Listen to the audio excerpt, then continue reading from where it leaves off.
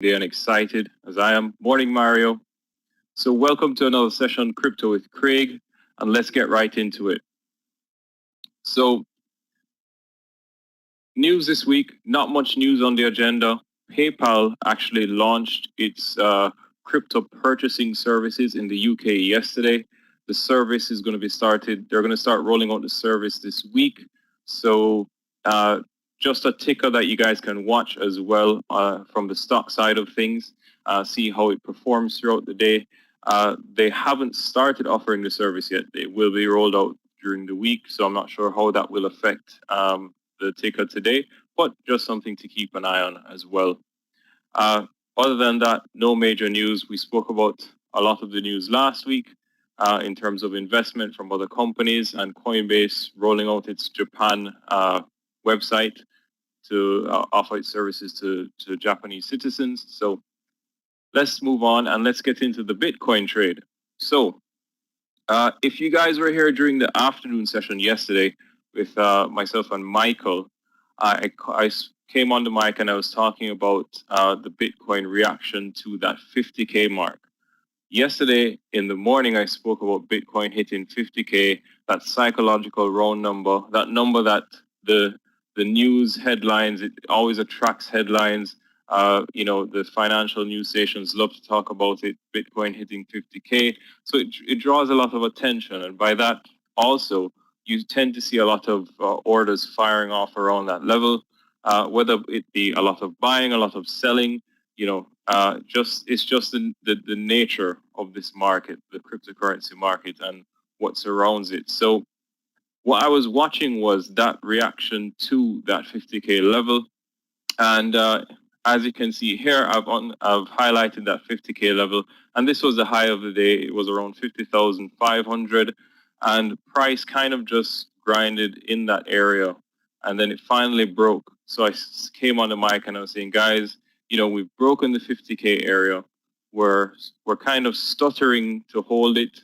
And, I'm looking for a short-term trade or, just mainly a day trade just to get involved, to take advantage of any panics, persons that might say, oh, well, it's not 50K anymore. Maybe I should have taken some profit off and so on. So this is the 15-minute chart. I posted it. Bitcoin short on the 49.4K, stop loss at 50.1K with a take profit at 48.8K, just using resistance levels. So as you can see here, if you look at the chart, this is the 48.8K level here, where I was saying, okay, let's try and take some profit there. But unfortunately, price was really stuttering, wasn't really doing much. The US session ended. By that time, we had seen where price had came and touched 49K a couple of times. And, I wasn't going to sit around and watch it the entire overnight during the Asian session and not get any sleep. So after I saw it break above this level here, I just put in a trailing stop of around 400 points.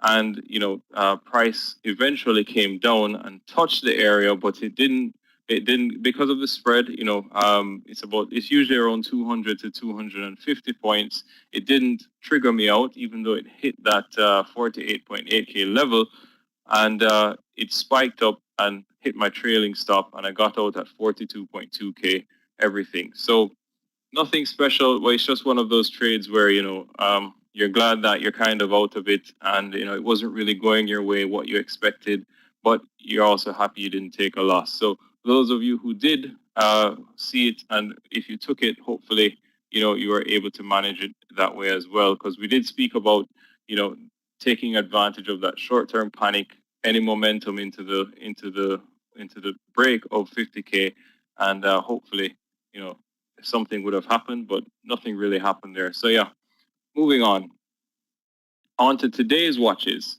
So the current trade I'm in, this is from yesterday as well.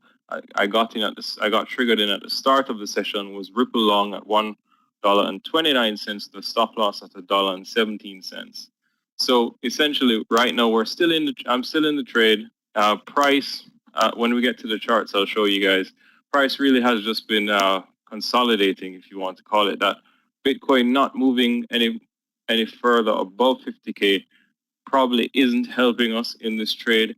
Ethereum, again, is also kind of grinding around that 3.4K mark. Nothing enthusiastic. It's kind of a no man's land right now. We're not seeing where the buyers or sellers are taking charge. Price is just kind of dithering about. So to start the session, both Bitcoin and Ethereum are essentially flat. Bitcoin is around 0.5% down. It was 0.5% up. Ethereum about the same. And after hitting those resistance levels yesterday at 50K and 3.4K, we see where price is kind of deciding what to do. The participants haven't made their minds up yet, and it's our job to wait for them to make their minds up and decide on a direction. Then we can join and look for technical setups to join that direction as well. So one thing that I was watching, though, that I noticed this morning was Solana. If you guys have been listening to my morning briefs in the past 2 weeks, Solana has definitely made it. It has been one of the strongest. It has had a huge breakout, hit all-time highs, and again this morning it was consolidating the past few sessions, and this morning it's now up around 2%. And that's something I'm definitely going to keep on watch. If Bitcoin and Ethereum can, get some direction, if it is to the upside, then I'll definitely be watching Solana for a long. And in addition to that, my other watches would be Bitcoin and Ethereum outside of my current trade in Ripple. So let's just get to the charts so I can show you guys what's going on. Let me just bring it into screen here. So this is Ripple. This is the current trade. So yesterday when I called the trade, it triggered me in this spike here. And then it actually immediately, the following candle, it came down. And this is actually when Bitcoin hit 50K and then had that initial rejection, this candle was a part of it. So price kind of just came down and then hasn't been doing much since, as you can see. And this is the 4-hour chart. If we look at the 1-hour chart, not much different. It just really was this candle here that kind of just was you can call it a rejection candle. There was a lot of volume, and then price has just been indecisive here. Oh, Romika, yes. So you can trade crypto on the test platform if you have bought one of the crypto packages. You can speak to your account manager about it, and they'll be able to get that sorted for you as well. Yeah, another one that just to go through our watches again today. So let's start with Bitcoin. So again, Bitcoin, this is the 4-hour chart. It's not really doing too much. I've highlighted that 50K level. This is the 1-hour chart here. And this is what happened last night to that 48.8K, come up and tested that 50K area again. And, we're waiting on price to let us know what it wants to do. If you look at the 4-hour though, you can see that we have a little pullback here and it's come back into this area of consolidation here.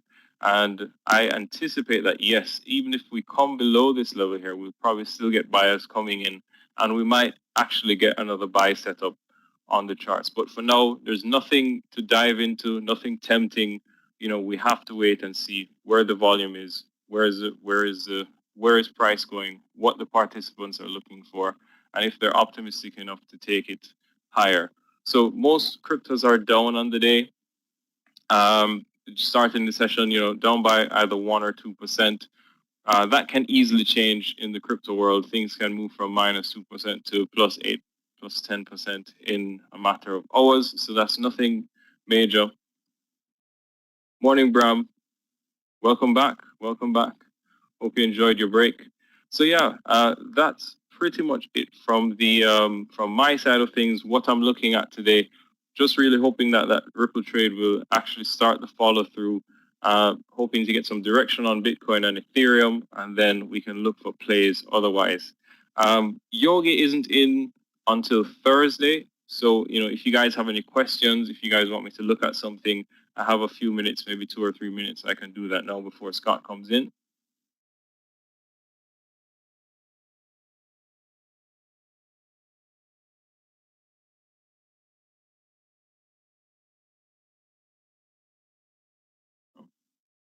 All right. Well, What's the future of doggy coin? The future of doggy coin. No one. I couldn't tell you what the future of doggy coin is, but I can tell you what the chart is doing. No, it hasn't been that responsive to the recent breakouts. Ethereum, Bitcoin, Binance, Cardano, all of the top 10, Ripple, they've had some really strong breakouts. Solana as well.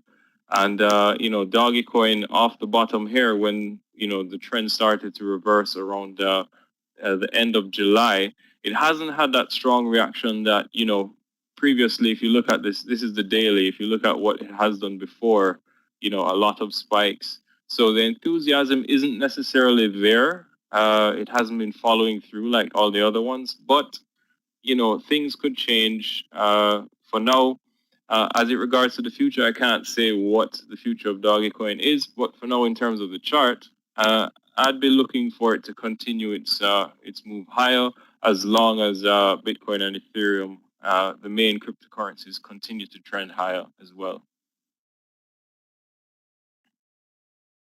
Yeah, it looks like it could form a cup and handle. That's right, Trade Tricks. What about TRX? So that's Tron, XPR, or XRP, Junaid? XRP is Ripple.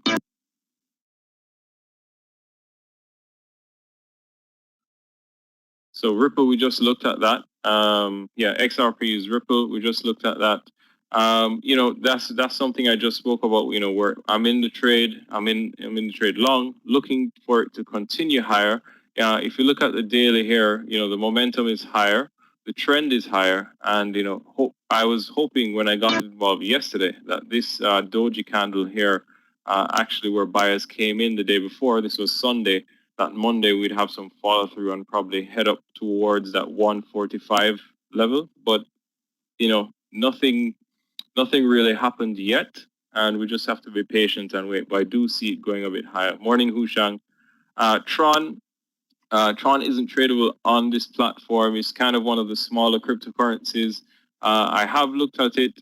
It's generally, Tron has been trending upwards. Nothing too great that I see about it. But that's pretty much it. So, yeah. For now, guys, I think the main driver of the market will be how Bitcoin responds today off that 50K level. If it touches it again and if it breaks it, that will be the main determination of, where the market will go. So we'll just continue to keep watch. You're welcome, Junaid. And thanks so much, guys. Thanks for tuning in. And as always, you can always PM me with your ideas. And wishing you all a great and wonderful green trading day. And all the best. Take care. Cheers and bye for now.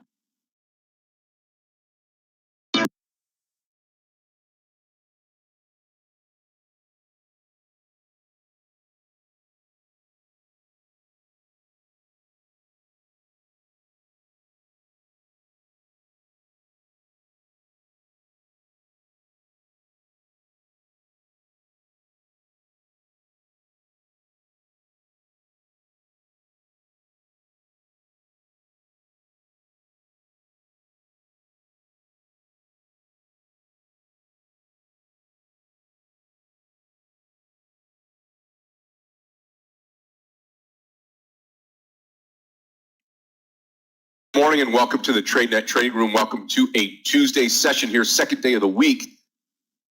Just as excited to be here as I was yesterday, but yesterday didn't start off as well as what I wanted it to, but finished okay with a green Monday. And here we go into the Tuesday session. Welcome to everybody here in the room, our family and our extended family on social media, Facebook, Twitter, Instagram, YouTubers, StockTwits. Those of you that are on YouTube this morning, hit that like button for us. We'll have plenty of conversation about that. Let's get that up to 600 quickly here so we can continue as we've been doing the broadcast into the afternoon hours. Today, just to set you up for the roadmap for the day, we've got 3 sessions today. We've got the morning session that you're in. That'll take you up to 11:30. At 11:30, Michael Orevi comes in, my trading partner in the afternoon session. He takes you through the lunch hour. I come back, take you all the way through to the close today till 4 o'clock. We've got day number 2 of training today, and that is going to be led again by Michael Arevi. That is the Global Markets course. That is day number 2, lesson number 2 today on the 24th of August. So welcome to everybody here. We've got the morning session. We've got the lunch session and afternoon session. We've got the Global Markets course that is going to be at 4:05 today. That'll be right here in this room. Those of you that are on YouTube, if we get those likes over 600, we'll keep that on and projecting throughout the afternoon and into the evening as Michael takes over the airways. So we're all happy to be here. Stuck out a green day yesterday. Let's see what we do today as we get into this day and more. Thank you to Craig for now bringing in cryptocurrency into the Tradenet team, reviewing that on a daily basis here each and every morning, posting his trades in the room. Craig Nehemiah doing a great job, and we certainly appreciate Craig being part of the team now, and looking forward to trading those cryptocurrencies with Craig and the rest of the team. If you want to do that, if you're on the outside looking in, you have a 14-day free trial, and tomorrow, or today actually, you've got free commission day today. So any of you that are out there trading on a platform, free commissions today on the 24th of August. Also tomorrow, we're going to be starting our free stock when you subscribe. When you open up an account with us, you've got Apple, Facebook, and Tesla, depending on the level that you're going to come in at, and that is going to be happening starting tomorrow. So today, free commission day. All of you out there that want to take advantage of that, trade away. Here in the trading room, we're going to be focused on some clear stocks here, some clear breakouts, breakdowns, reversals, and like we always do. But let's get things started here before we say good morning to everybody. Let's talk about the markets, where we've been and where we're going, what's been happening. Now, yesterday, big market move yesterday. Stock futures today are higher exactly like they were yesterday. Broad rally on Wall Street following vaccine approval, FDA approval for one of our vaccines yesterday. That's kind of got everybody positive and moving in the right direction. Start with Asia in the overnight session. They keyed off of what we did. Nikkei up 237.86, up 0.87%. Shanghai and China up 37.34, up 1.07%. Hong Kong Hang Seng, listen to this, up 618.33 points, up 2.46%. A big day for Hong Kong. Europe, which is in session now, we've got one market that's up. German DAX up 13.92. Up 0.09%. FTSE in the UK down 27.96, and the CAC 40 in Paris down 42.04. You combine that with Asia, you've got 4 markets up, 2 markets down, bias to the upside, and that's what we have here. Dow futures up 50, S&P futures up 6, NASDAQ futures up 29. Oil up 74 cents, up 1.13%, and gold. We're up over 1,800 an ounce, a troy ounce, up $4.50 right now, up 0.25% going into the day today. Well, Chinese stocks are up big time today. JD up big, closed yesterday at 65.73, up towards 72. 72 would be a nice breakout for this stock here. Watching that today and more as we get into the trades. We're going to talk a little bit about that and more today. The House delaying the vote to advance President Biden's economic agenda, and Janet Pelosi having a tough time getting that ramped up and getting it through. All right, that's what you need to know. Futures on high this morning here, gold above 1,800 an ounce, and we should have a great day here. Let's say good morning to everybody here in the room and on our social media channels. Good morning to everybody out there, and good morning to Thanawat this morning. Romika, good morning to you. Steve B, good morning. Eamon, good morning to you. Jorge, good morning. Klaus, good morning. Afu, good morning to you. Yep. Craig, good morning. Yep. Absolutely. Raphael, good morning. Andrew, good morning. Javed, good morning to you. Victor, good morning. Yep. Borahan, good morning to you. Taman, good morning. Jack, good morning to you. Jorge, good morning. Looking at Bubba Long, I am too this morning. I've got that up on my screen. Where are you? Right here. Yep. 170-ish. Absolutely. Julio, good morning to you. Hanan, good morning to you. Junaid, good morning. George, good morning to you. And good morning, Andrew. All right. Good morning, Leo.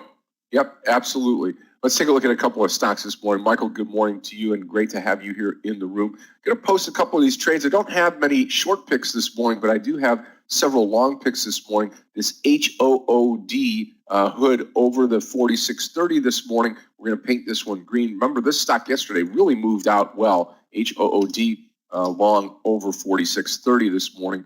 Could be a little bit less depending on which way the market opens. It's going to open to the upside, so we should see some more upside movement here this morning. Also, CARA, C-A-R-A, long this morning over 1750, as we get the day started here on this beautiful Tuesday morning. JD, I'll bring JD down here so we can all take a look at it.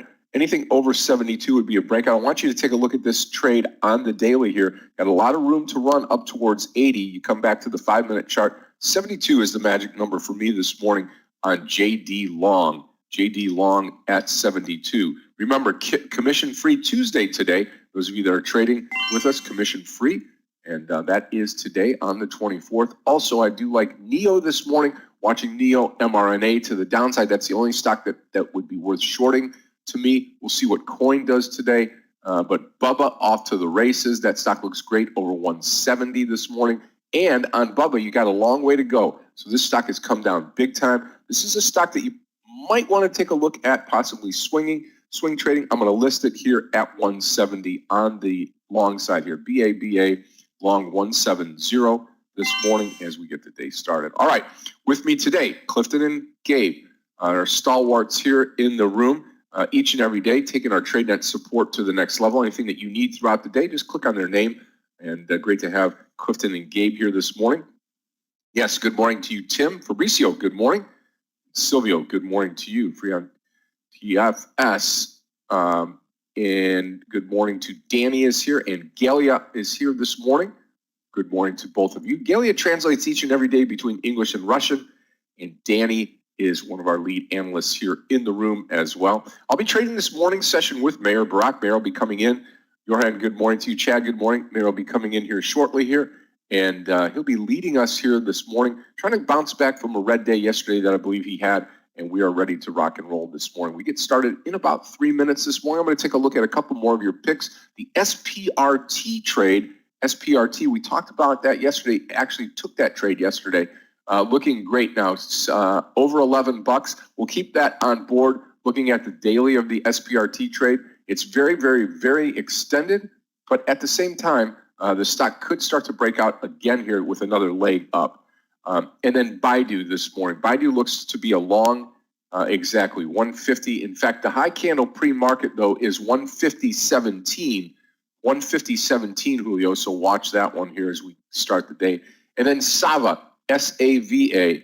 SAVA this morning looks great, 125. It's a big moving stock. And again, this is very well extended as well. But again, it's got a ways to go. That top back in July put in a top of 146.16. So again, it's 122 now. Lots of room to grow on the upside on Sava. One to watch today. We'll see if there's a pullback here towards 120. Perhaps take this stock long. All right, we've got our game plan. We are ready to rock and roll today. Less than 2 minutes to go until we start this day. And I'm looking forward to trading today. It should be a really, really, really good day here as we get the day going. What do I see with Hood? Hood also a stock that could approach $50 with no problem today. Again, this stock trading right now at 46.50 or so, 46. And stock moves like crazy. Yesterday, it went from 43.50 up to 45, 46, 45.29. And again, that's 2-3 points in a day. That's a big move for any stock. But Robinhood has been in play for quite some time here now. So we'll watch that. Keep an eye on JD to the long side. PDD as well. PDD looks to break out. Again, you have to establish a PDD high. 91.50, we get past that, and away we go. Good morning, David. Good morning to the rest of the team here. And again, those of you that are on YouTube this morning, hit that like button for us here. Press that like button. We certainly would appreciate it. We'll get that out of the way this morning very, very quickly as we get into the day today. All right, Meir's going to join us here shortly, and then we are going to be ready to rock and roll here and get this day going here. Already up to almost 200 likes. Appreciate what you do each and every day, YouTube team. And again, we have thousands of people that join us across social media.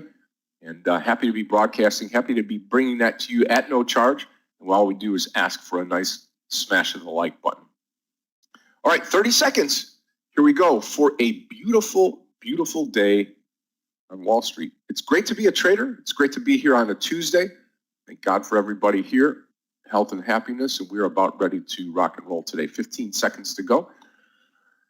And welcome to Tuesday, traders. We'll be with you all day today. I'll take you all the way through the 4 o'clock bell. Michael will come in and take you through training today at 4:05. And here's the opening bell, traders. Let's have a great Tuesday today. Awesome. Hey, traders. Hi, Scott. Almost Hey, late. Meir, good morning. Hi, guys. I'll take over the charts. All righty. Yep, here they come. Thank you. Hard to find a short stock this morning, I can tell you I that, know. Meir. I couldn't find anything decent. It's some candidates, but really nothing I liked. Okay, should have my charts now.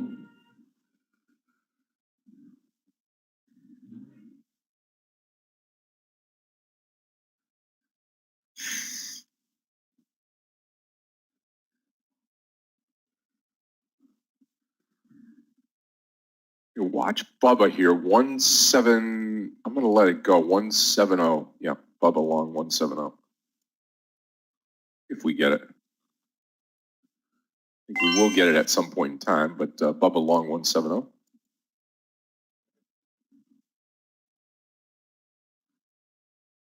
A hood pulling down this morning.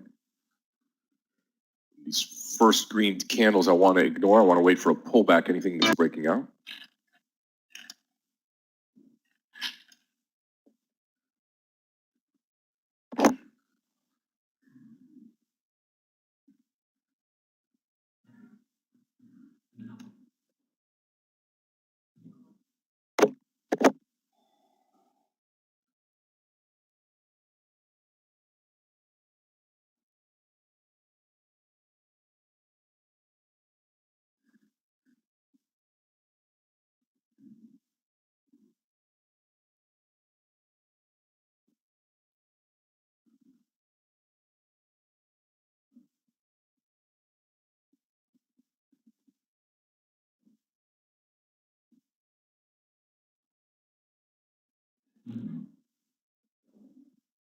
NVIDIA had a big upside day yesterday, and today it seems to be giving up a bit.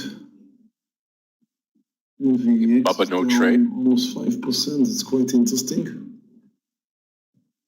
Guys, if you hit the JD trade this morning, congratulations. Target's going to be 73. Mono also down today.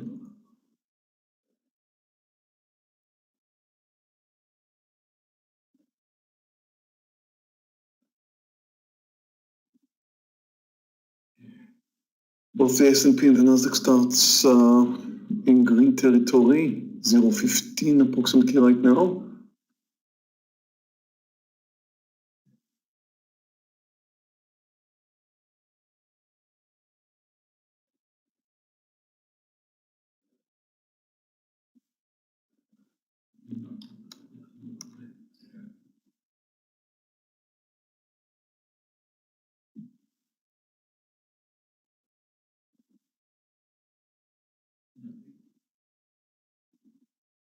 Wow, there goes Hood. Wow, what a move on HOOD. Like I said, $50 today, I bet. Okay, PDD traders, this will be my first trade of the day, over 93, PDD long 93.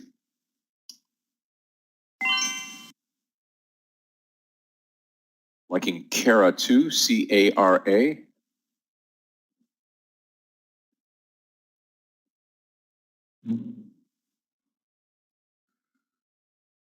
Okay, I'm long PDD. Target's going to be over 95, so I'm going to have a target stop loss at 90.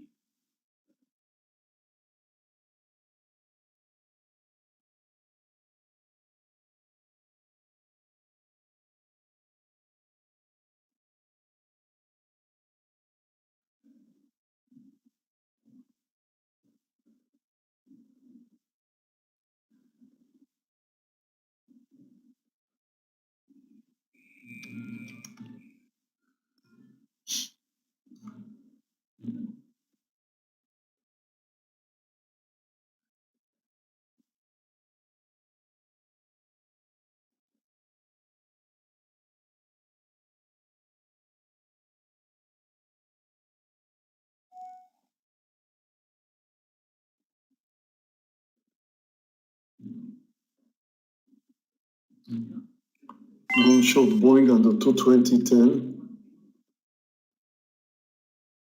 Watch this PDD. We're looking good. PDD.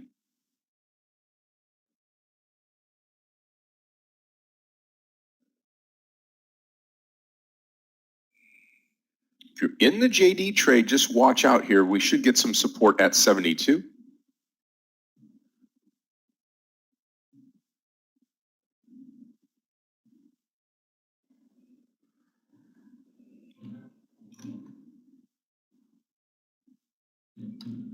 And NVAX, in case it comes under 238, I'll short it.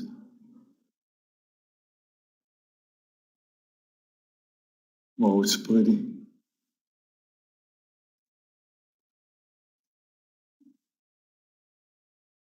About to short There more. goes our PDD.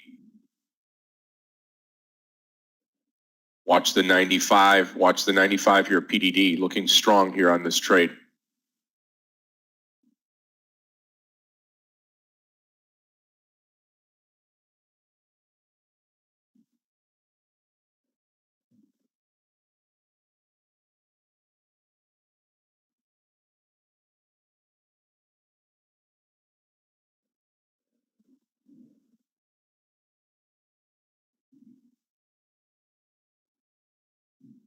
Currently does not look like Boeing wants to come down, but if it fails,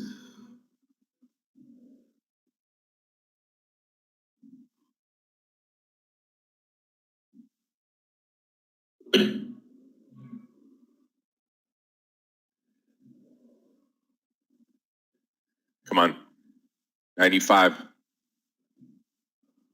going to take a little bit off here as we approach that 94.50 on PDD. We'll just sell into the strength of the move here, as this is an early morning trade.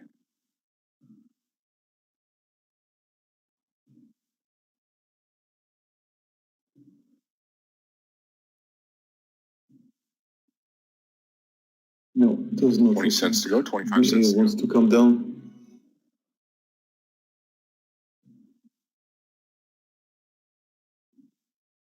I'm going to take it off right here, selling 94.20 out, 3/4 of the trade. PDD will let the rest run. Good opening trade here.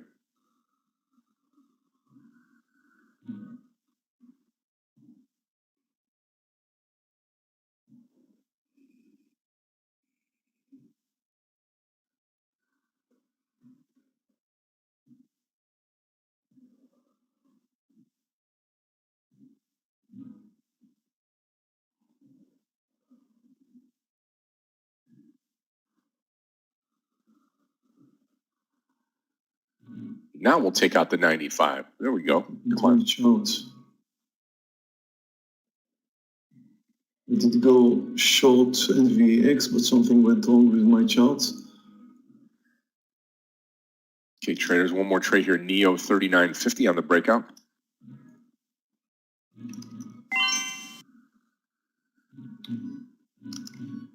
Bubba just broke out. Baidu breaking out. Riot not joining the party today at all. And there goes our PDD. Over 95 now. We're going to take 200 more shares off PDD. 200 to go on PDD. Something strange is in A my real chart. nice trade. Those of you that are in the JD trade. I'm going to take off half. No, I'm going to take off 3/4 of the trade right here. 73 out. JD. Talked about JD in the pre-market going long at 72. CARA never really triggered here this morning. CARA.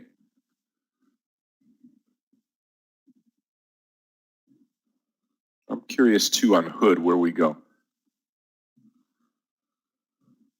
I'm going to short Mana under 397, which is now.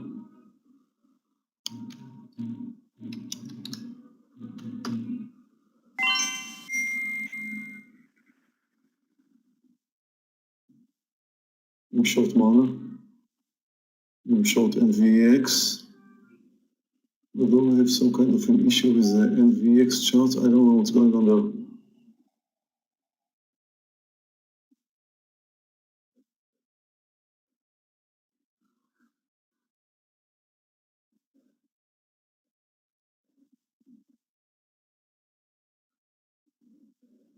Okay, now it's good.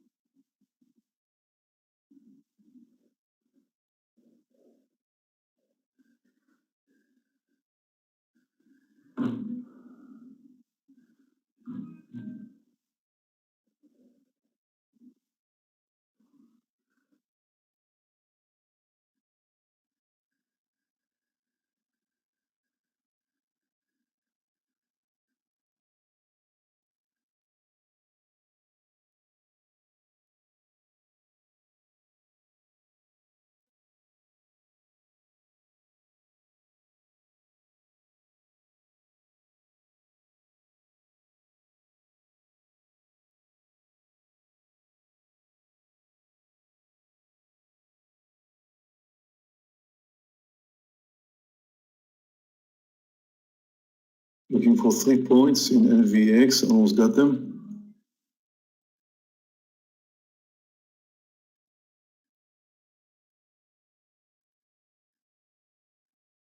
Touched it really, did not get it.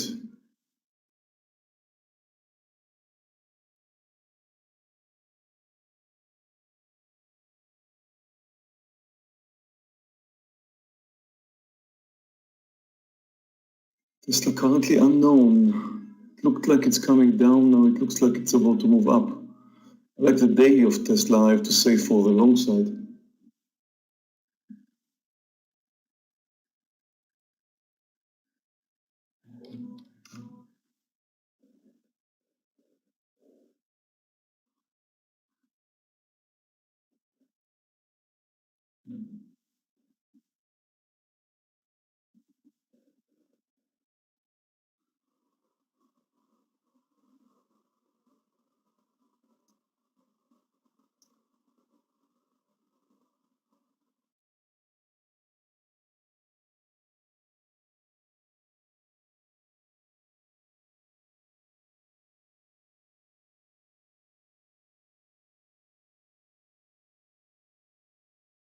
Would seem to be failing, but if it changes direction and moves higher, it could be interesting.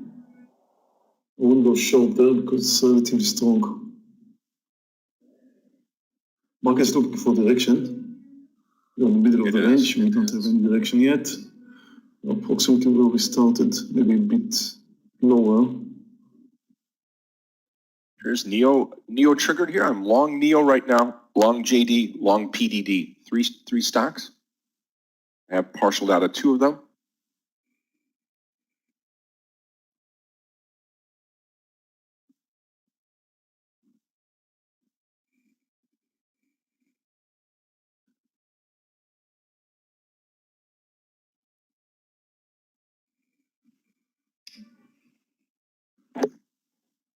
We have to go through a pullback now in NVX and in mRNA. VX did reach my target, but just touched it. Didn't quite get that.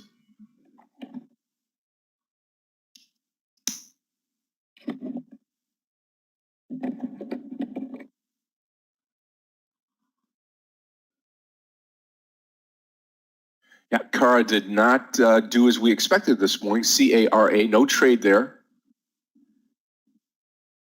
Okay, traders, coin, I'm going to take 256 on coin, 256 long coin, COIN.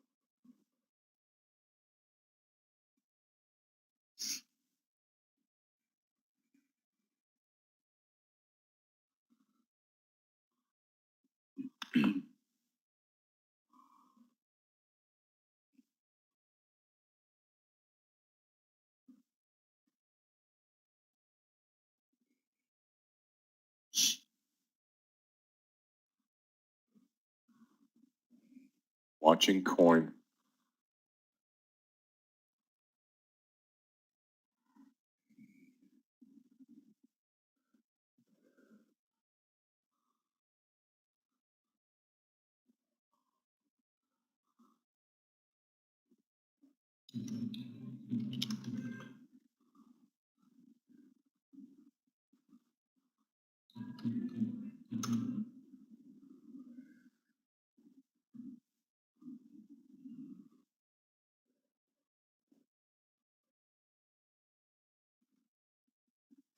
I think if NVIDIA is going to move over 218.20, it's probably going to go for the highs and more, close the gap or something like that. So I'm planning a long trade in NVIDIA over 218.20.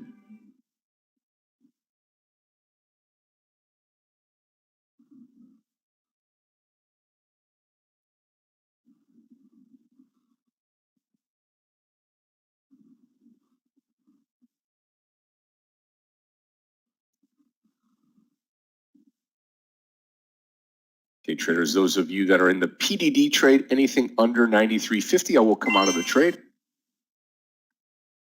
If NVIDIA fails, it could also be a short on the 216 or so. Come on, NVEX. Come on, come on, come on, come on. Under 235. Be nice.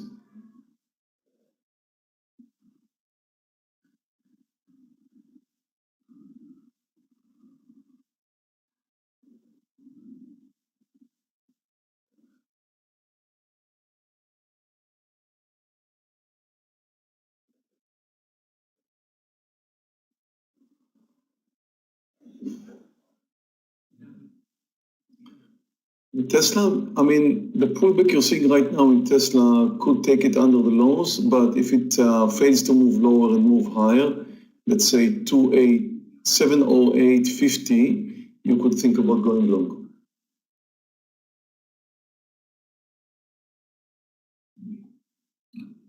This pullback right now is a good confirmation for a trend.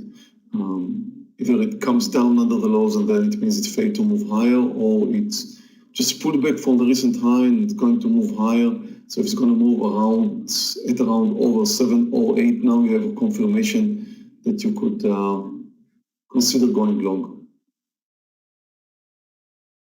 On the other hand, if it comes down under 704.50, possibly 705, this could be a nice short trigger, but I don't like it for the short because of the daily. The daily does not look like it's going to come down. Same applies for NVIDIA. That's why I'm looking for a long opportunity in NVIDIA. Okay, traders, out of the PDD I'm a trade. bit concerned that if it's going to come down. And I'm long coin, C-O-I-N, coin.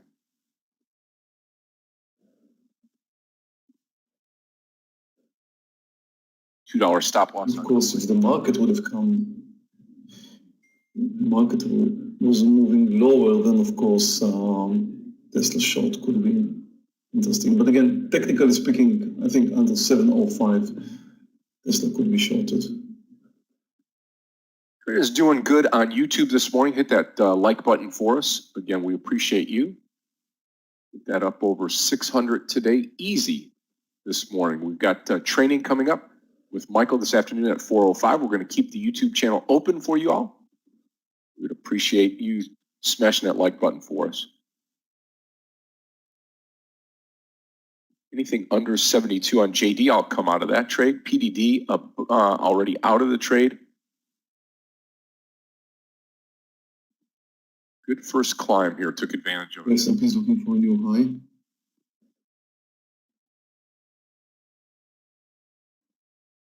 S&P touching new high now.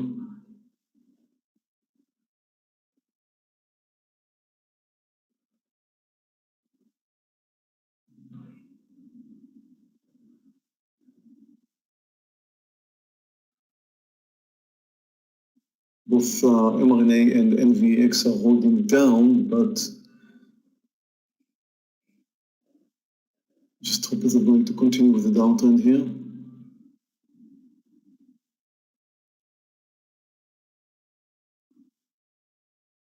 Tesla definitely wants to come down.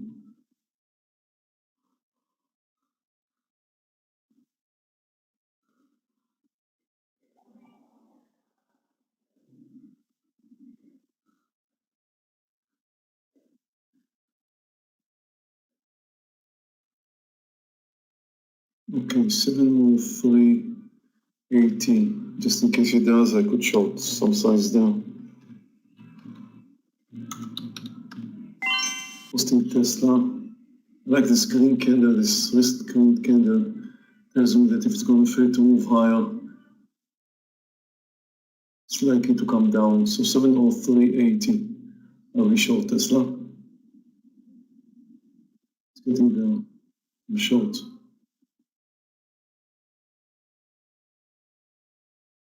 It was a quick move.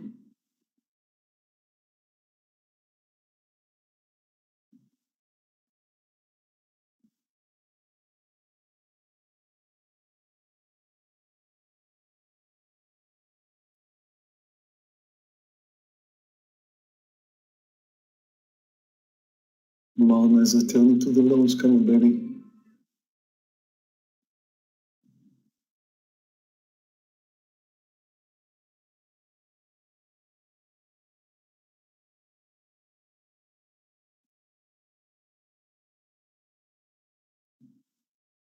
The S&P touched a new high, but so far did not continue.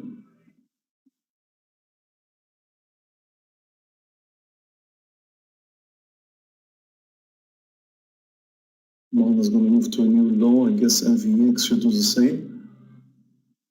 Tesla is moving, but not much.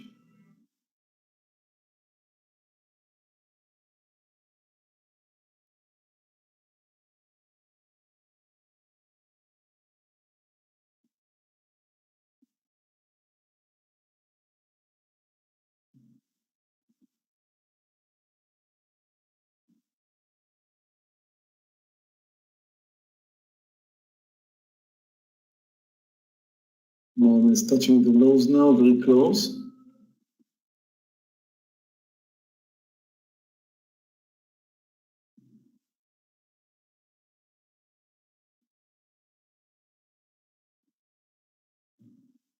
I think it's about to break down. Yes, it did. Looking for 3 points. Just a little more. Waiting on coins still.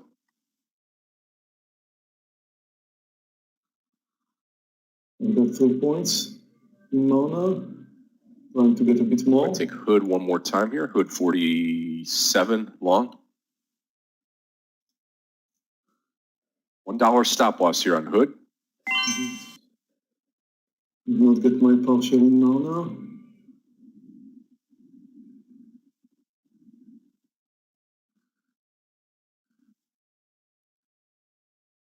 Thought it could do a little bit more.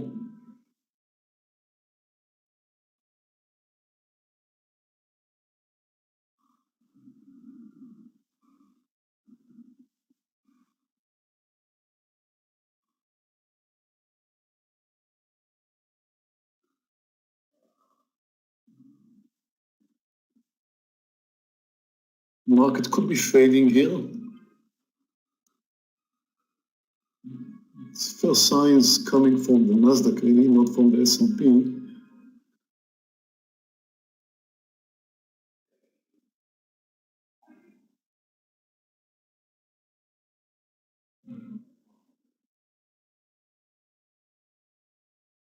Okay, watch the Hood. Here we come.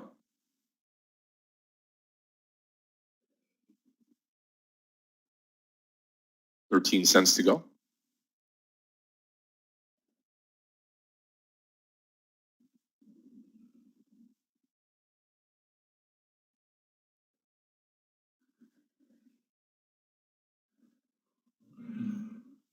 Have to relax and trust the trend.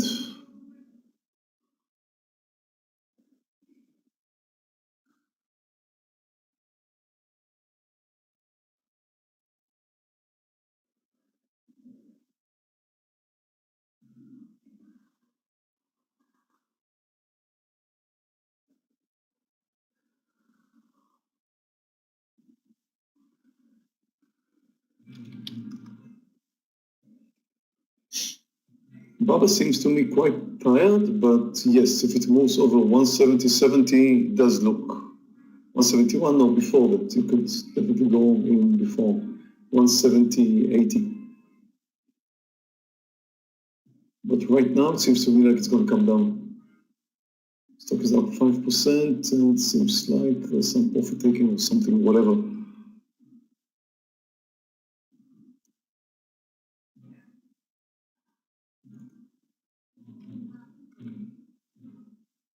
This target's going to be 47.40 on Hood, HOOD.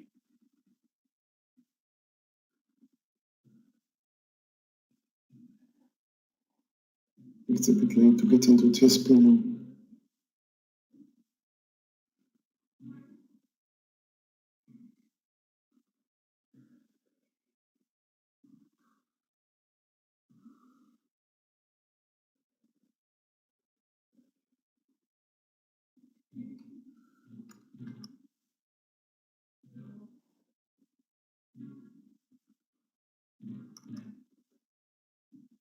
Tiger's really just going sideways so far. Maybe it's going to start moving higher now. It could be. But till now it was just going sideways.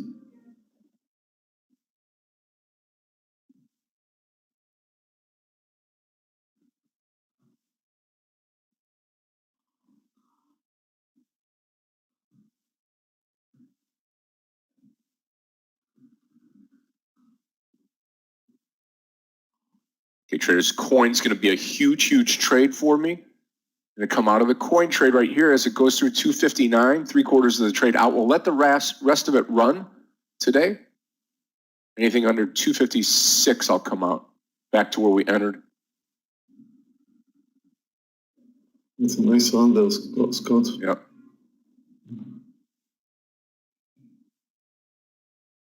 And I would imagine if Craig can hear me, I bet you some of the, with this coin moving in this direction, I bet you some of the crypto has recovered too from this move down.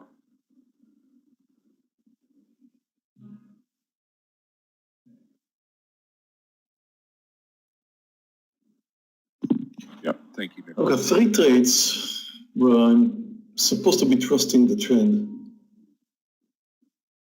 I hate getting stuck with 3 trades, hoping for the trend to continue. Just hate it.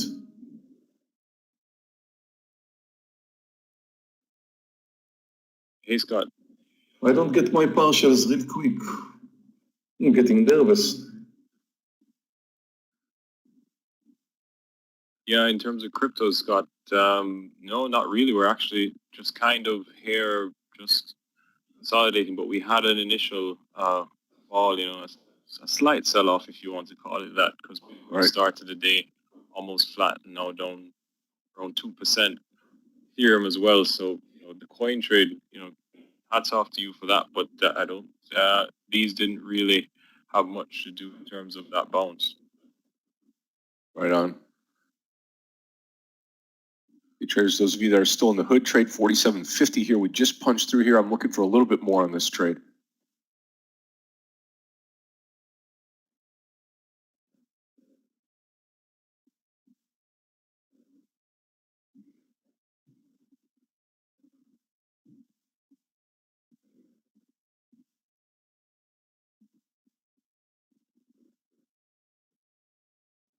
Meir does look like it's going to continue coming down.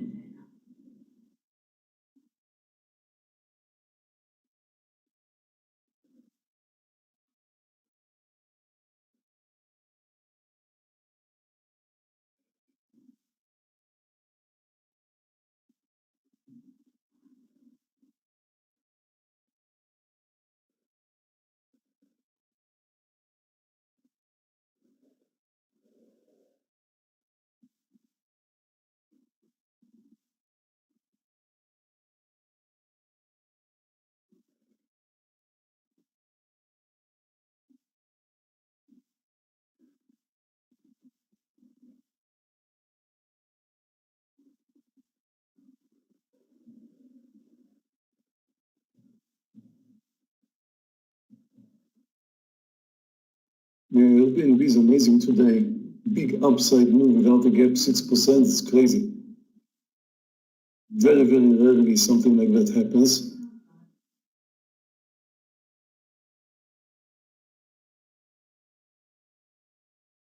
But I guess it's just too late to move in right now. It's too extended.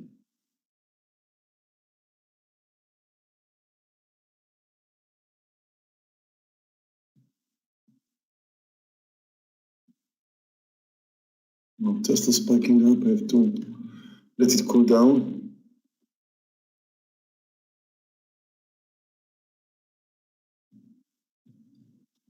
Let's see DD. DD does not look good for a long now.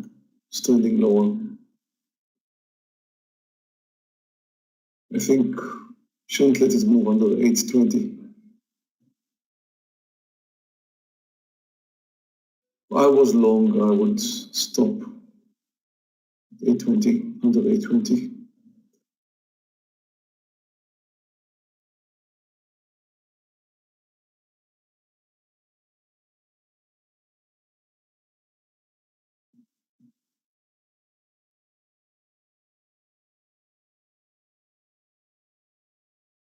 Okay, there goes Hood.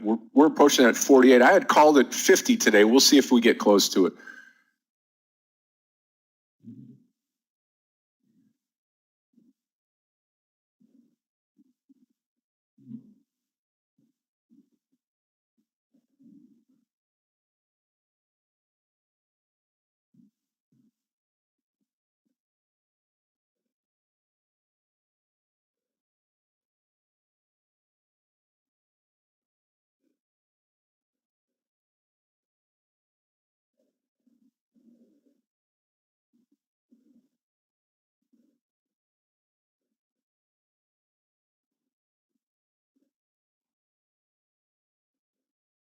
I don't know what's going on in Tesla, but I can't afford letting it move much higher from here. It definitely does not look so good now. Actually looks very bad. Just spiking up, so as it cool down and I have my stop.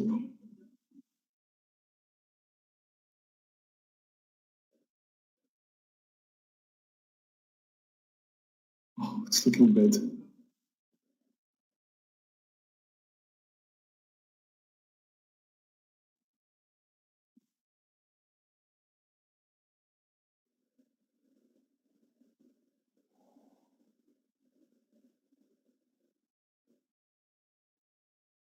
I can't move out on this spike. TCAT, Danny, TCAT. Let's see. Wow.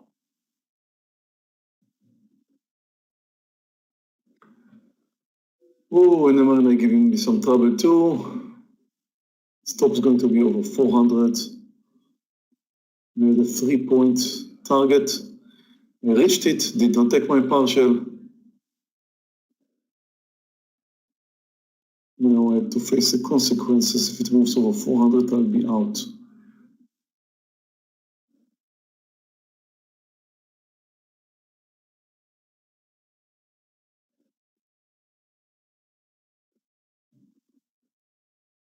And Tesla just cooled down a little bit, stop over 710, which is much more than I intended.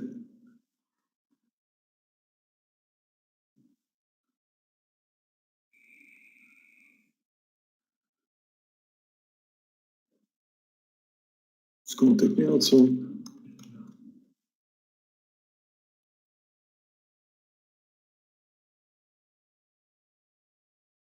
Oh, NVX. Oh, thank you. Finally, I'm out of Tesla.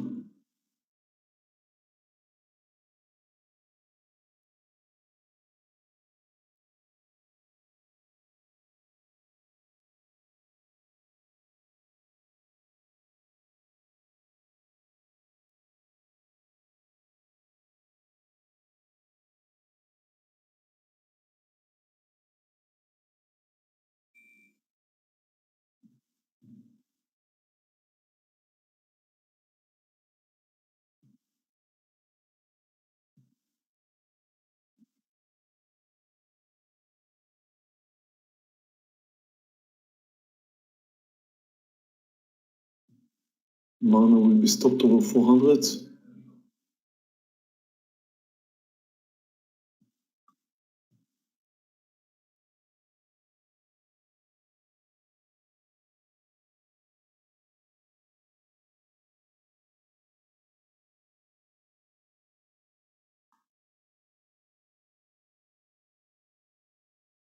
Mana is stopped. We've got NVAX now.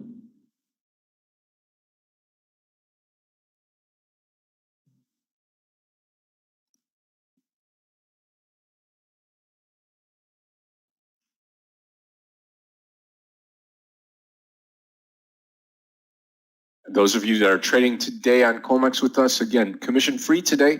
All commissions free of charge today on the 24th of August.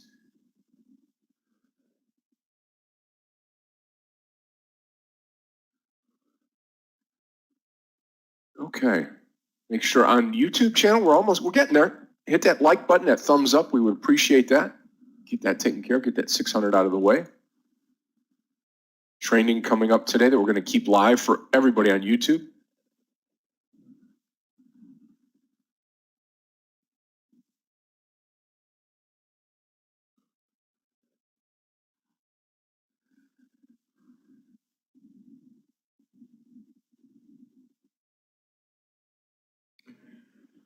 Oh, I think I'm about to face my second day in a row red, Scott.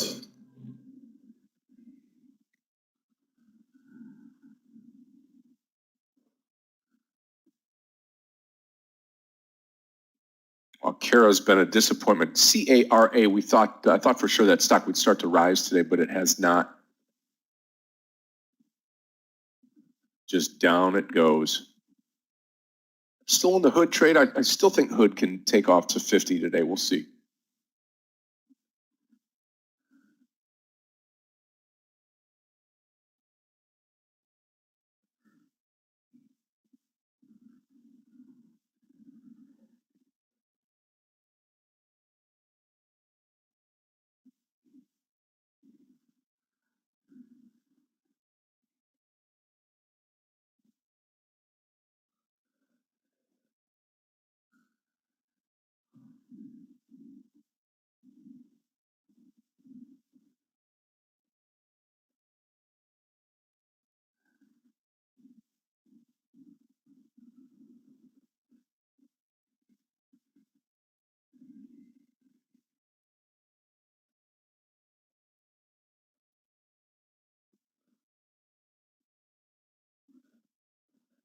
Boy, TCAT, Danny, really took off there. TKAT.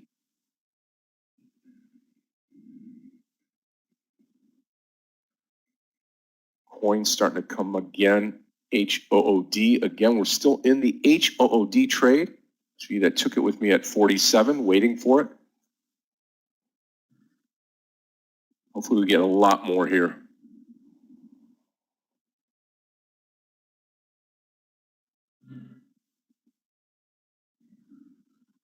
Nasdaq is moving to a new high.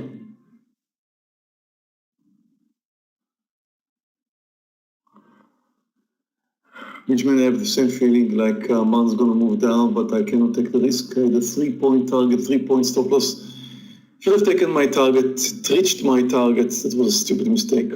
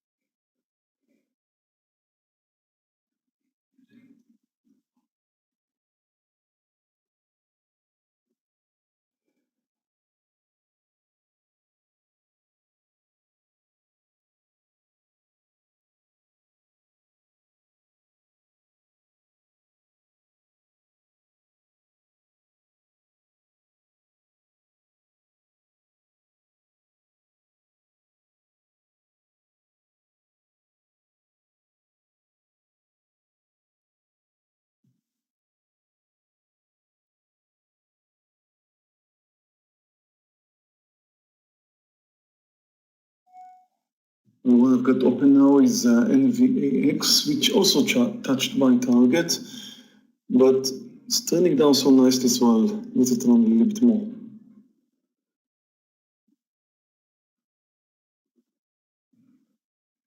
PANW is something to remember, to write down, because it's very extended over daily. It could be an interesting short sometime.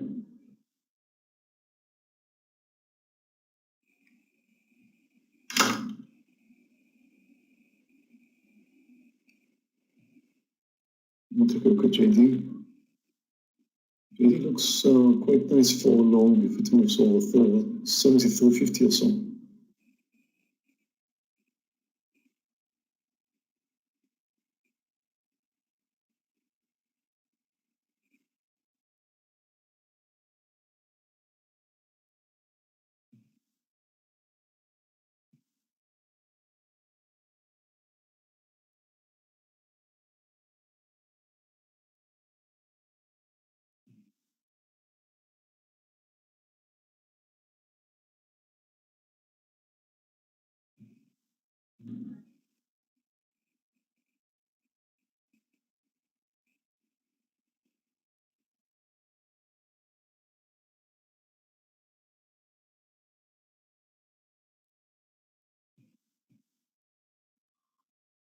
take a look at A, B, and B.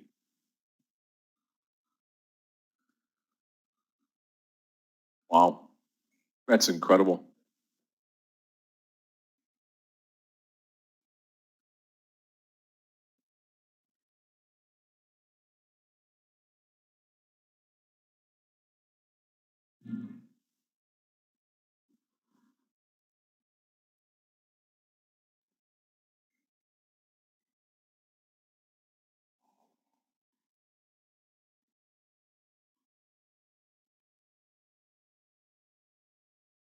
VX is back to my target price, but again, I'm trying to get a bigger move.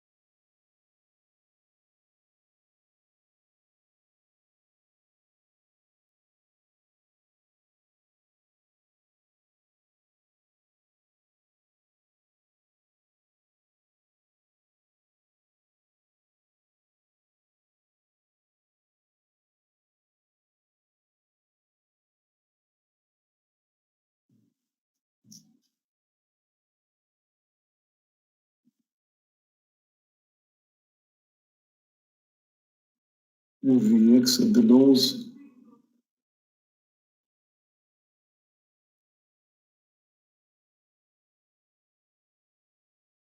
Under the lows.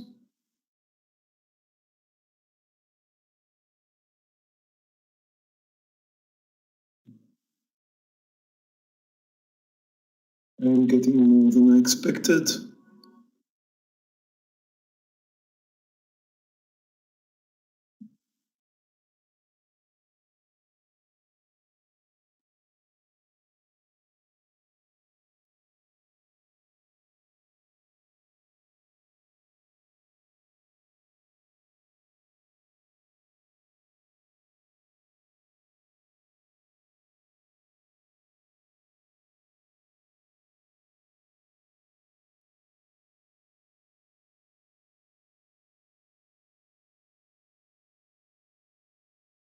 Good. That's the breakdown I was looking for. That's a big winner.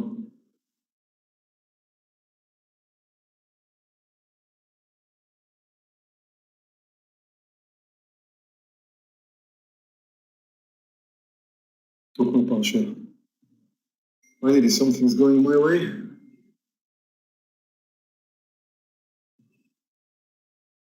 Guys, I'm going to add on the hood trade here, 47.50. I'm going to add right now, coming up on it, penny away, 47.50 add, HOOD to the long side. I think we go longer. I think we go higher here.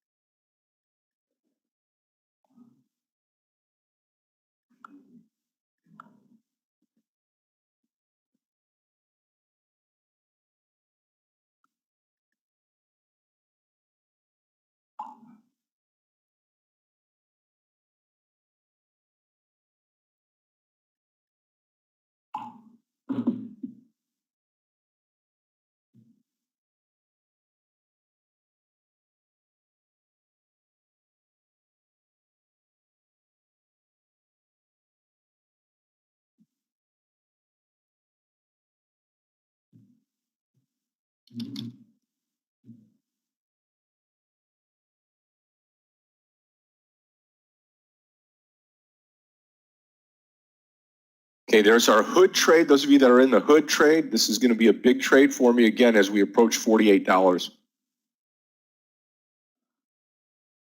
We see Fabrizio Tesla.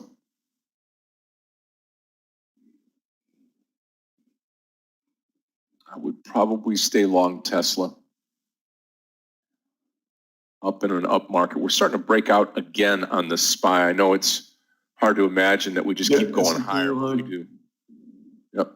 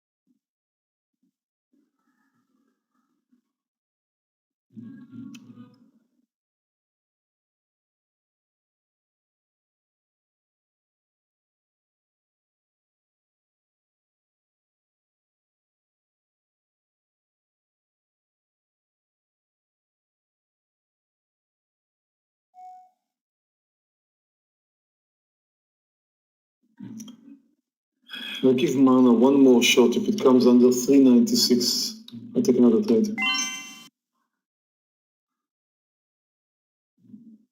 It's the only decent trade I can find right now.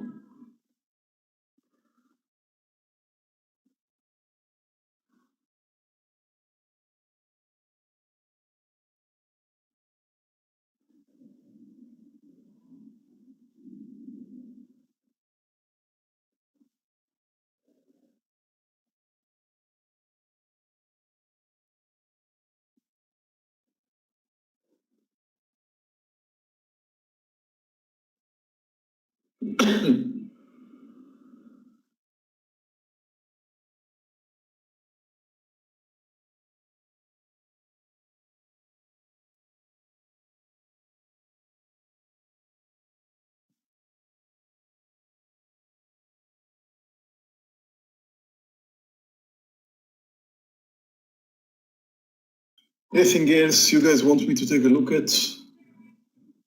Tesla, yeah, you can definitely think about going long 712. With a stop under 710. It's clearly trending low higher right now.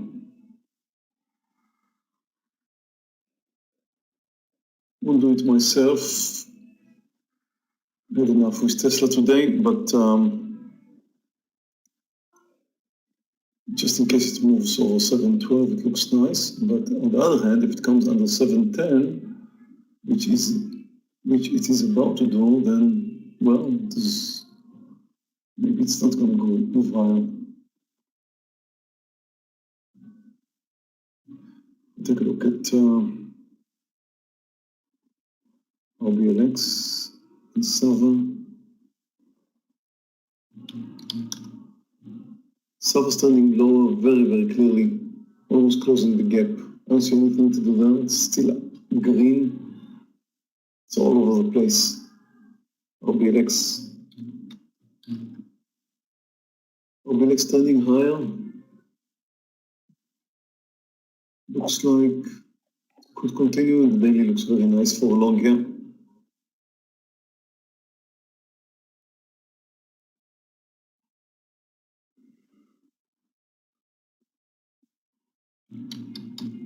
Let's see Billy. Billy is strong. I wouldn't go short.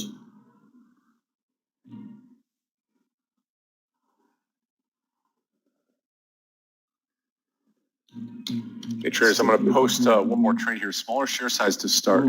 A, B, and B over the top 158. Yeah. The video was on my list earlier. I forgot all about it. Yeah, we could go long over 218. I like it. We'll go long over 218 in video. Long. I don't remember what was the price. I posted it earlier. 218.20. Okay, so I'll leave it with 218.20, but I just came long 218. Long in video. I post it anyway. But NVIDIA, I like the daily. It definitely failed to move lower here, so let's see if it's going to move in the direction of closing the gap. The high is 218.60.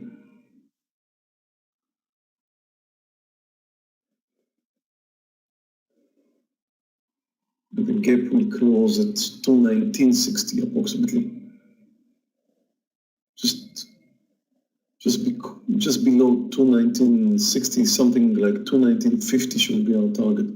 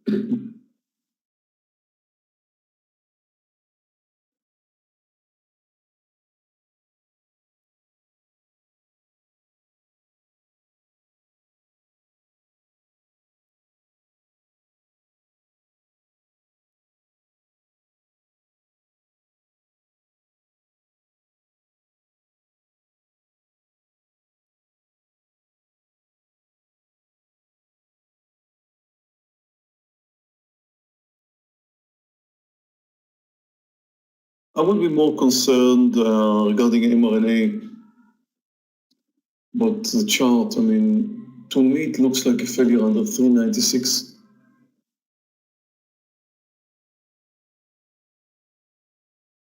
In case it will come under 396. It's down 3.5%. I think it could continue. Traders on YouTube, just 130 to go here. Hit that like button for us. We get that out of the way. 130 to go. YouTubers, we appreciate you. Just hit that like button for us. Okay, so GV is over the highs now. Trade.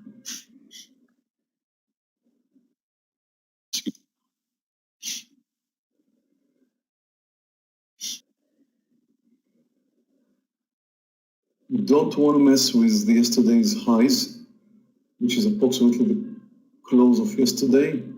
So somewhere over 219, around 219.30, 40 something was my target. You should better take the partial. We got 1 point now.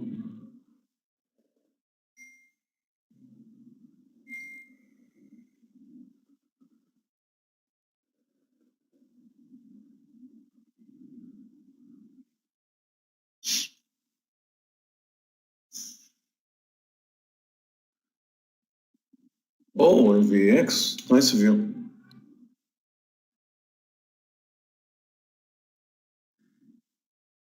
mRNA, still interested in shorting it under 396. Once more, second trade.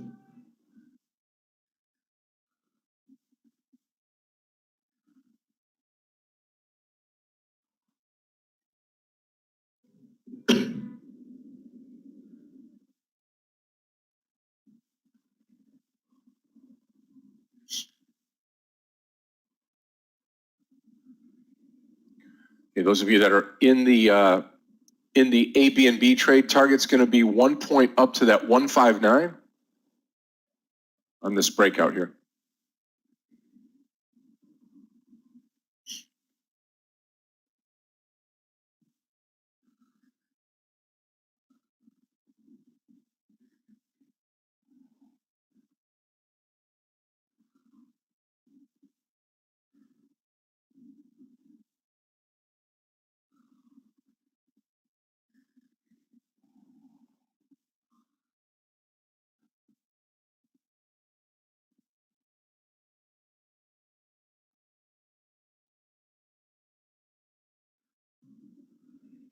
Here comes the 219 again in NVIDIA.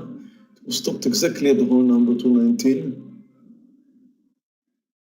I hope it's going to go through now. Once it does, if it moves enough, we could take the partial.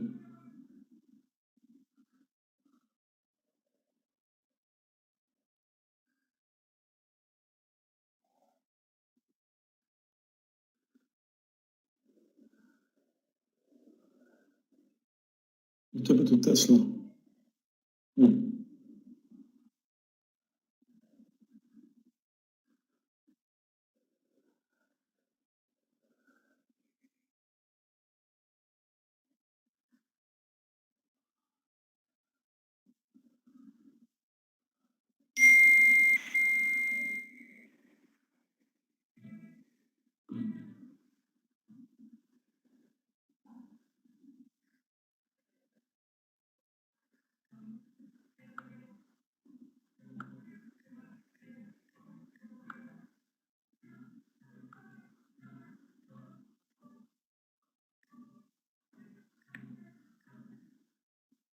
Yep, Salman, Craig does each and every day. If there is a trade, let's put it that way. If there is a trade, a little bit different trade in crypto than it is equities. Okay, traders, ABNB looking great now. About 40 cents to go on the ABNB trade on this breakout here to 159.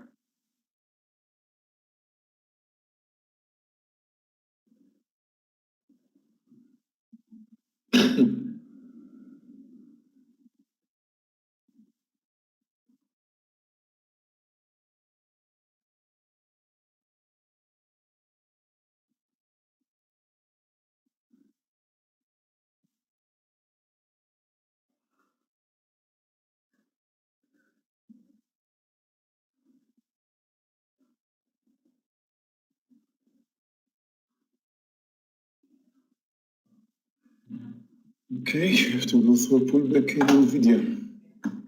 20 cents to go, ABNB traders. Hood looking great, HOOD.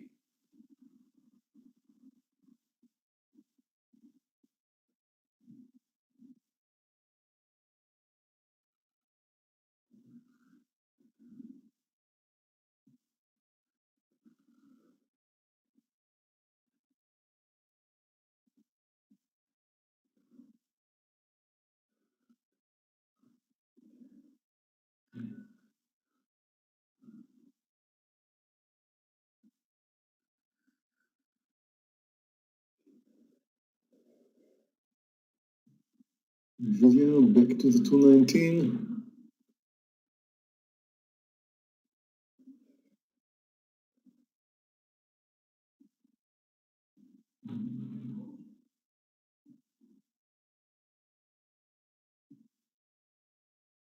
Should go now.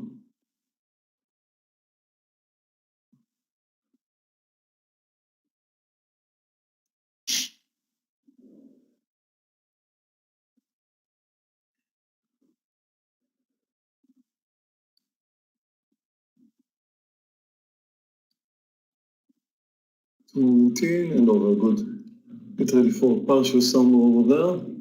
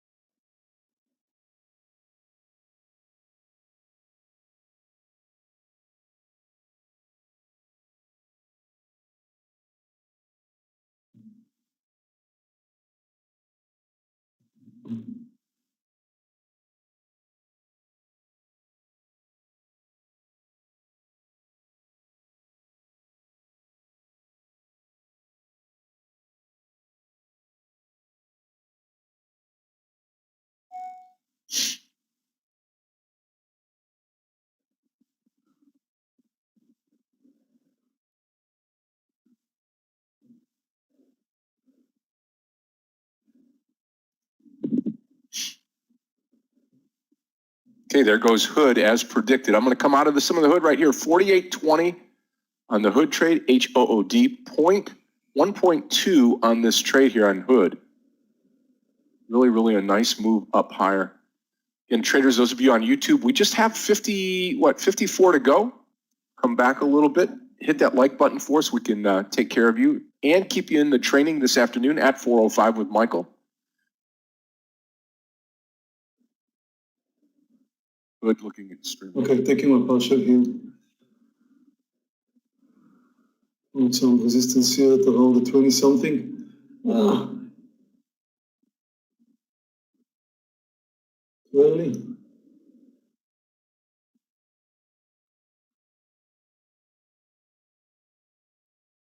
Anyway, took around $1.20, which was good.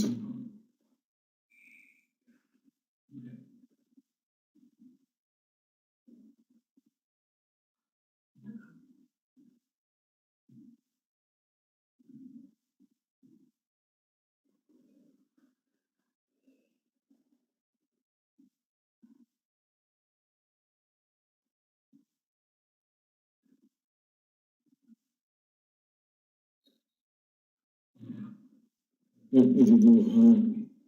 It should be the point of resistance right here. We'll sell a little bit more. Sold.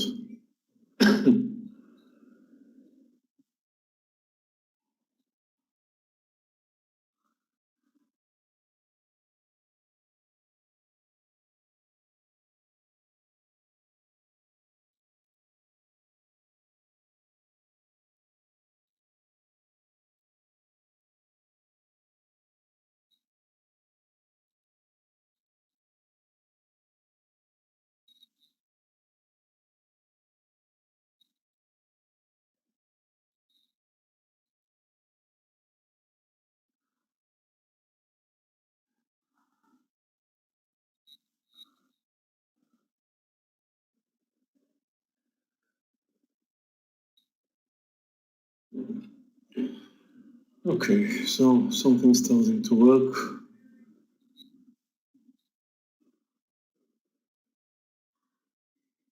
Mara.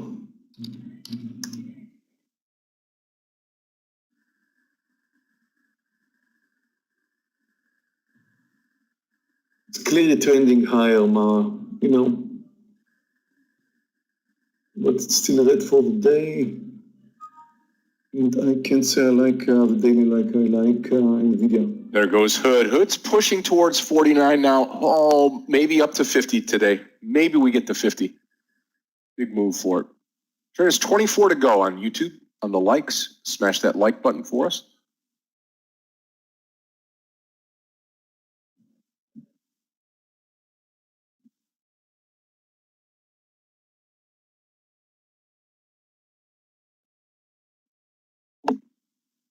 S&P does not want to pull down. Look at that, Scott. Amazing. Nothing. One-way market. Oh, I missed the volatility.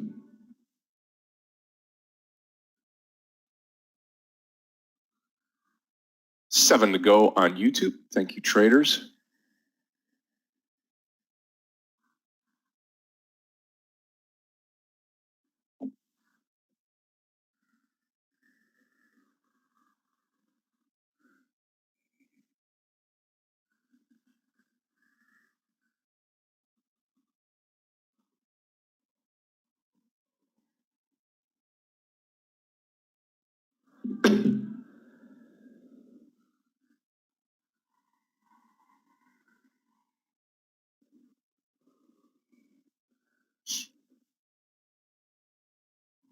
Yep. Mario, same here.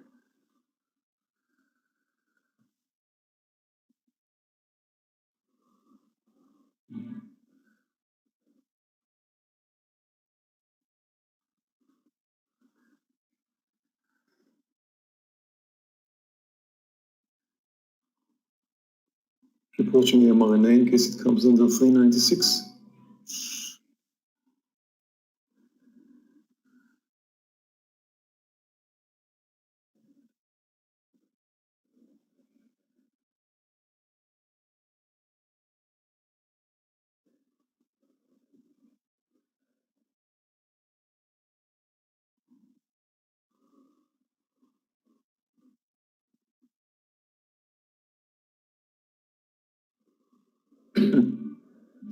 Nvidia high yesterday was just a few cents below 220. But again, the resistance is somewhere around here.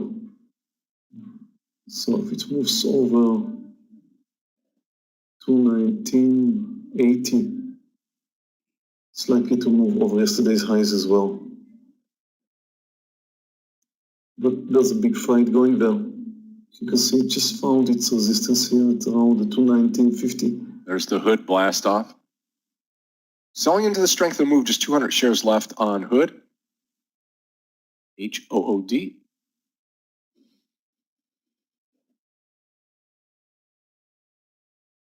Thank you, traders on YouTube. Over 600 now. Thank you. We'll keep it going today. And again, you can enjoy the free training at 4:05 with Michael Revi.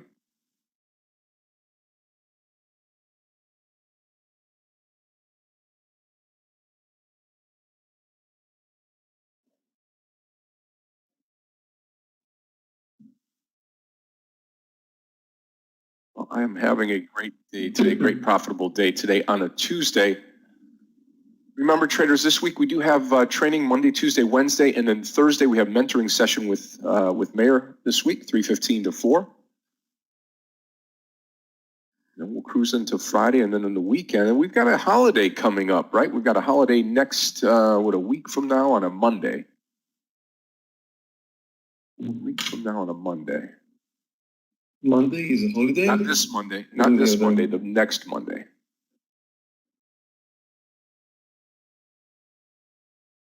Let's see, that will be the 6th, September 6th. That'll be Labor Day here in the U.S. All right, okay. I'll be sailing. Yep. Going sailing again next week, Scott. Okay.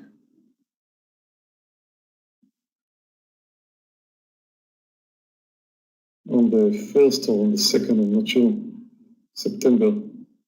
Well, just let us know. We will be here, traders, trading as Meir's gone and keeping it up.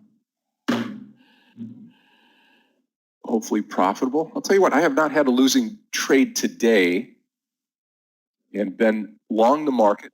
The market continues to go in one direction, that's up. Take advantage of that. Stay long the trades today. It's worked out well. I had 2 winners, 2 losers, Scott. But my losers were a bit bigger than my winners, so just slightly in red, not much. This could change. For example, if mRNA would oblige, I am getting ready to short mRNA under 396.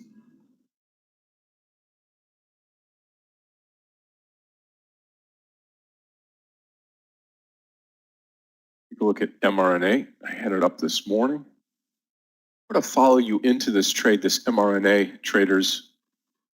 There's got it listed under 396. I'll take this trade. See if we get to move lower, mRNA.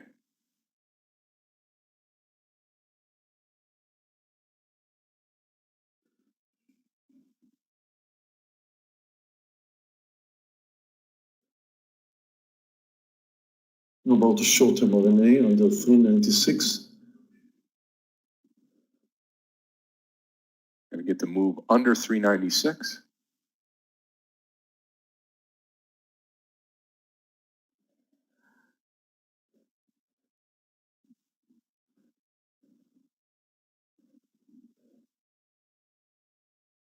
I'm short.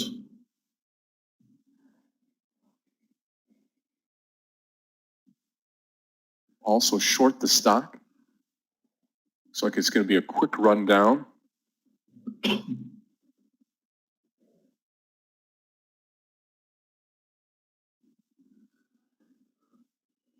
Well, I was looking for 3 points, but if I can get the quick 2 points,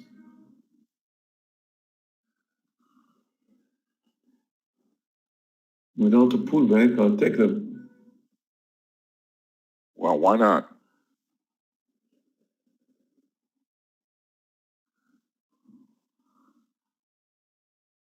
Come on, break the 394. Break the 394. Nice move down.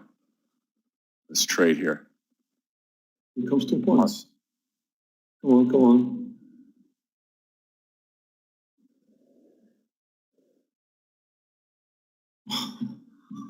It touched. Come on, come on, come on. Oh, I need you, Marina. I need you. Please. Okay.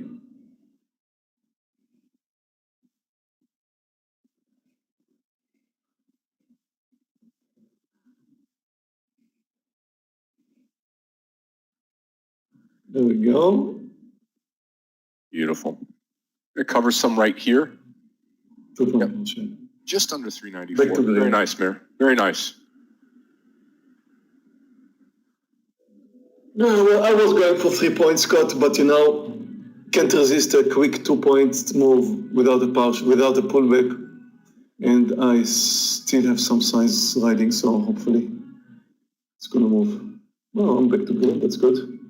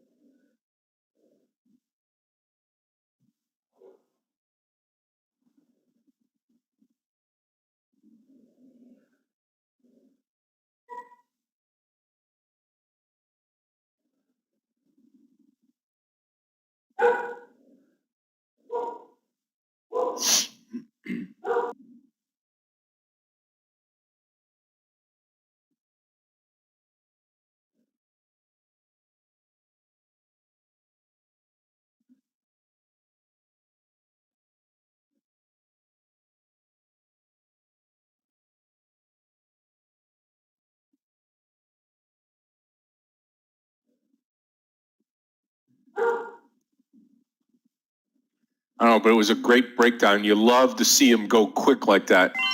Super.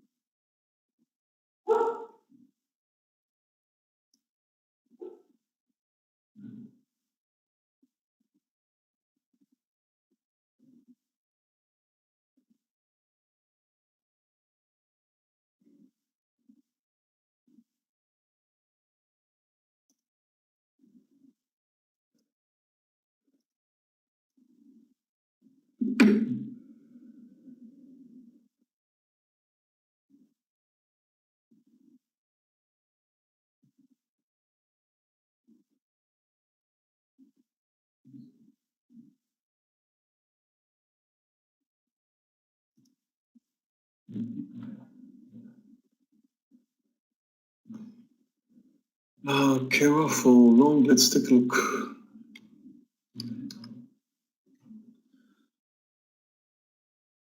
It makes sense. It's very strong today. I mean, it does come down, of course, but it's still up 5%. It's a kind of trades. I would ask Scott, what's your opinion about CARA? About which one, Meir? Sure. CARA. CARA. Hey, listen, I kind of talked about it in the pre-market today, traders. I really thought CARA was going to move higher. You know, it had good gap up yesterday at the close. You know, went from $14, $14.28 all the way up to 19. We started to go sideways here, 17.50. You know, I think did I post it this morning? Yeah, CARA, 17.50. I thought we were going to move higher, and then absolutely got decimated here. It goes from 17.50 all the way down to $15.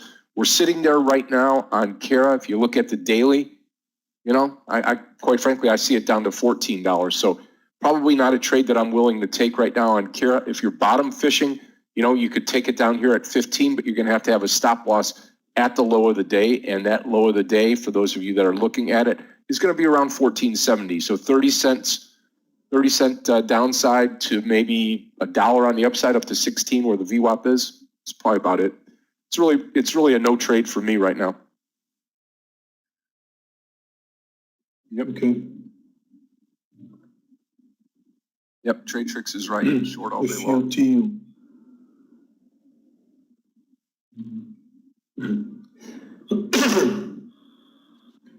The future looks good right here. Oh no, this is daily.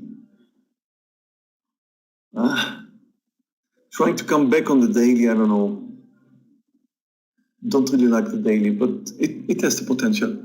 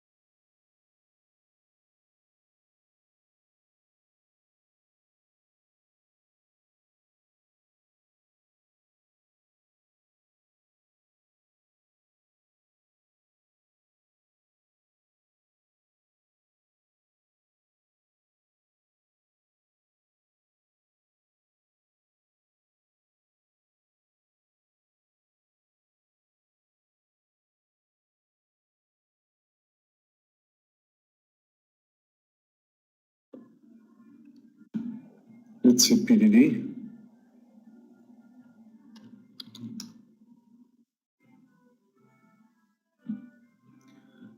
To me, it looks like it's just going sideways.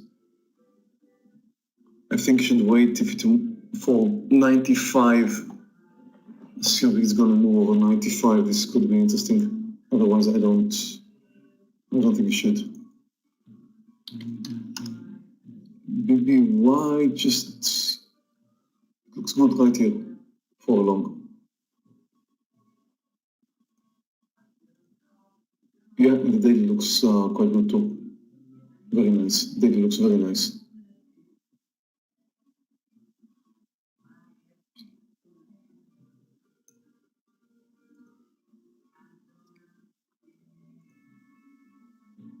Barak keeps coming.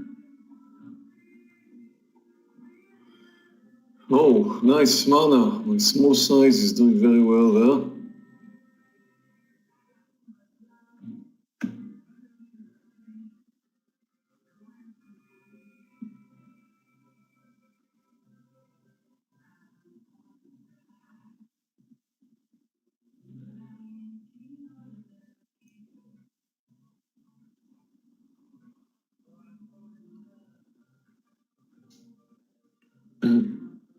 S&P touching new highs, but very, very gently. I'm gonna add just a very small size here to NVIDIA, very small. Oh, look at mRNA.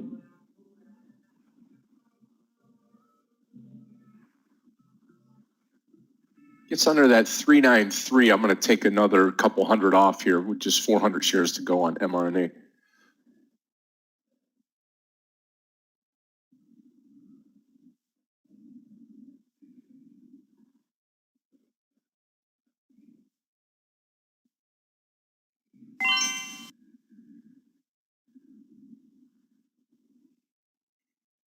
Wow, mRNA.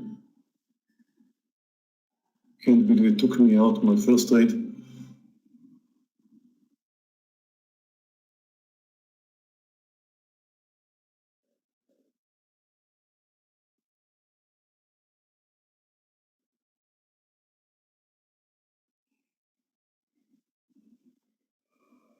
And NVX doing amazingly well too.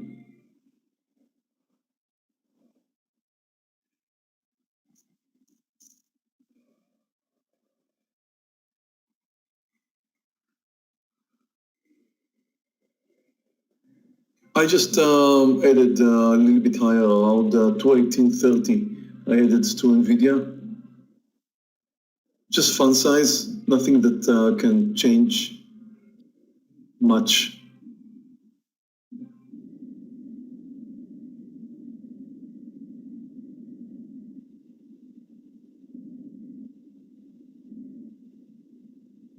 I think it's likely to get back to the highs, though it bounced exactly where it was anticipated to bounce, but I think some luck is going to get back higher.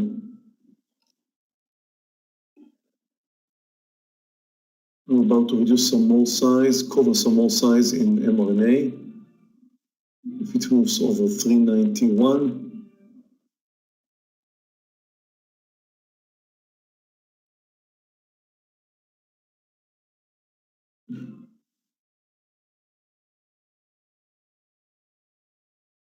no need.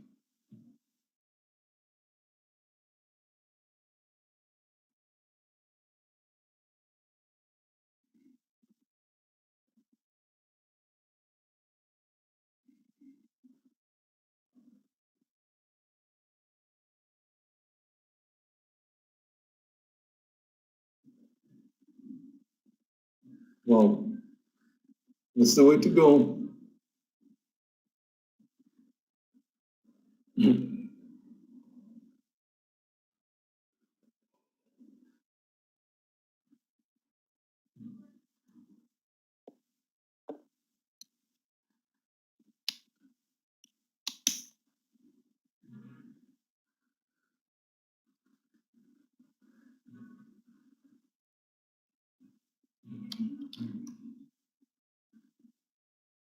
Oh, mRNA.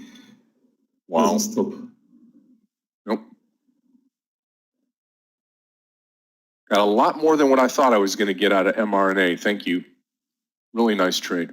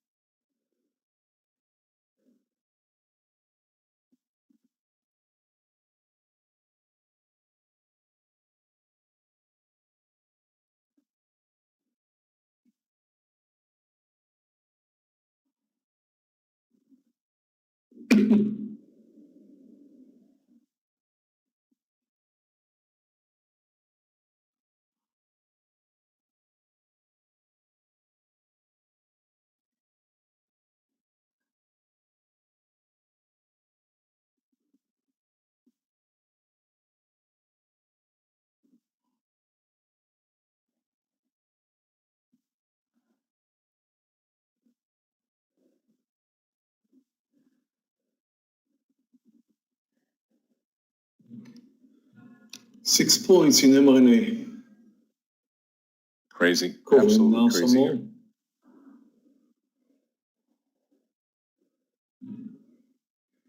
In that case, I'm going to stay in green.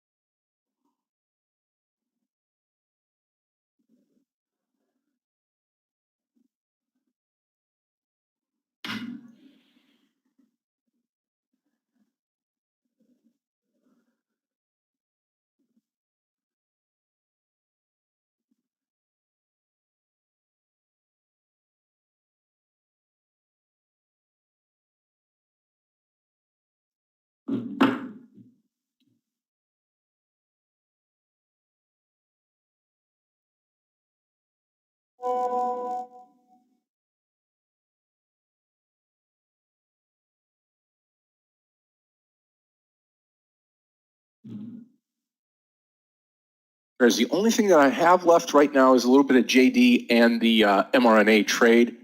mRNA doing extremely well now to the downside, just letting it run really. Those of you that are in the trade and can just let it go. Really, really nice trade. Again, taking a partial, paying yourself first, letting the rest go. Really super, super trade. You're touching 7 points now. One more. Yeah. Yeah, it's crazy.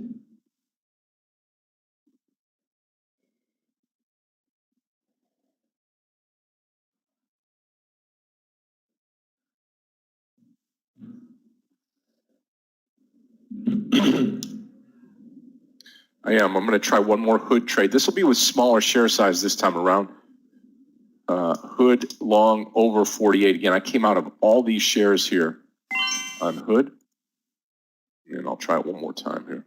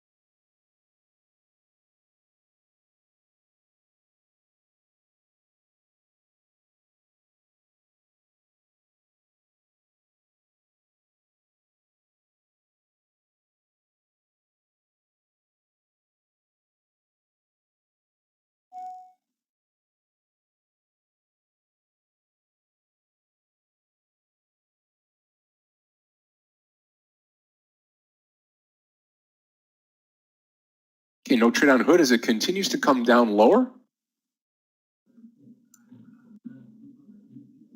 Yeah, Riot's been weak all day long. So is Marna.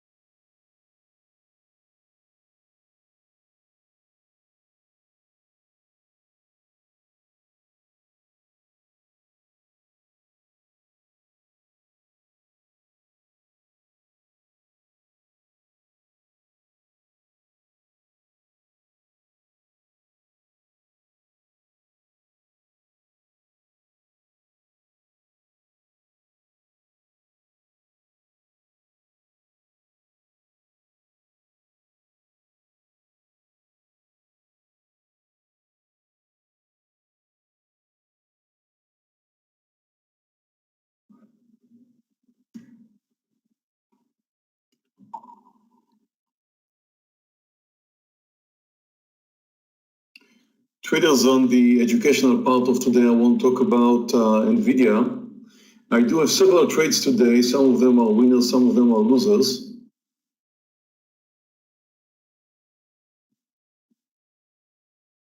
As you can see, I've got 3 winners here, although mRNA is hiding 1 loser. And that, so started with a loser in mRNA and a loser in Tesla. I was ready to start the day with, I'm going to finish in a range just over $4,000. Found my three winners to finish the day with NVIDIA, second trade in mRNA and NVX, which worked out well just from the start. But what I do want to talk about is intraday targets. If you take a look at NVIDIA, you can see that the trade was posted over 218. Now, why did I like NVIDIA? I liked NVIDIA because originally, I think I posted it pre-market time. I'm not absolutely sure. I'll check it later.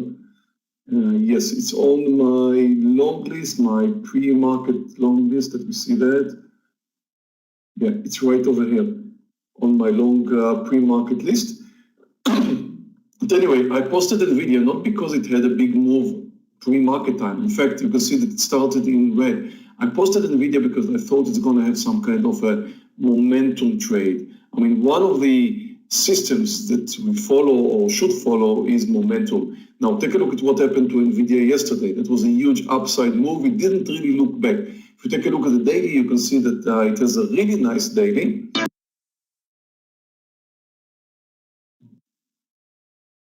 Sorry.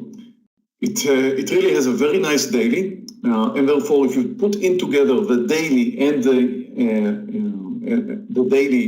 nice breakout on the daily, and also the nice upside momentum it had yesterday, you could come to an understanding that NVIDIA is likely to continue higher. So as you can see here, 218 was a nice technical formation. In fact, maybe a bit less could have been a nice entry too. Initially, when we opened the trading session today, I was trying to find out an opportunity to go long. I mentioned, although it looked like it's coming down, that I will not take the short trade in NVIDIA because of the daily and because of the momentum. So sometimes when you make a decision to go long based on the daily or on the momentum, you may not find an entry point. One of the nice things in this trading room, and that's why I really like this trading room, is the fact that I forgot all about NVIDIA. I posted it just a few minutes into the trading session over 218.20, and one of you guys reminded me that NVIDIA is now getting closer there. I stopped looking at NVIDIA for quite a long time, and then right when I opened it up, it looked to me like, oh, that looks nice, and I didn't really remember when was the initial trigger I posted during the market session, but anyway, took a long over 218. Now, there's two things you need to do right after you decide to go long a trade. One is to take a look at the support. Clearly, it has some support here, just under 217. It's also a whole number. It's very important to have whole numbers as support because there's a lot of buyers normally in whole numbers. There's also a lot of sellers in whole numbers. But you can use a whole number as your support, and clearly it had some support. So 218 entry, 1 point lower for NVIDIA, that's not much, it's a $218 stock. So that sounds like a reasonable plan for stop loss. So what's your target? Your target is very simple. Look at yesterday's price action over here. Look at that. The stock, the high of yesterday really is 220, just 3 cents below 220, right over here. So it really almost touched 220, and again, a whole number. That's one of the reasons it bounced back. And as you can see, it just moved higher yesterday, almost without a pullback.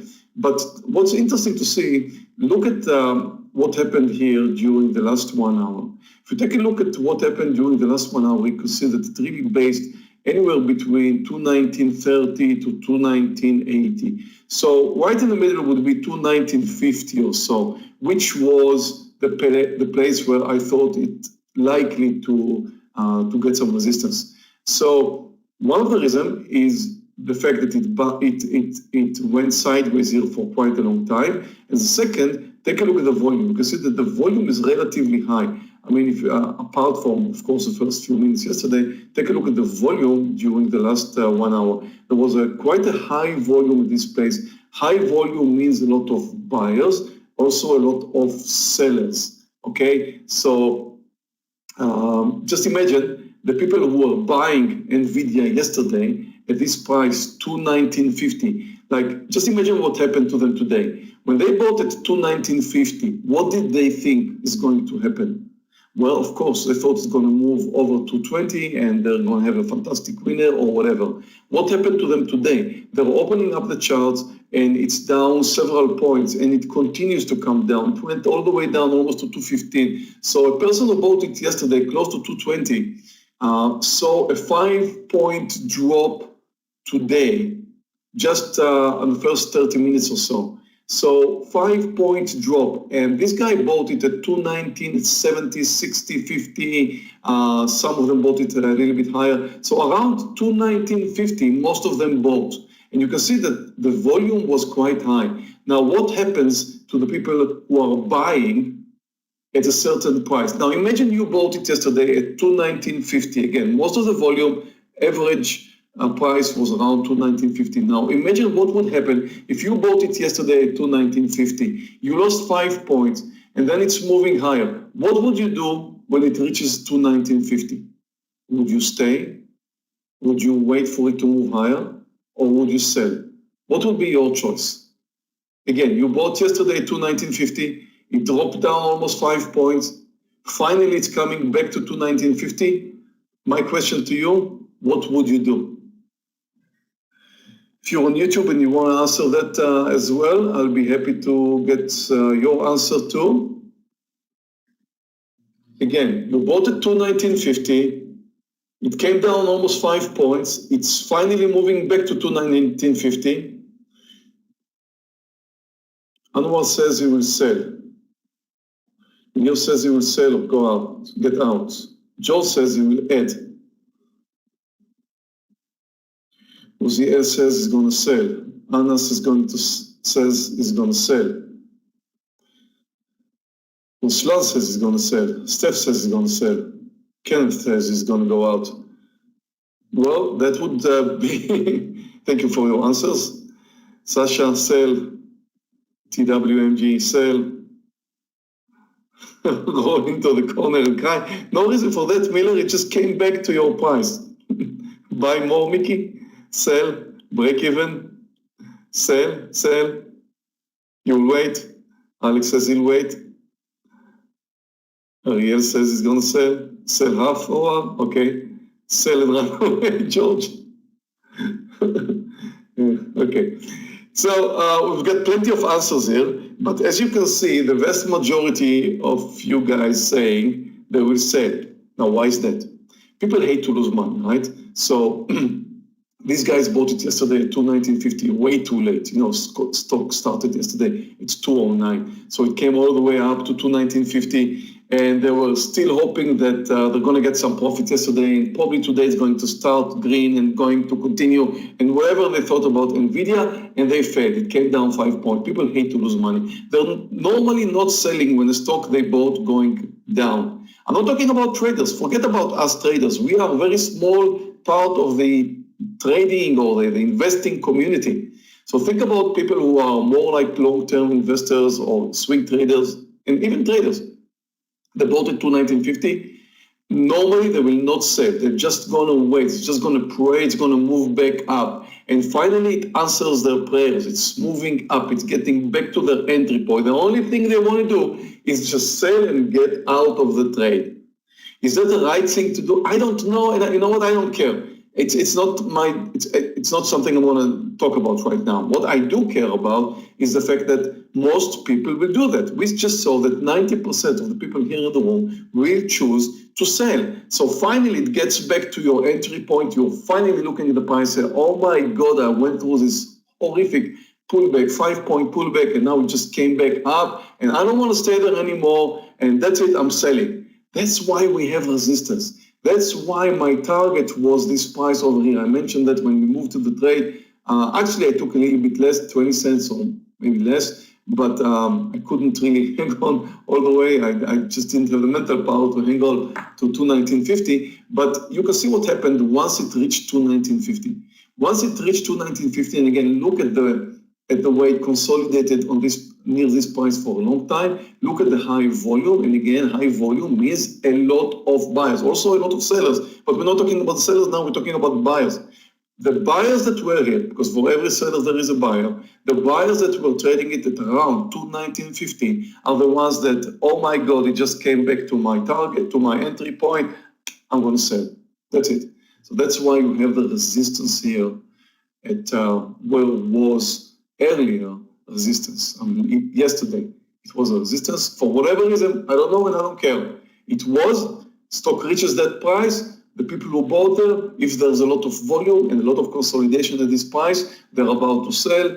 Therefore, it's very likely that we're going to see resistance sell. That's why it is our target. Now, we've got a 1.5 point target, and we've got 1 point stop loss. That makes it a valid trade. I mean, in my eyes, some people take 1 to 2 R&R risk reward. Some people take 1 to 1, just like I do. I mean, I'm fine with a 1 to 1 risk reward. That's my system. That's the way I trade. I know some traders prefer 1 to 1, 1 to 2. You know what? I'll put it as a video on YouTube. How about that you write down in the comments right here below what is your risk reward. Let's have a discussion. I'll answer your questions. So if you want to start a discussion about risk reward, what is better, 1 to 1, 1 to 2, 1 to 3? There's no right and wrong. Let me just tell you, there's no right and wrong, but there are some implications to this, and many of you guys are not aware of the implications to a different risk reward. I mean, 1 to 1 or 1 to 2, which one's better for you? Are you just starting? Are you a little bit after that? It depends. It depends on a lot of things. So let's have a discussion about that later. For now, I sign off. I'm going to finish in a green day. So thank you very much for watching, and see you all tomorrow. Bye, friends. Meir, have a super evening. Appreciate that. Appreciate the instruction as well. And traders, again, I think, you know, as Meir said, the majority of us want to just count the cash, right? As soon as we see green, we want to sell. We want to make sure we bank all that we can. And I don't blame you. You know, nobody pays my electric bill but myself, and nobody pays for yours but yourself. And you got to take profits when you can. That's why I always scream to say, hey, sell into the strength, take profits when you can, because profits are good. Profits are good in a couple of ways. They mentally help you, right? They mentally help you get over that fear. You're playing with the house's money, so to speak. And this is exactly where the rubber meets the road, so to speak. This is where you make the decisions. This is where you live with the decisions. But at the end of the day, this is where you're making your money. This is where you're making those profits. So again, this is really, really key to move this forward.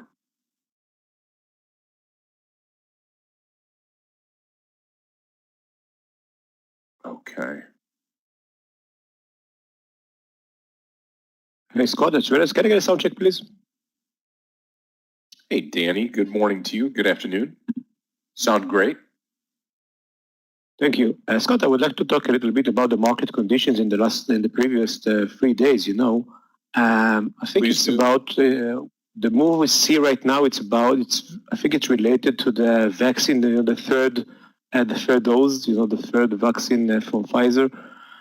Because you can see in the last 3 days, you can see the Russell 2000, the small cap, the beaten stocks like airlines and tourism and whatever, hotels. The Russell 2000 just bounced from the 200 moving average in the last 3 days. Started basically, I think, Scott, during Thursday, we were starting down, finished up, Yep. and then really rallied in the last 2 days. And tomorrow, you can't really say the market is moving. We have some kind of an inside day. It's not really inside. We are edging higher a little bit, but you can tell it's not like the frenzy is of the last 2 days when the market was up like more than 1%. Today we are moving sideways. The Dow Industrial is just 0.2, and the S&P is even less than that. All right, it's about 0.23, and the Qs are up 0.33. However, when you're talking about the pocket of strength, Scott, in the market, you can tell this is the energy, which was a really beaten sector in the previous month or so. Airlines moving up. You can say retailers moving up. And if you can think about it, it's basically the sectors that can gain from a third vaccine. So right now you can see the big names like Microsoft, NVDA, AMD. It's not really moving down today, but Scott, how do you say it's like moving to the not to the maybe to the back of the stage, not standing in the front of the stage. Right. Today, when you're looking at stocks like LVS, Airbnb, Win Resorts, Scott, it's all about back to normal. This summer, I think that was some kind of hopes. Remember, like 5 months ago, that this summer everything is going to be open again, coronavirus will be extinguished, whatever. And then people actually realized that it's not going to be that simple, you need to have a lot of tests, and a lot of people say I would rather prefer at home and not taking the risk by traveling the world. So these airlines were really beaten, and airlines and all the tourism industry just got hit. And today we got the rebound, and today we got something else. Today we got the Chinese stocks back after all these worries from Baba with the regulation of Alibaba in China. That's resulting in like 50% drop, Scott, from 300 to 150. And that's a giant e-commerce. It's not going anywhere. So I read that some buyers just took a stake, I think it was Friday or Thursday, some $600 million. And I think that signals buying the deep strategy. And actually what we see since then is buying the deep strategy. So a lot of people now getting back into the beaten stock like JKS, APS, PDD, YY, basically every Chinese stock. So it's not really a regular thing to see Baidu moving up 8% or Baba 7.5%. That's a real bottom fishing or maybe a rebound from the lows. And if you can focus on the right stocks, we were choosing today to trade Futu, as a Chinese fintech stock. And that was, and we took Futu, it was up like 9%, but you can tell that stock with that ATR, and that's crazy stock like Futu, can easily give us something like 1 or 2 points, even more, if we got the right setup. And you know what? That 100 setup in Futu, Scott, that was a great one. And you can you can switch to Tiger, you can switch to I think Ticket is something like more like an intraday news, but also Ticket is also Chinese stock. You can have DD up more than 10%, DADA 12%, VIPs more than 10%. So we are really green across the board. And if you are not really familiar with that, you can use even trade the ETFs like CWeb, China Web. This is the leverage ETF for Chinese internet, up 20% a day. But take a look at the daily chart.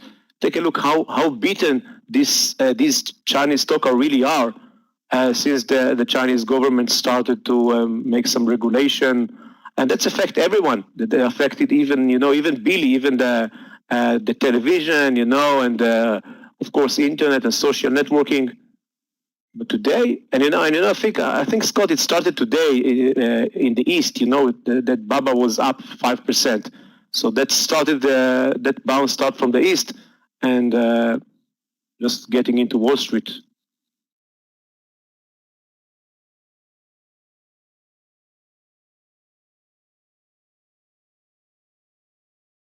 So we can definitely focus on the sector that's really moving up today, like retail and mining and energy. Take advantage of that stock. Right now we're entering the lunch session, so I think it's going to be more like a roll-up plays.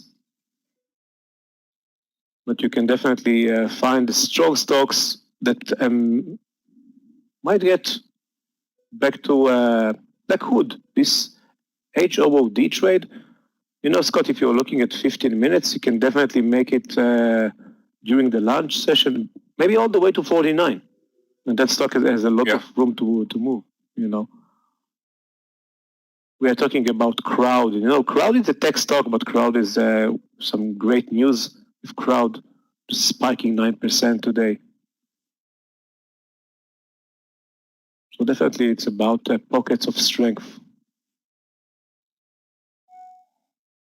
If you're looking at Microsoft, for an example, you can see that Microsoft and NVDA, these stocks like moved the market in the previous 2 days. Look at the soft, it just bounced like 20 points in 2 days. You know, if you are have some experience here, if you are a long time in the room, Scott, like you remember, Softy was something like $30. Remember, barely move, not really a day trading stock. Look what it happened. It's become a giant, $300.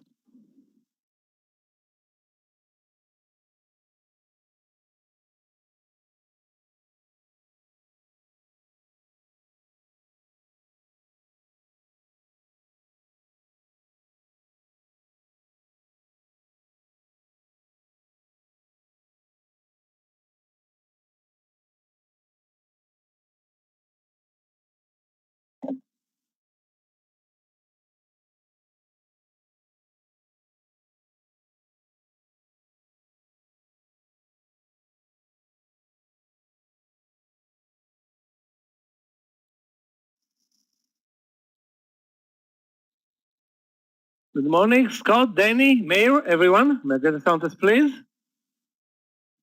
Michael, good morning to you. How are you, my friend? Yeah, amazed. That's true. The Chinese stocks made a comeback. They started to signal already on Friday, and that's actually good for us. More trading opportunities, maybe a comeback in BABA, JD, Billy, PDD. There are so many. I mean, the list is endless. So good day for the Chinese internet stocks. I still have the QFIN trade from yesterday. Another, not a very important stock, but still, in the game for us.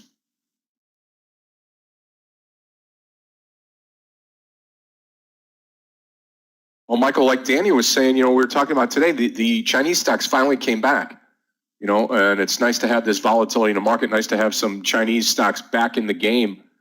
And it's been a awesome trading day today.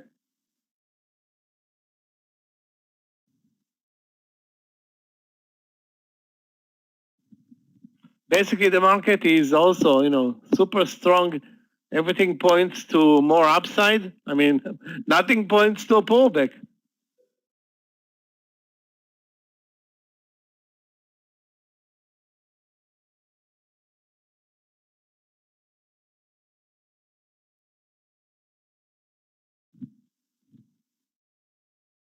No, eventually there's going to be a pullback in BABA. There's going to be a pullback on the other stocks, but overall the market is showing a lot of resilience. It's up 5 days or 6 days in a row.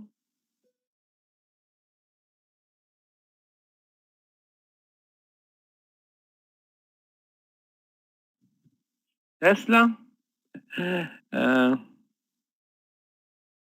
Tesla is negative today, but it's negative, down 0.21%. Apple is also negative today. AMD is negative today. But when I say negative, the only negative stock is Moderna.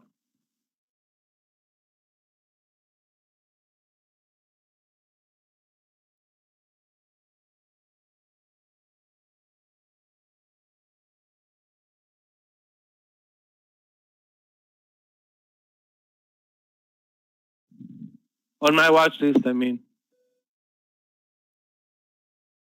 The whole list today is loaded with Chinese stocks moving higher.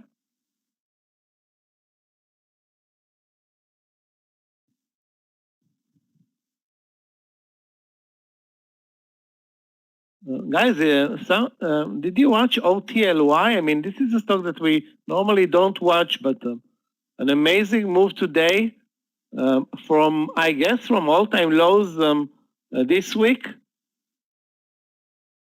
Highs of the day are nearly 18, 17.95. So I'm going to watch it for reversal play. That's a perfect lunch trade for us. Once it's going to pull back to the, I hope, 1760 or 1750.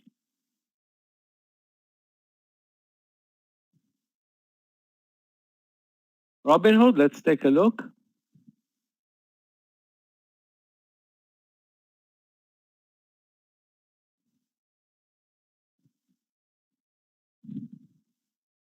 Robinhood.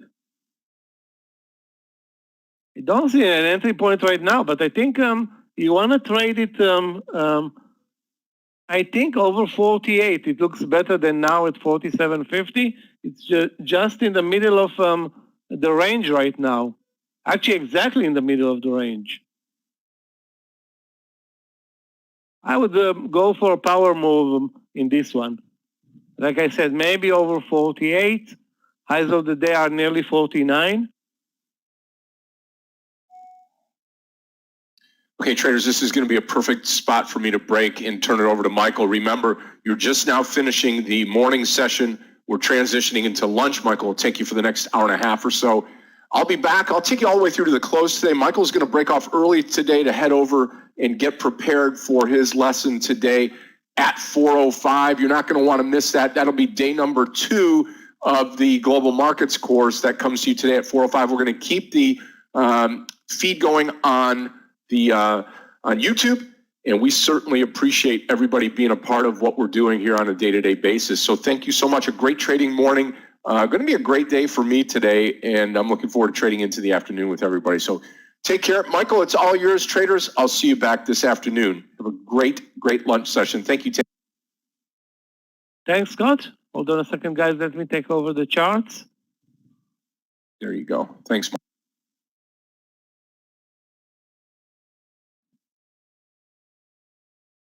We have BABA for reversal. Hold on a second, guys. You know what? BABA.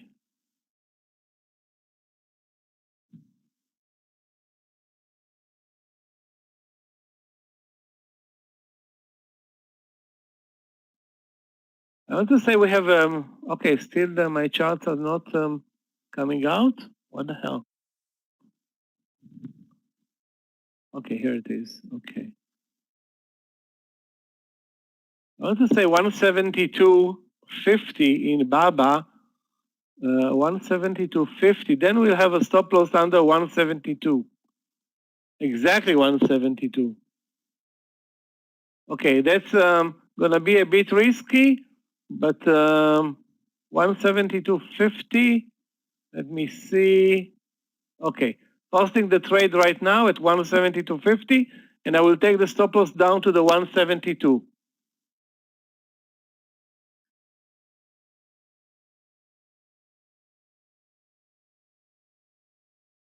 $0.50 risk. I rather trade a reversal play in OTLY if we can find one.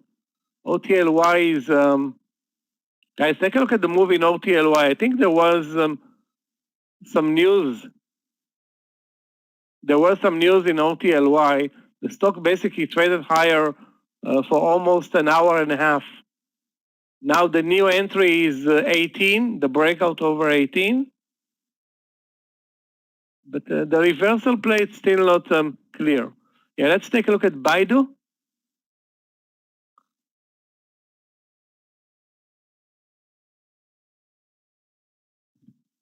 Baidu looks exactly like BABA. A reversal play, only that the stop loss here is, instead of 50 cents, is going to be way more. I don't want to say $1, but okay. I rather, guys, actually, let's watch the market. Now we broke under the VWAP, so that's that can trigger maybe a move lower. I don't like it though, because trading BABA with a 50-cent stop loss is very, very tight, and trading BABA with $1 stop loss is a lot for a lunch play. Wow. The timing for this trade wasn't that great.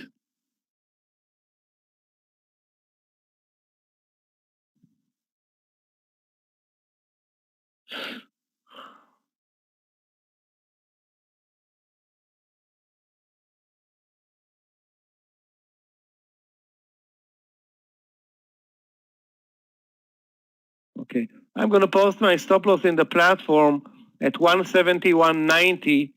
That's going to be my final exit in this trade. I don't want to start the lunch session with a big loser.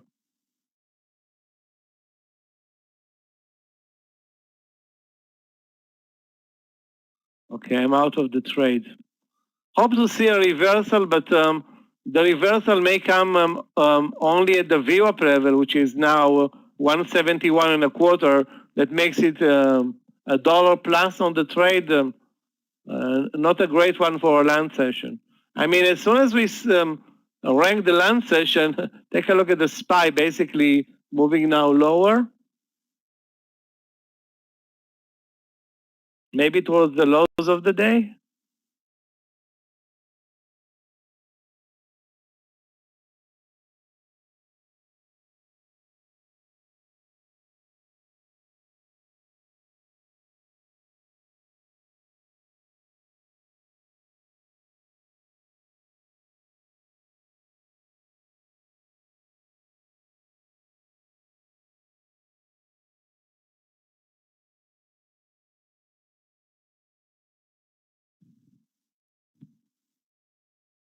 FLGC. No, I don't know if you can say FLGC or take it as a miss, because the stock is so aggressive, basically spikes out of nowhere. Take a look at the volume. There was no signal for this move. So, okay, it spiked over 1120, but if you look at the daily chart, there was no signal, just spiked on some volume right now. No way you should, I mean, unless you are, for whatever reason, watching the stock, I don't see any reason to, trade it.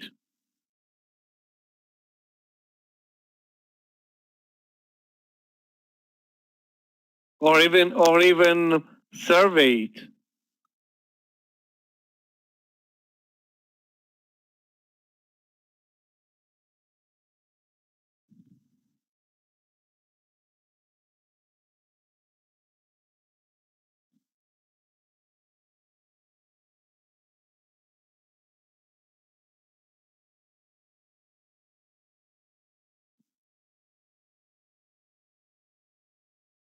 Okay, so I'm out of BABA. I'm still in MU from yesterday. Remember, guys, the 7150 trade yesterday in MU. My stop loss is at the entry, but MU, it's not going to a very good trading day right now.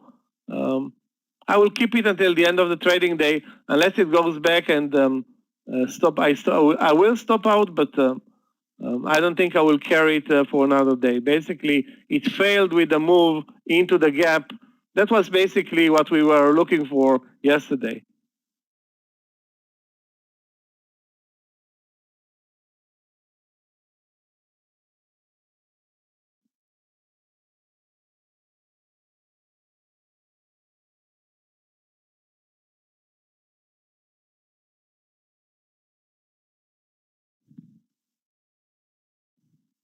Okay, so we're back to the VWAP, and BABA is back over 172. Okay.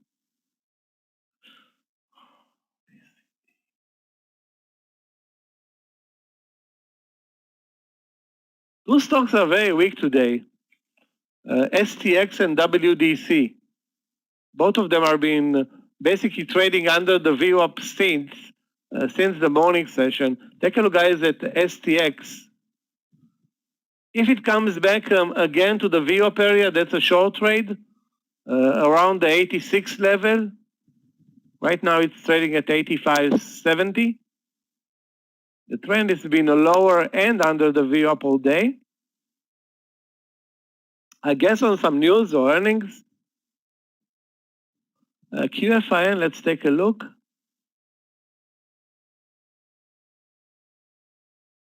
Reversal. Where we are, I mean, it's clear that the support can be either now 21 or the VWAP. That's my stop loss actually on the swing trade.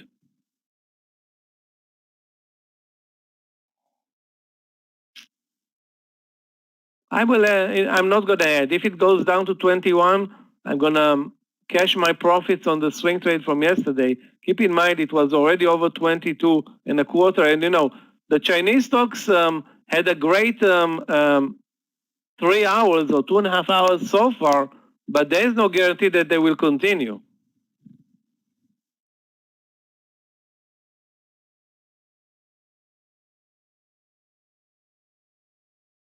Again, I don't see anything special at 21.50. I see more like good support at 21, hopefully the VWAP.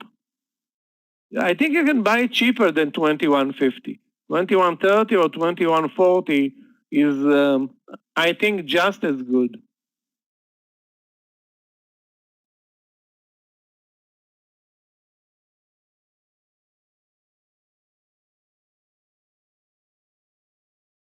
Riot, let's take a look.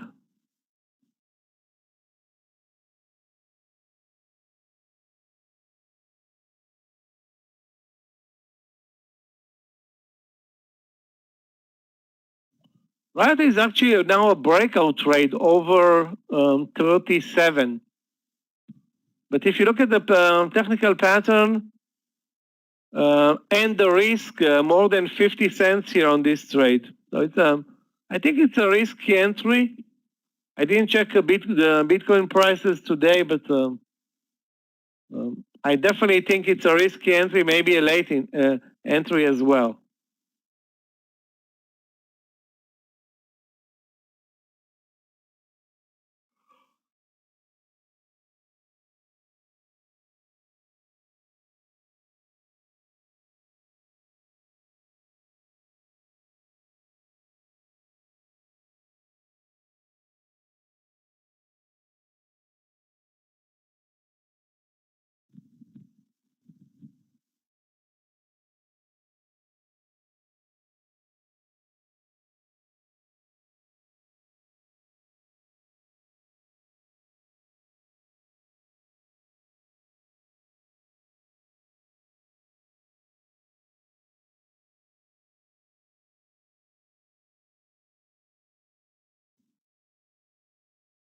I still didn't make up my mind what to look for, long trades or short trades, or just be very picky with the trades that we need to enter if we enter new trades right now.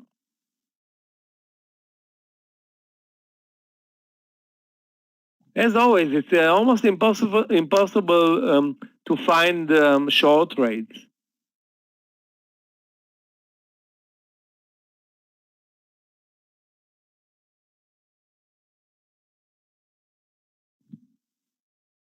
Bitcoin at 48,400. TME, let's take a look. We forgot about TME and DIDI. I mean, who's looking at those $9 stocks? You know what? It looks good over 910. Talking about TME, to buy it over 910, risking like 10 cents. Yeah, that's a tradable idea, Carlos. Enter over 910, stop loss under 9. It's possible though that some of those stocks are going to change their status from moving up to selling off. You can roll this situation out. Well, CARA started with a huge gap up, then for whatever reason disappeared from my watch list. I think it's selling off I didn't watch it even once. CARA Therapeutics. Yeah, wow. Unbelievable. Wow, it nearly closed the gap. It's unbelievable. But it's, a common phenomenon where many gap uppers or a lot of the gap uppers are basically selling off immediately. This is a good entry at 15, risking 20 cents. Very little risk, assuming it's not a late entry. It's possible that after a move from 18 to 14, or basically from 18 to 14.50, it's going to find some support here.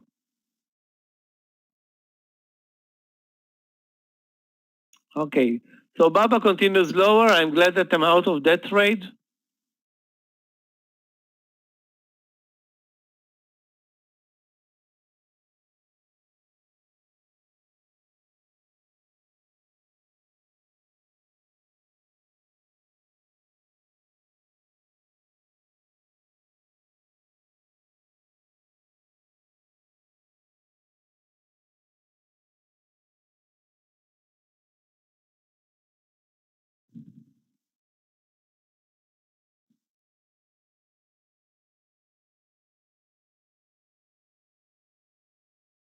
Basically, the whole top 20 is loaded with Chinese stocks. Loaded. We have SJM.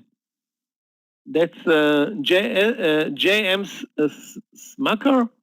I think that's the coffee producer. Looking horrible today. Looking also weak on the daily. We have also GIS. That's GIS is General Mills, I think. Yeah, General Mills is very weak, but it's, I don't want to say impossible to find entry points, sure, but no, that's a challenge, finding a good entry point. Yeah, GME is not tradable on the platform, so I'm not going to deal with that.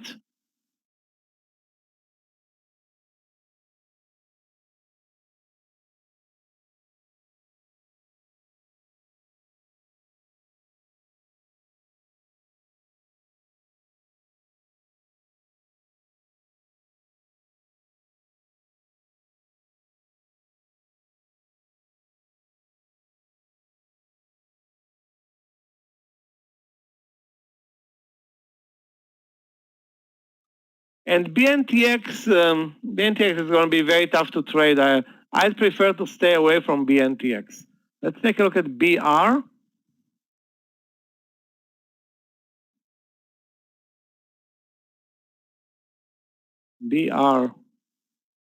BR has no volume. Volume is 100,000 shares. We never trade anything beyond them or below 1 million. This one is 100,000. The daily chart shows nothing interesting. So it's a combination of no volume, no trend, although it's pointing lower, I have to say. So.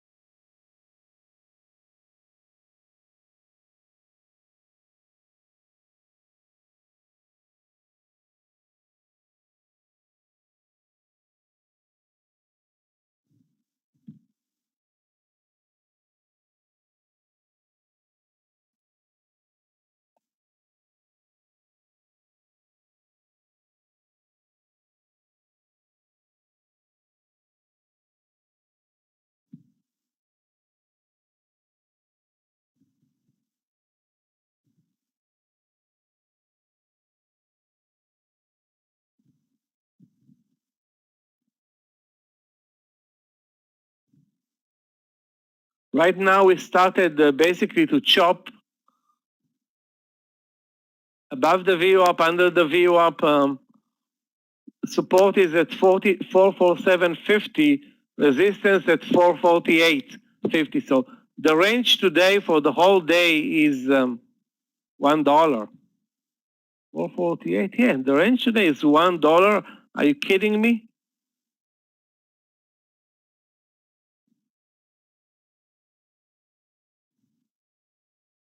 Yeah, YMM looks good over 1440. 1440. There's a big seller at 36, so maybe even before that. Yeah, I'm going to buy it, Steve, over 1438 and take a 20-cent stop loss.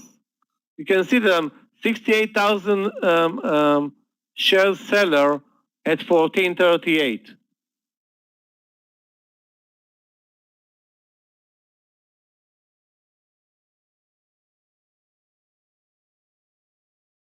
$14.36, sorry.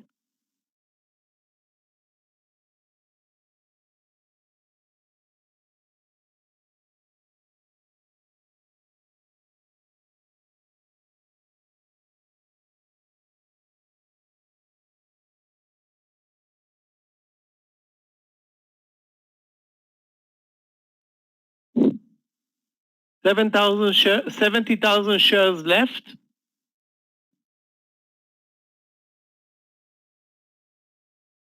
Stop loss will be 1420.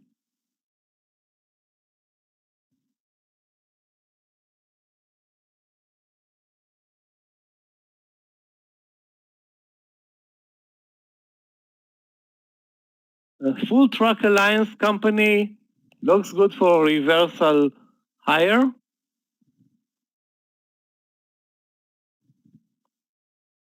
Yeah, I don't think, I think we can use 1420. The other option is to use 1410. So it's either between 20 and 30 cent stop loss on this trade. Being that this is a land session, I rather trade it with a tighter stop loss than with a large one.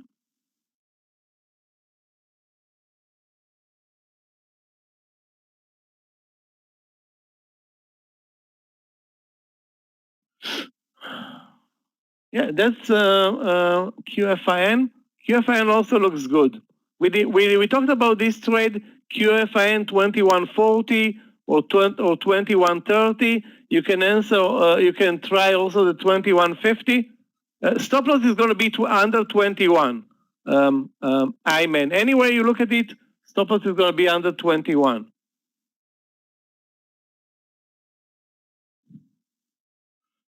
I don't know. I already tried the trade in BABA at 172.50, failed. If you buy the 172, the stop loss is going to be now the VWAP, which is 80 cents.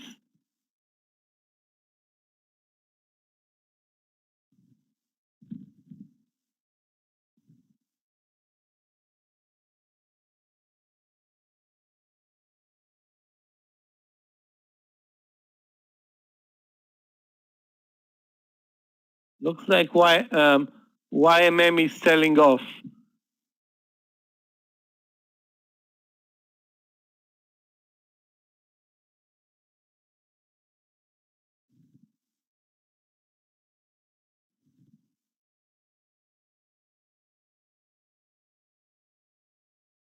The logic behind YMM is to go over the resistance here at 1440. That's very simple. The trend is higher. It came down to resistance. It's under the VWAP now. If it's going to continue to sell under 1425 or 20, I will cancel the trade.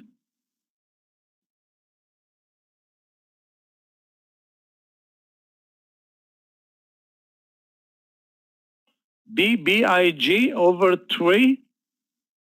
We're not fans of the $3 stock, but stocks, but actually it's tradable. BBIG is tradable. But do you see anything special in BBIG, like tremendous volume or anything like that, Lev? If you look at the chart, it has an amazing trend. Okay, the trend is very, very clear. But why buy it at 3? 3 looks very extended, very expensive for this stock. I rather you buy it at 270, maybe 260. So you're buying it at the highs of the day over lunch. Volume is not that great, let's face it. Risk is going to be like 12 cents on this trade. 12 cents. So the risk reward is also not great in BBIG.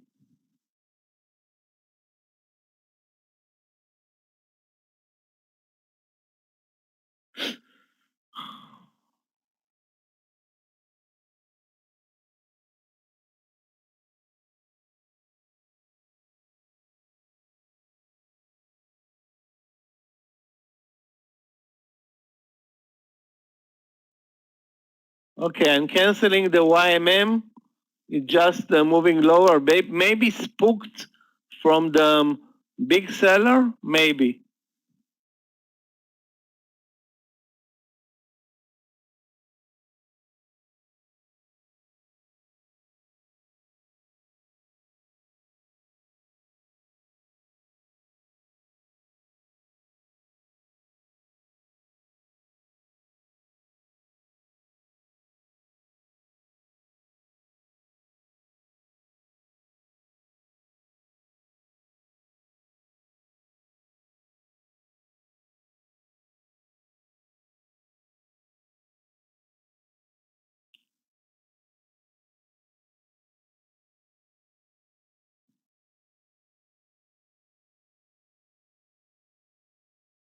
You know what?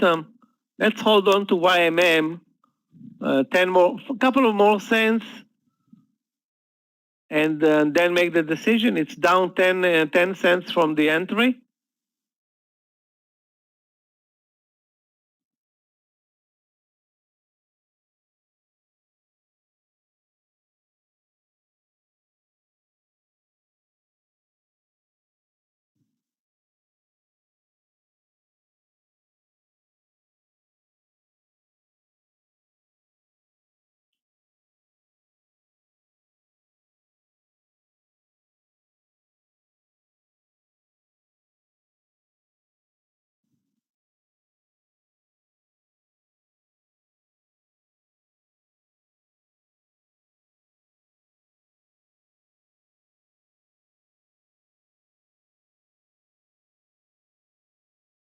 Well, not a lot of candidates for me at this point.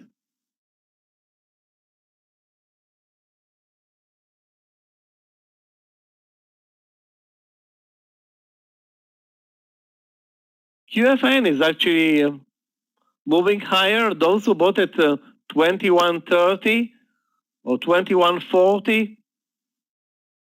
Stop loss is clear now, guys. You can use the 21, but you can see that the VWAP was perfect in QFIN. The VWAP was really perfect. Okay, the stock tested the VWAP and immediately moved up. So that's where the stop loss should be, under the VWAP.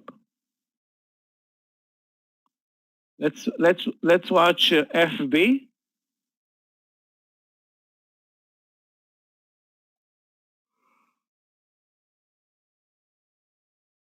Yeah, probably the same VWAP play, but I don't see a lot of strength in Facebook right now. Basically, I don't see any reason to buy it. It doesn't have a great risk reward or anything like that.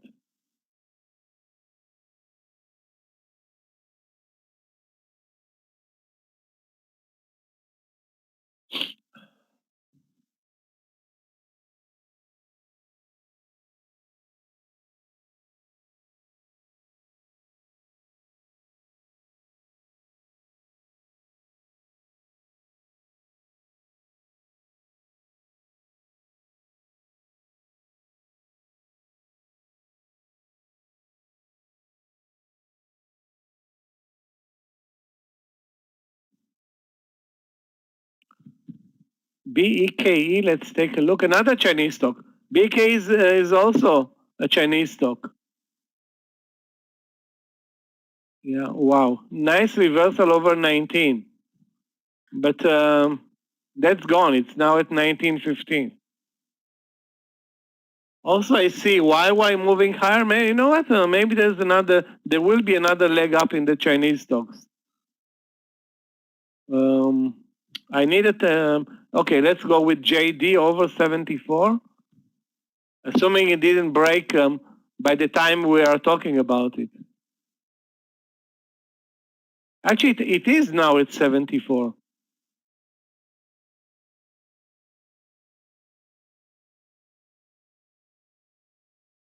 Yeah, looks good. Looks good. Over 74.10. I will go for a trade over 74.10. Take very small positions, and use the 73.70. So 40 cents. 40 cents over 74.10.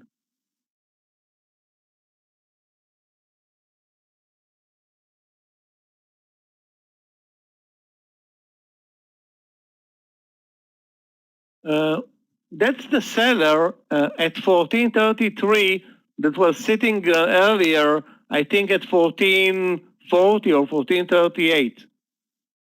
That's 200,000 shares there, pretty much. Sorry, 120,000 shares. Yeah, 119, that's it, 120,000 shares. That's a lot. That's 10% of the daily's volume right here, right now.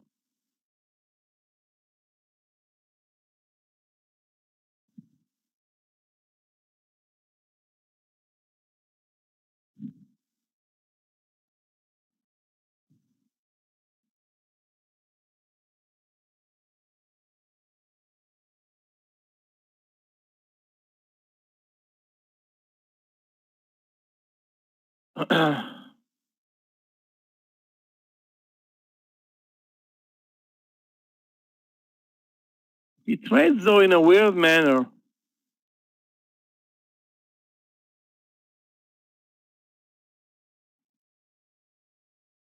Okay, so I'm gonna look for JD, YMM. QFI is 20 is at 2150, so I'm not gonna be part of this trade. And the trend in STX is lower all day. Now, is it worth buying it? That's the question. And if so, where? 86? It's already over 86, so that's not gonna help us. 86.50. Where was a good entry? I don't know. It now hit the VWAP. It's going to be interesting to see what happens above the VWAP, but it most likely gonna move lower. Most likely, I mean, I wish I can, be sure of anything that's happening in STX since 10 in the morning. Basically, since 10 in the morning, it's doing nothing.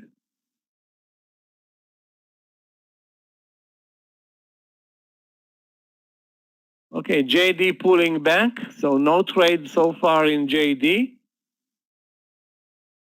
Also, BABA is pulling back. Also, the market is pulling back a bit.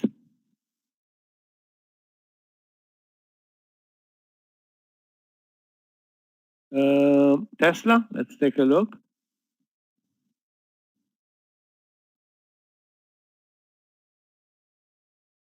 Tesla cap on the 5 minute.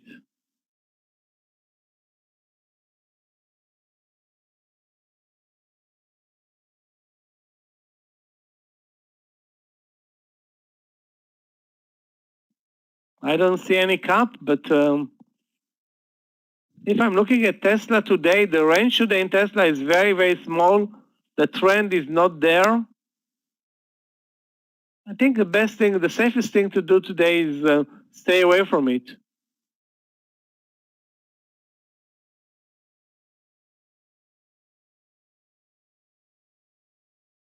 Also, with the market moving lower and Tesla not being very strong today, it's up 0.24%. It's obviously weaker than the market.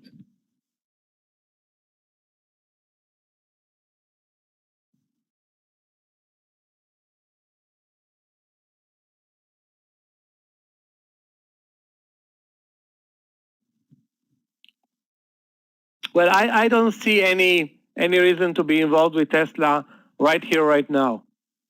Maybe later, maybe over 710. Most likely not today. Most likely, I mean, I see zero reason to force a trade right now in Tesla with no market support. And Tesla, had a good day yesterday, or maybe a great day yesterday. Right now, the number says it all, plus 0.2%. That's near the flat line.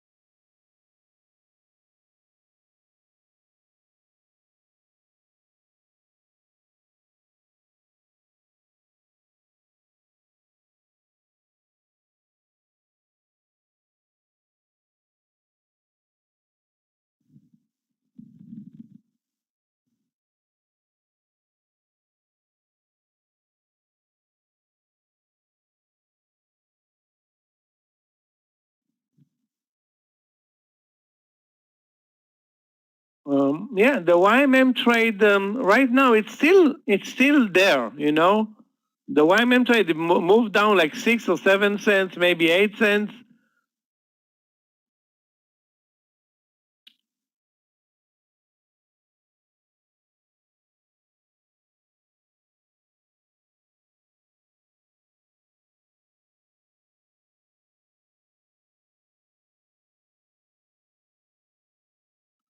I want a momentum trade, a stock that had a great trading day so far, has very good volume. I cannot seem to find it.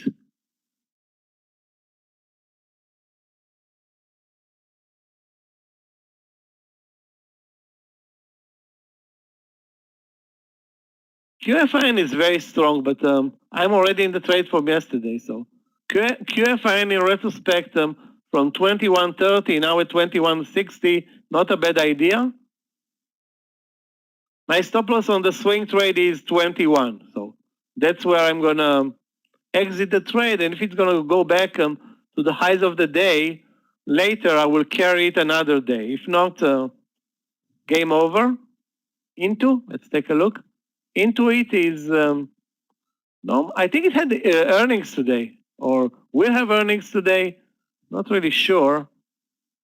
Wow, a $500 stock, are you kidding me? Highs of the day, 55474. Volume, kind of thick. But where do you want to buy it, Ayman? Tomorrow? Okay, that's tomorrow. Let's talk about it tomorrow. Why is it important to talk about it now? I mean, the stock is trades very low volumes.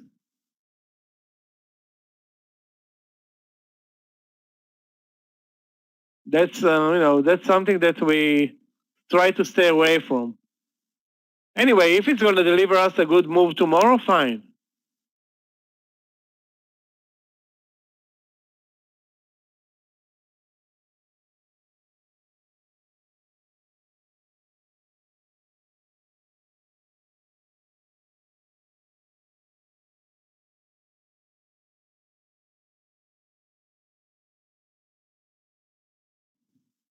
Yeah, the market is not doing anything other than chopping up and down.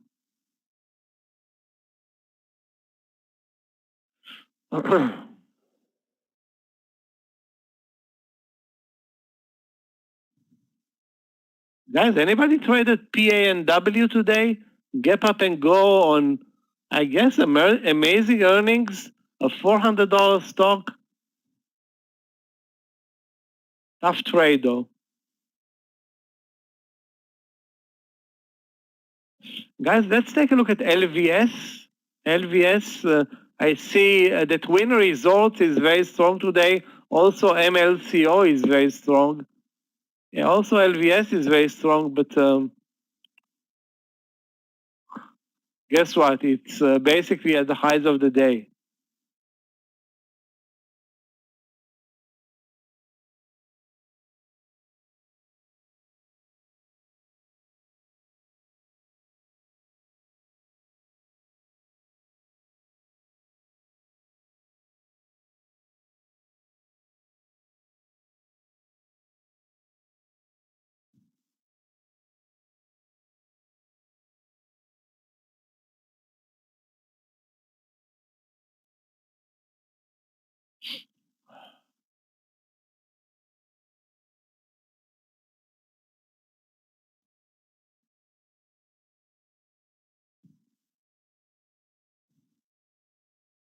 Roblox? Okay. RBLX, let's take a look. Although RBLX had amazing earnings last week, a couple of strong days, since then it's not moving much. Yeah, nice move today actually. But where do you want to enter? Other than 85, 88.50, risking $1, I don't see anything. The VWAP was at 88 pretty much.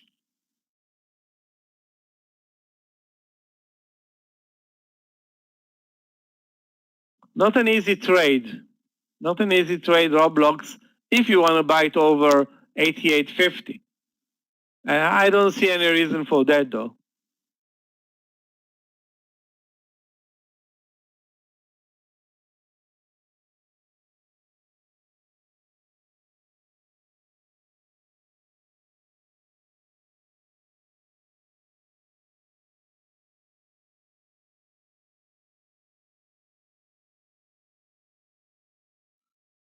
Okay, the price action right now really is horrible.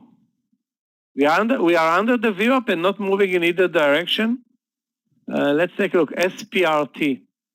SPRT had a great day yesterday and continued today. Let's see if it's tradable though. Yeah, it is tradable. But lost it. Looks like it lost the uptrend. Let's watch the 13 reversal, okay? That's what I think we should look for right now, if at all, is the 13 reversal. The VWAP sits at 1290, but it was easily breached.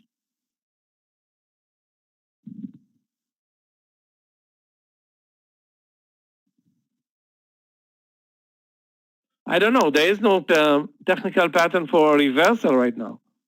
Basically, it's more trending lower. It may continue lower. I don't know. I don't want to say forever, but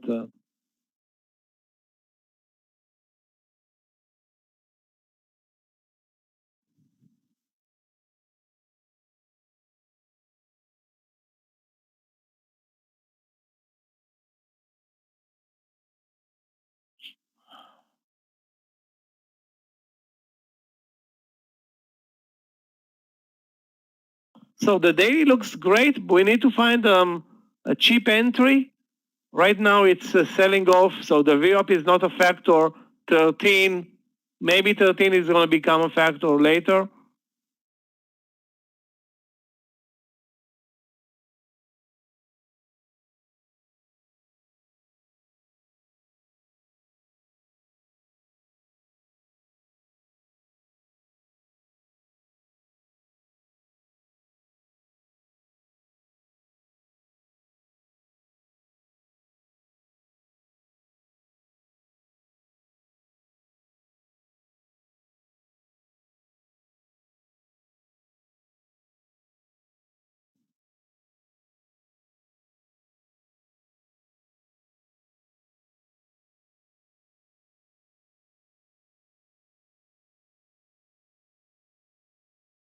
Okay, YMM is our trade over 1440. That's the trade that, you know what, I posted my trade at 1438, but I don't see the big seller right now. So maybe it's going to be, maybe we need to change the idea to 1440.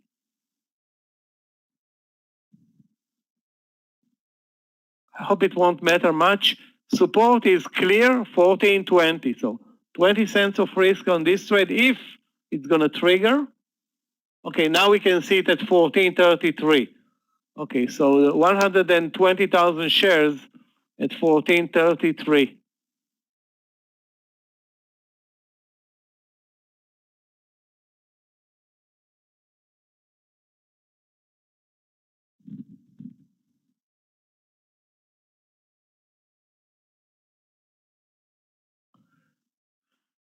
So far, kind of boring.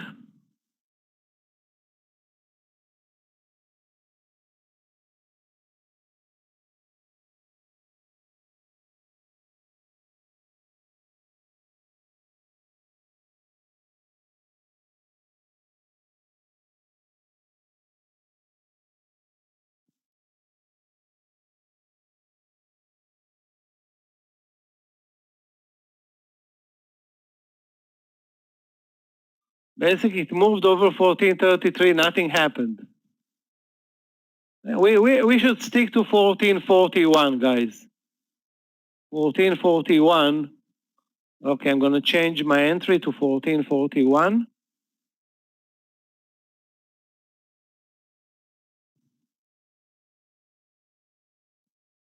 Okay, 1441, guys, in YMM. If it gets there, if not, if not, no,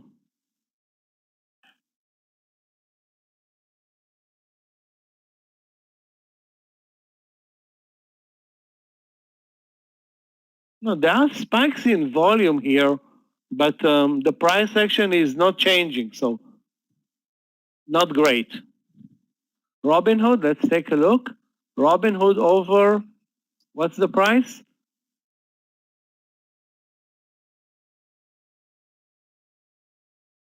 $47.80. I think 48, Luis. I think 48 is the right, should be the right call.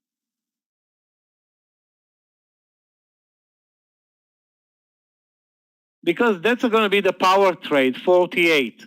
Now you can enter at 47.80 and it's going to linger and maybe not even make it to 48.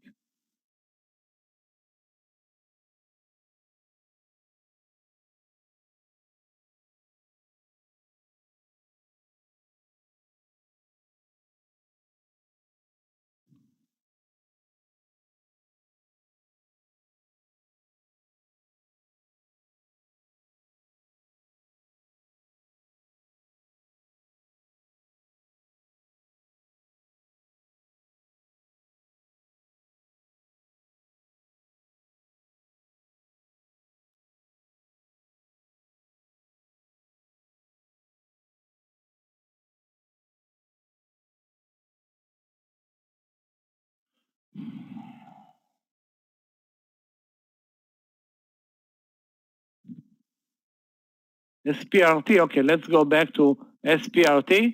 We don't have a lot of candidates, so we're jumping from one to another. That's not a great strategy, you know, when you can't find anything. The risk on this trade right now is almost 40 cents for the move over 13.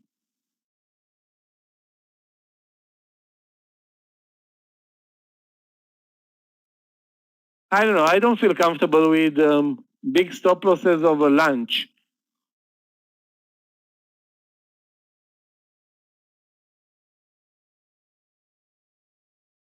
If you're comfortable with this 14-cent stop loss, the target will be 13.50.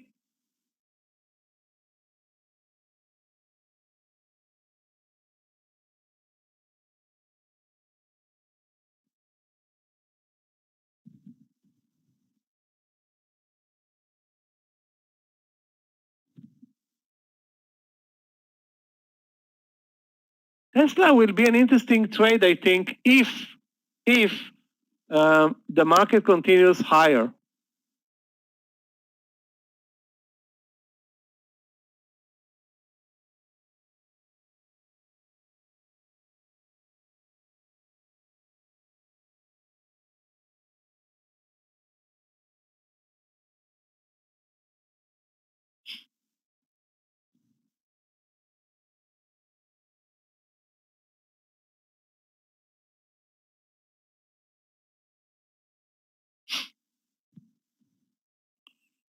So there was a spike in Tesla and a pullback or an immediate pullback.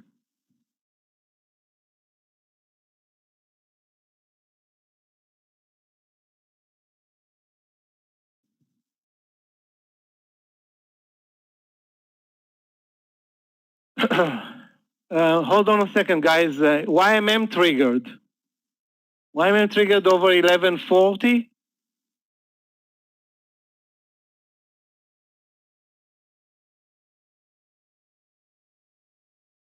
An amazing 4-cent move. So I don't see anything in Tesla right now. Actually, with the market being so unstable, best not trade Tesla, like I said.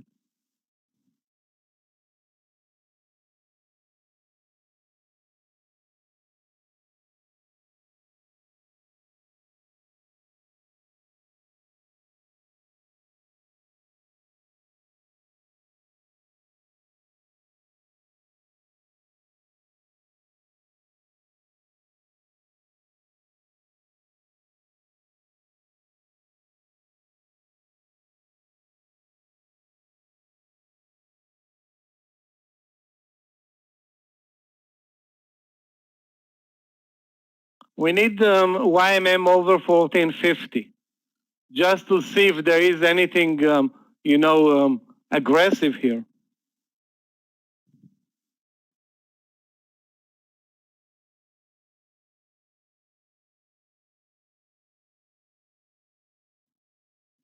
Okay, SPRT. I didn't take the SPRT trade. The entry was, if I remember it right, 13.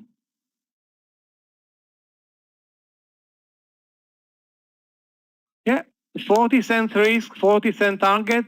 Anything, guys, that's now a partial is a great trade. Okay, anything that's a partial is a great trade. When I say a partial, the risk. So 20 cents risk, 20-cent partial.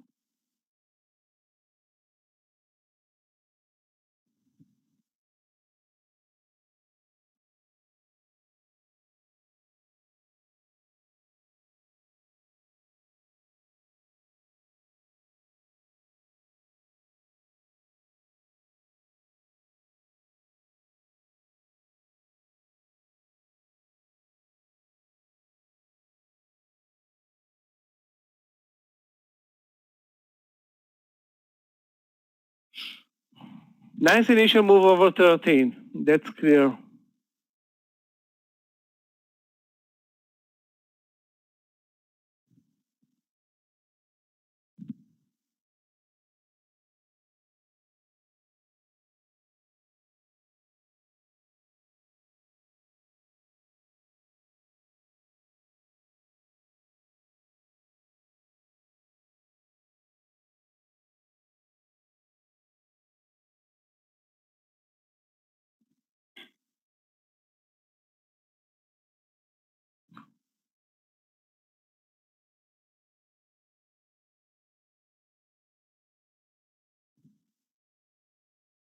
Amazing, amazing move in YMM.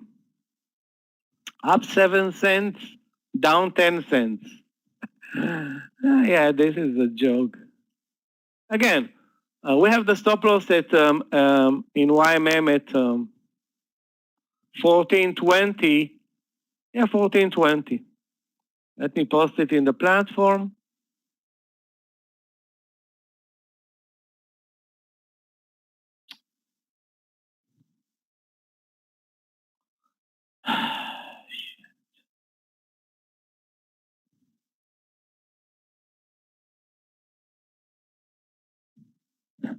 BABA is also selling off back to the VWAP area. Maybe there's going to be another chance in BABA, but again, it looks like the Chinese stocks kind of lost it.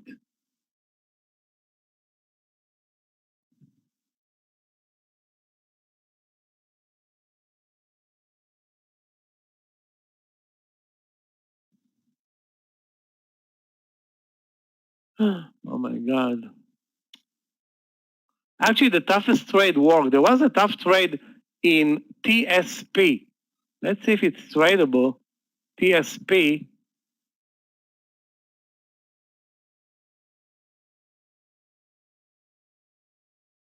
over 46.20 or something like that. Too bad when nobody paid attention. TSP. KSS, take a look at the market though. The market is not supporting trades right now. Yeah, that's a breakout trade. I don't think I want to buy. KSS looks great, okay, but the entry at 59.50, it's super extended. Best stay away from it. Yeah, TSP was a great winner. TSP was amazing.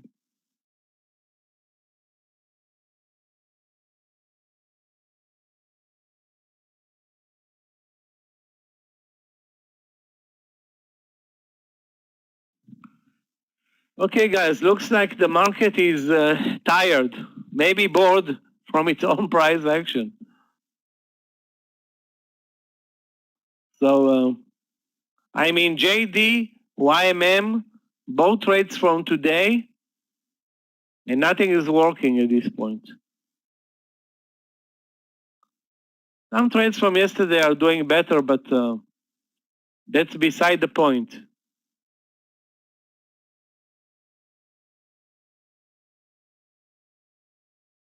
You know, that's amazing. 50 cents in SPRT. Yeah. 13 long, the VOP was there. Beautiful. Yeah, take the partial now at 13.50 if you didn't take it already. And the second partial, I don't know. I hope it goes to 14. Anyway, you can cover the risk and be happy with this trade. Wow. Really? The $13 stock is moving 50 cents.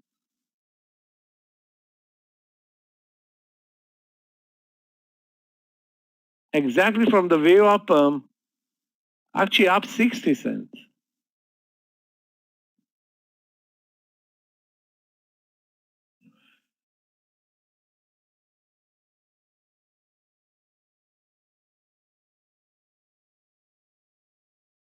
Guys, those who are in the JD trade, the stop loss is 73.75. 73.75 in JD.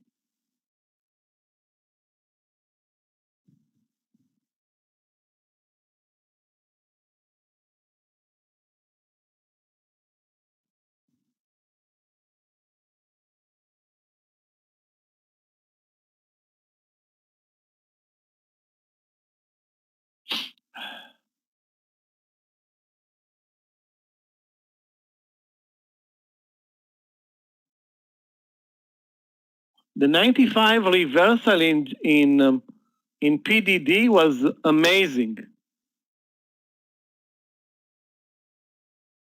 It's on my watch list. I don't know why I didn't pay attention because some of you guys posted it. Anyway,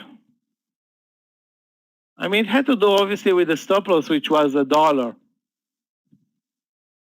Now, can you take $1 trades over lunch? Yes, you can, but you're risking not getting the dollar back anytime soon.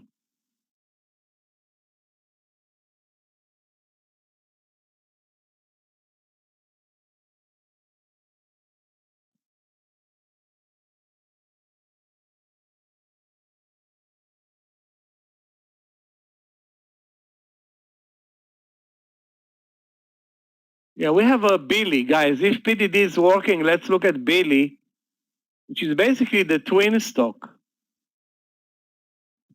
77.50. Wow, the stop loss is going to be tough in Billy. And the range in Billy is horrible.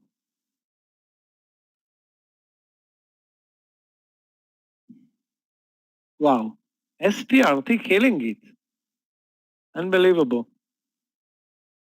70 cents in SPRT. That's a $13 stock, guys.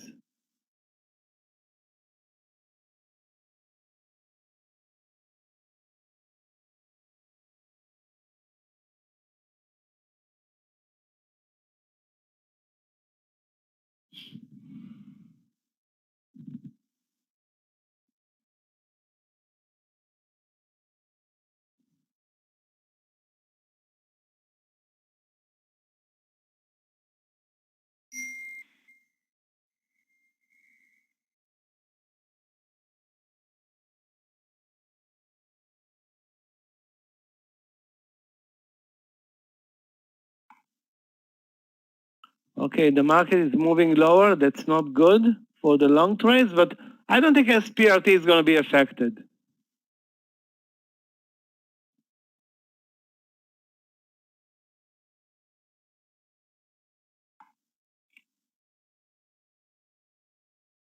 JD is not affected. JD is looking nice.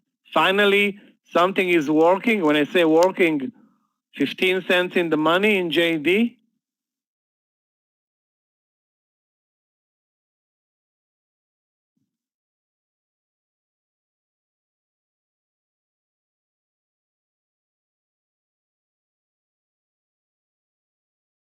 YMM, I don't know if there is a big seller. What's going on there? I mean, it has zero influence on the price action. Big sellers. I'm not gonna do anything. I mean, the move over 1440 resulted in nothing. So I'm waiting. Nothing I can do here.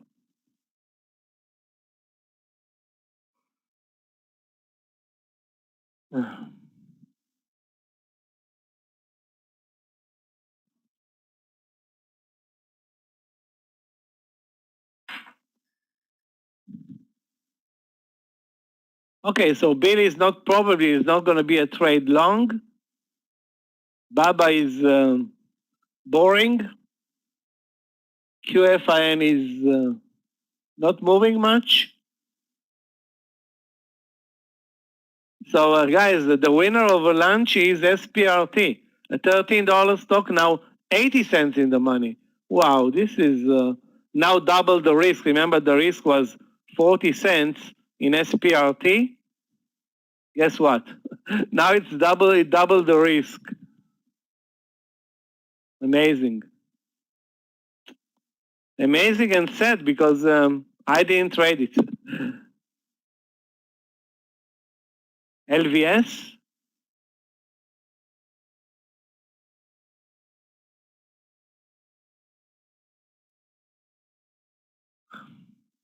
It's at the highs of the day. Again, it's not a great entry. It's not a cheap entry. I see, I don't see an entry, and definitely I don't see a breakout trade coming in LVS right now.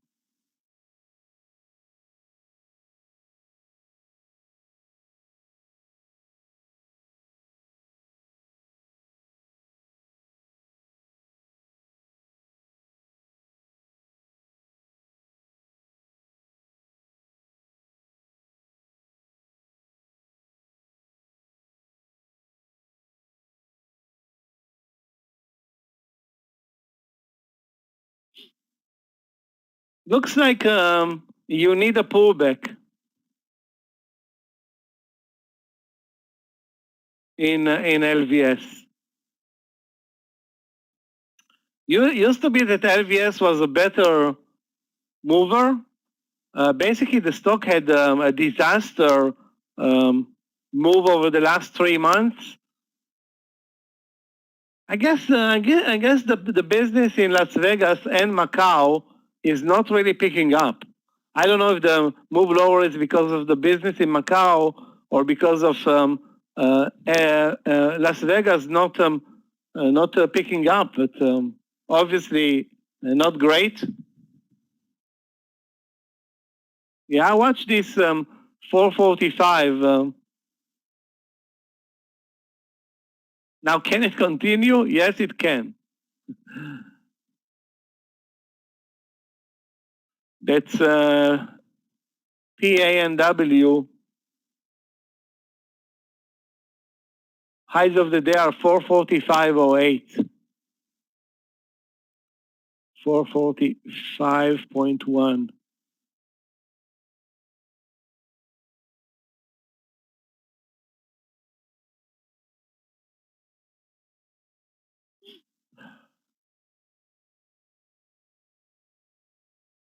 It already broke at 445. Stop loss is going to be 440. You know what? Less than $2. So the risk reward is good. The risk reward is good. Assuming you bought it at 445, there can be some slippage here.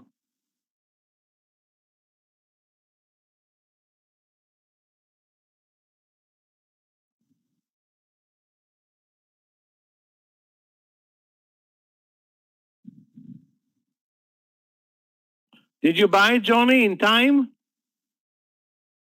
I was thinking maybe buy 200 shares. Obviously, it moved faster than me, over 445. The risk is going to be $2.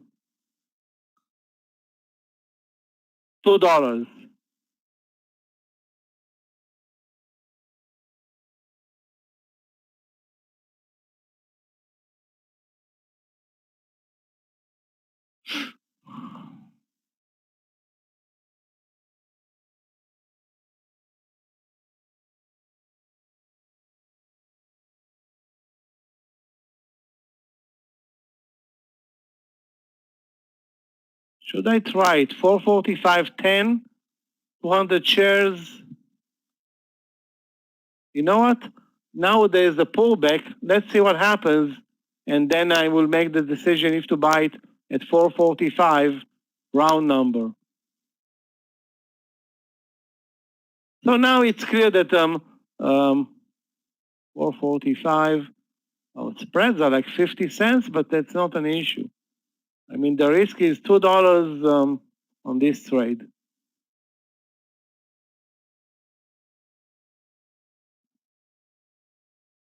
$445, $442.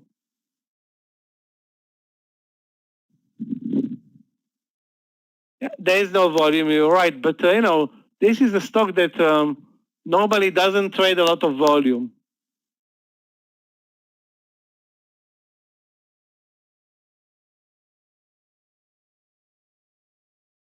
Wow. Yesterday it traded at 370. Today it's at 450, 440. So that's $70 in the last 2 days. Not bad. $70, that's 25%, I think.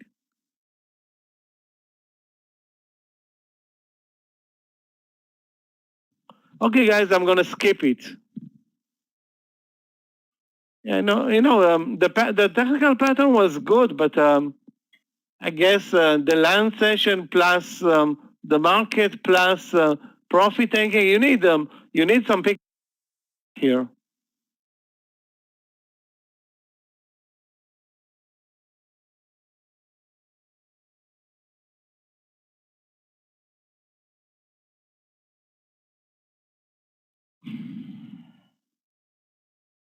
Guys, we need a strong coffee, I think, for this land session.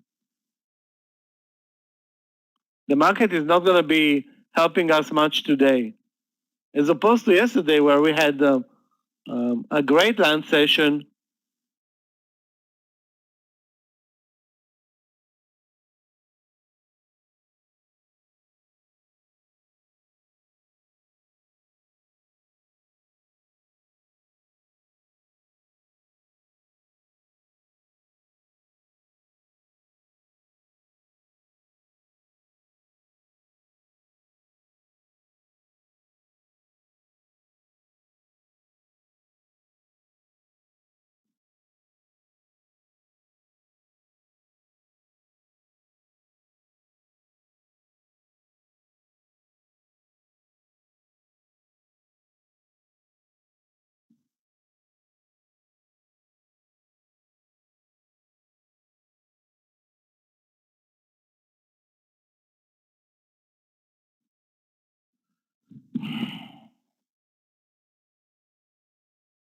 Guys, those who are in this trade, it's clear that the stop loss is 443. Good luck. I didn't take the trade. Not in the trade. YMM is putting us to sleep, but it's back to the resistance. 1450, maybe this time. It trades zero volume. I mean, when it trades a lot of volume, nothing happens. When it trades zero volume, also nothing happens.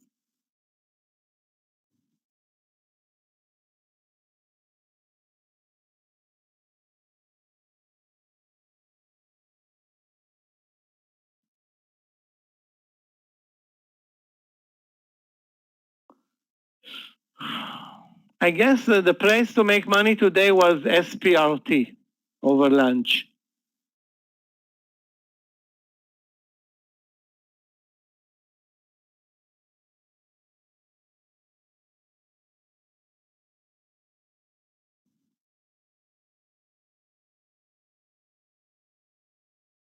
Basically, the move in SPRT was better than the move, guys, in the move in PANW, 60 cents, the move in SPRT, 70 cents. That's a lesson to learn that, anything is possible.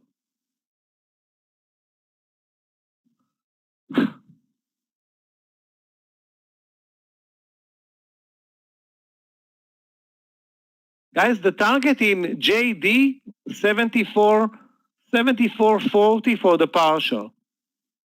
Anything that's a small target, anything, and I will take partials.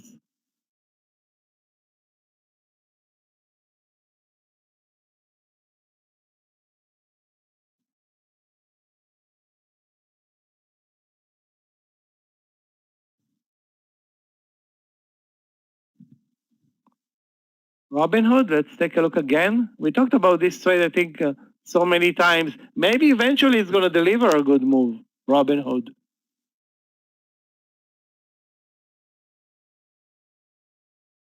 It looks good, for the move over 48.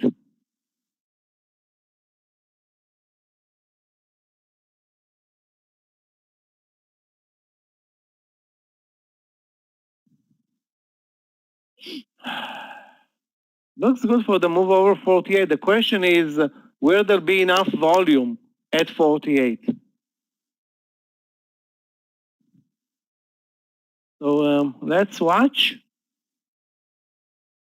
I'm not going to trade it, but maybe if I'll see a great opportunity.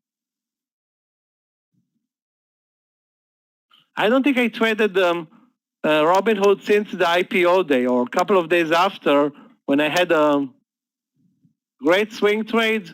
But since I've been basically staying out of this trade. Oh my God, this is like putting us to sleep or what?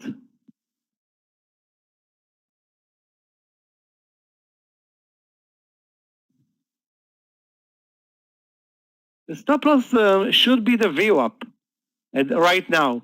Maybe it's going to deliver a tighter stop loss. I wish it would deliver a stop loss to the 47.80, but you know that it's not going to happen.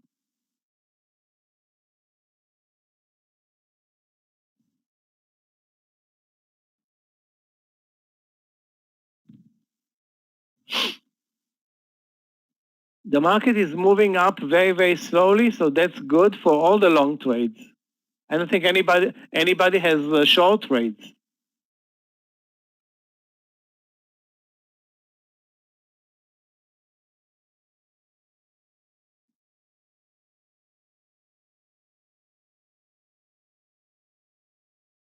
I'm going to watch how many sellers are showing at 48, if they are showing any sellers.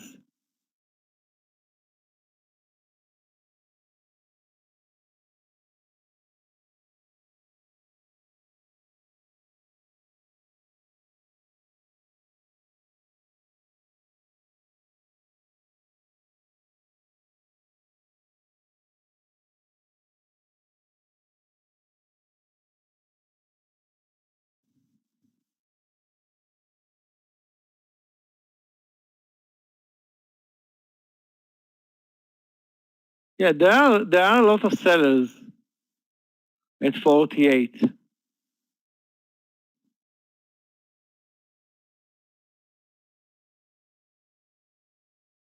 Yeah, again, I think the risk reward in this case should be 1-to-1.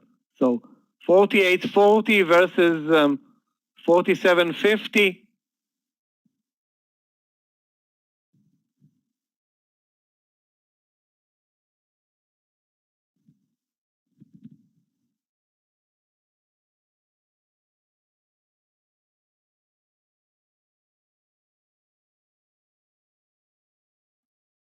STX.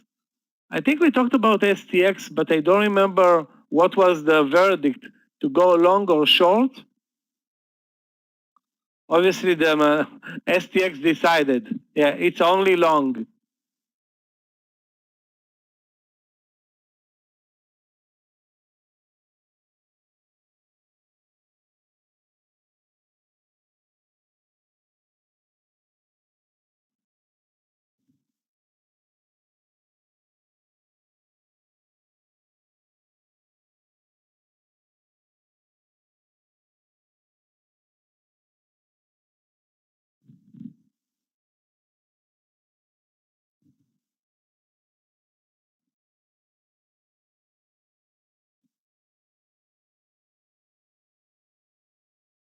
PDD continues to be amazing.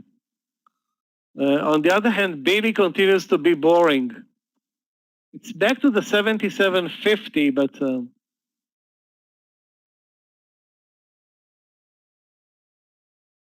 77.50 guys in Billy.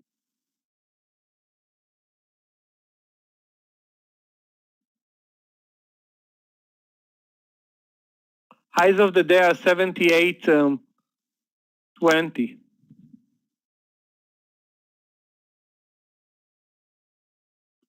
I'm not going to buy Billy. I don't know. I don't feel comfortable with the daily chart. I don't feel comfortable with the volumes, and rather not trade it. I rather take the partial now in about 5 cents in JD and be positive on this trade.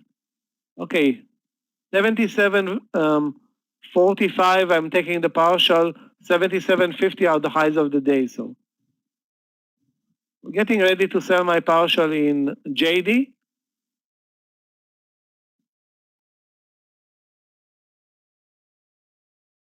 BA back back to the 172.50. I already made this mistake and lost 50 cents.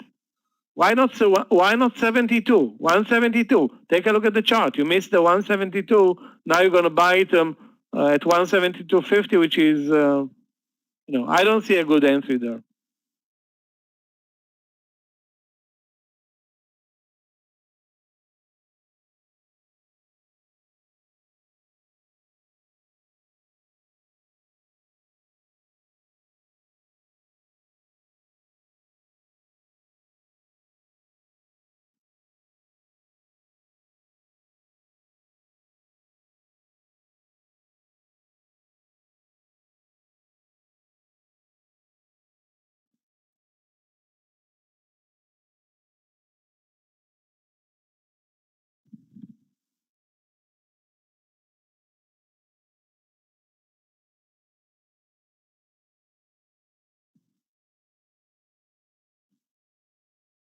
Okay, if you got some at 172, that's obviously a better entry. At 172, you can use the VWAP or 50 cent stop loss. At 172.50, you have a lot of risk. This is one thing that we don't need over this land session is a lot of risk. We need the opposite. a lot of movement on very little risk, actually.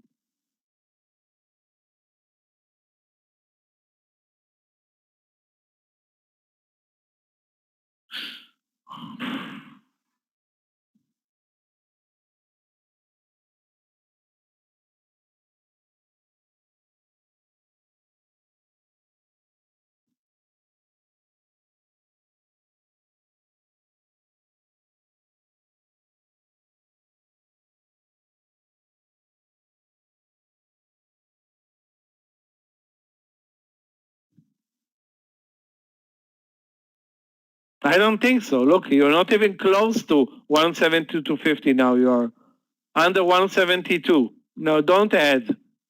It's not a good trading environment. We're trading the SPY, the whole range, the whole day is $1.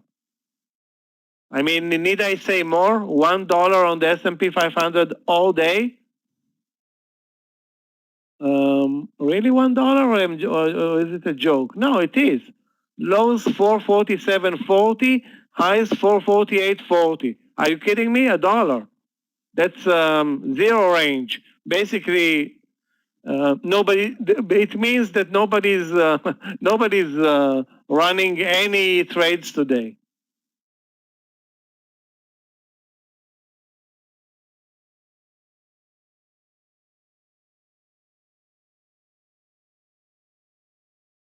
Or most of the trades are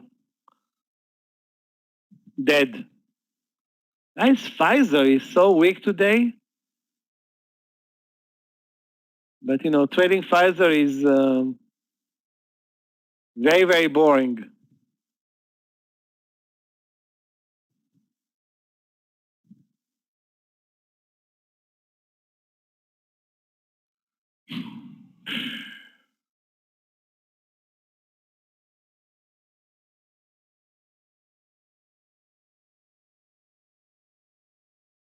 TDD looks very extended to me. Looks very extended. The entry should have been probably 95 or 96. Now it broke 97, pulled back. I don't see any technical entry that's worth trading right now.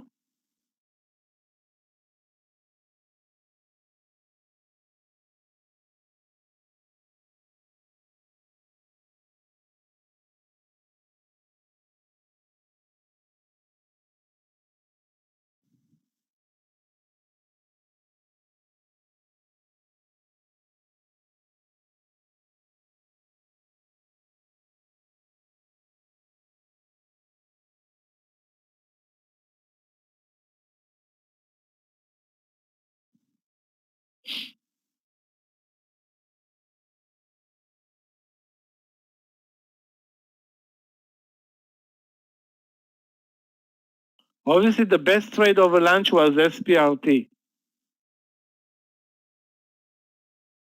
Or the best trade by far.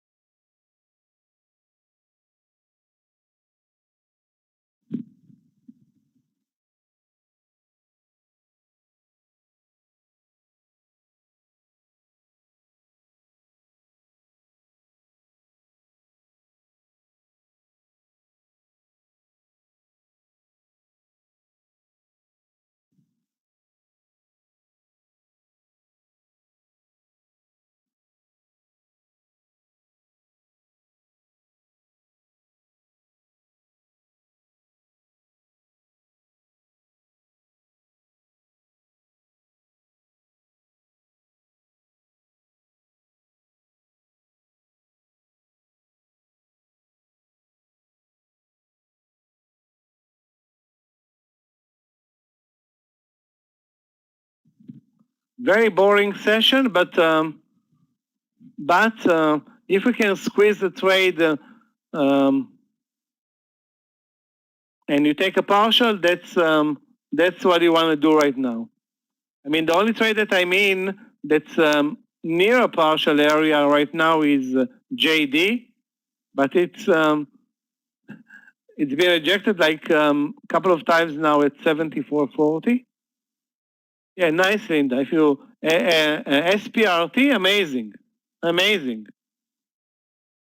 $13 stock becoming the best lunch mover.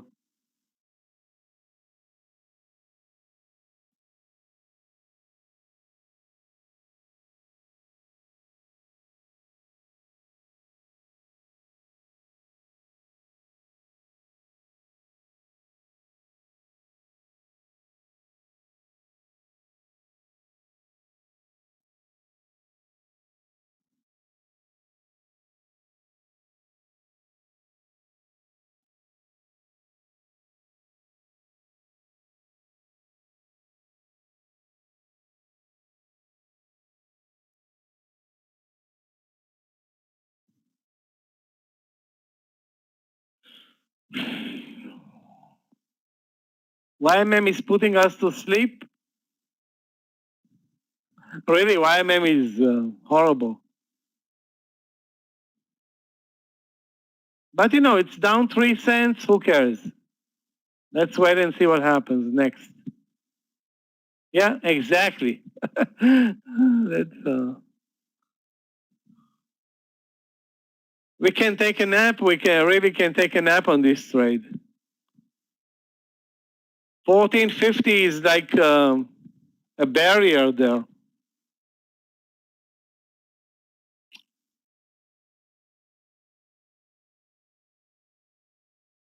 Wow. SPRT is going to make it to the 14 level.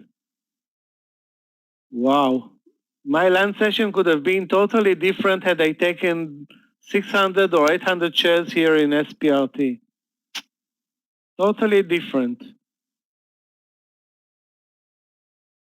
Okay. I'm going to take the partial in JD at 74.43. At least, you know, a minor partial is better than no partials.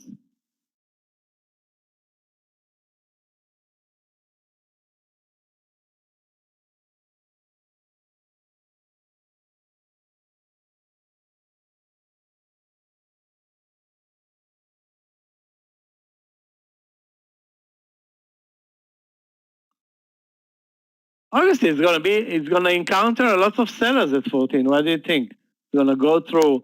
See, it's up already $1, so I mean, it will need a miracle to move here over 14, really, and deliver. I mean, without a pullback.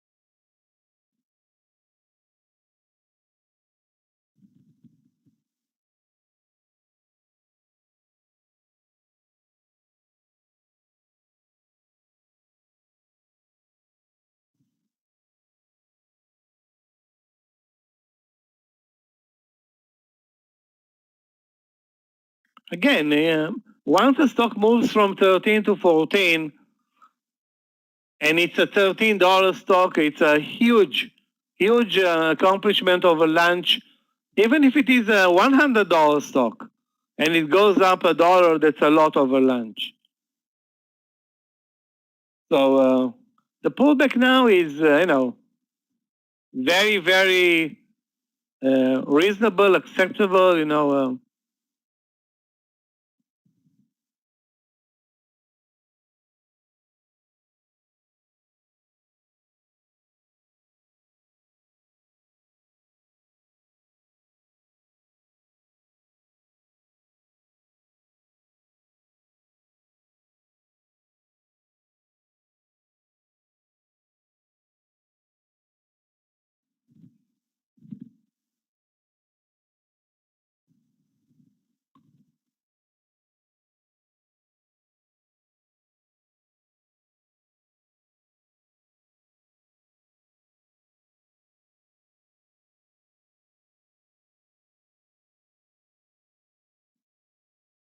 TKAT, let's take a look. TKAT.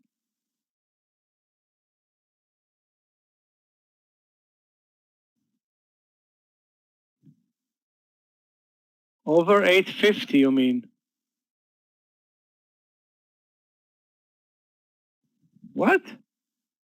What a great move today in TKAT. Up 50%, are you kidding me? Well, this is a big mover. I think the good entry, if you look at the chart, SRK was 8, maybe even 780.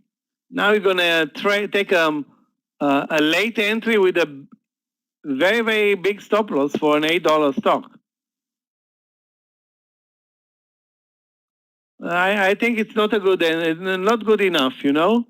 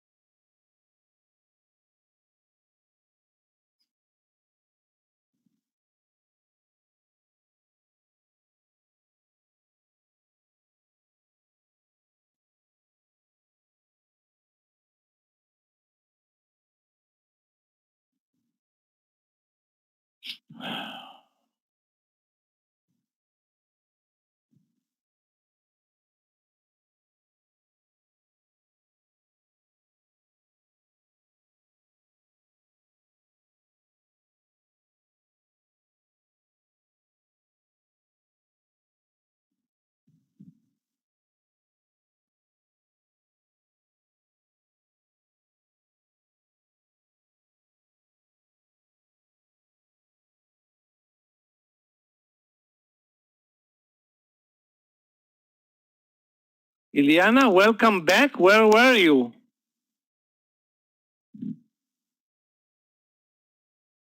Taking a break or vacationing over the summer?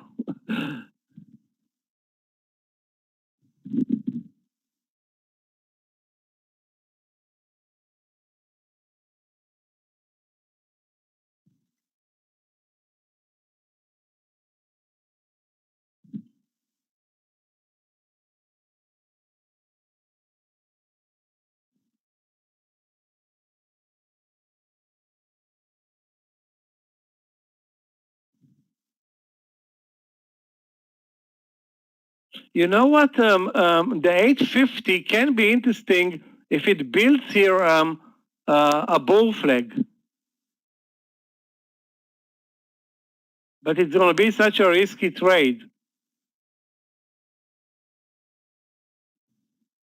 Because can you take it with a 10-cent stop loss? I doubt it, you know.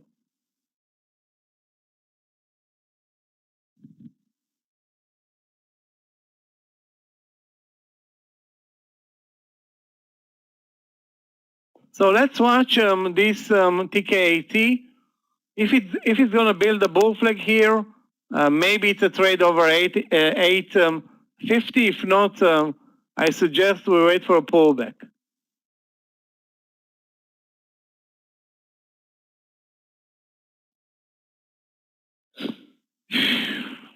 Yeah, I'm getting bored here. No new trades for us, but JD is working, guys. JD now 50 cents in the money. I took the partial maybe earlier, but JD is okay with me.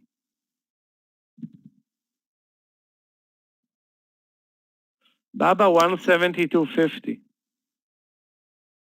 Okay, what is the stop loss, Steve? I'm okay with this entry. Okay, what's the stop loss?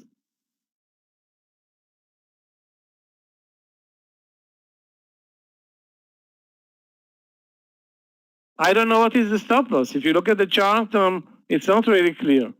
VWAP, that's $1.20. Don't be generous with stop losses. That's a lot. A lot of risk. A lot of risk in, I don't want to say a great market because it's not a great market, actually a very lousy market.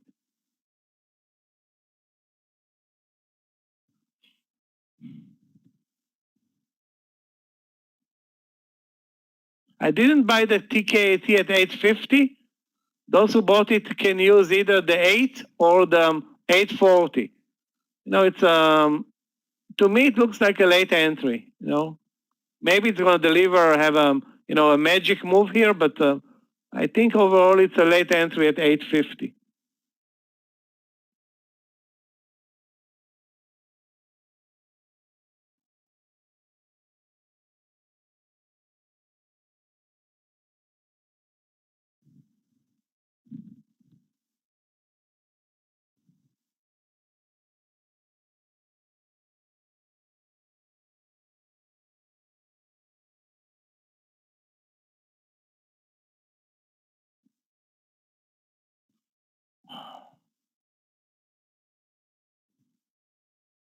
Guys,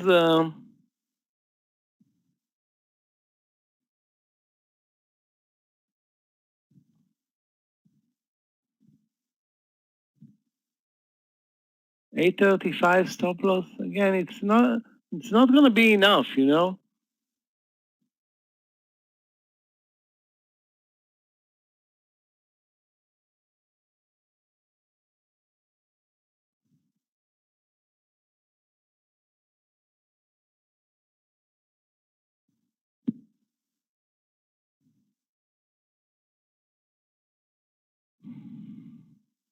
It spiked 20 cents, pulled back immediately. It's like so volatile.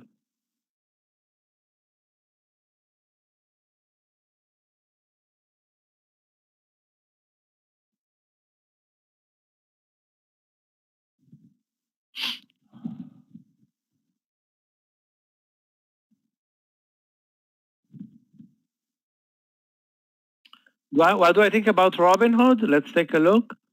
I think it broke. Did it break over 45 or 40, whatever? 48? So it broke over 48 and it delivered 25 cents. Pulled back 30 cents. That's the new stop loss.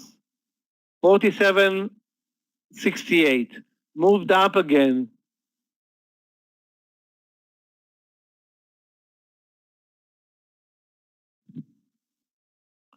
I don't think positive or negative. Right now I don't see any reason to be in this trade. I mean, if you are already in the trade, fine, you have a new stop loss. But if you're not in the trade, not really interested.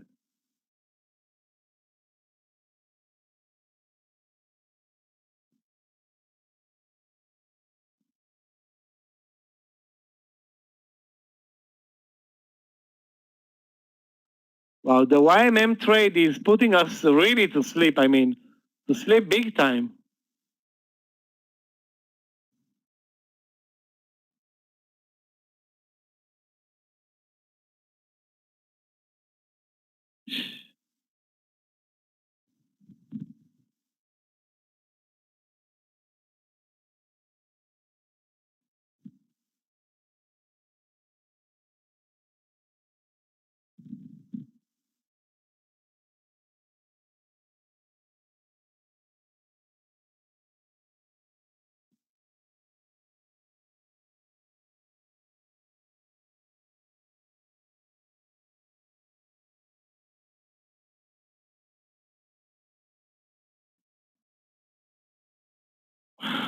Airbnb, let's take a look. Before we're going to fall asleep here or fall asleep here. Hold on a second. It's not ABNB, it's ABNB.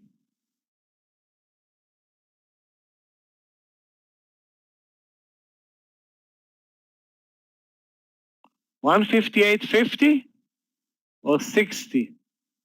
Yeah, looks very good. Looks very good there. It's a reversal play. It's not a breakout. You can use the 158 probably as support. Yeah, it looks very good. Airbnb looks really, really good.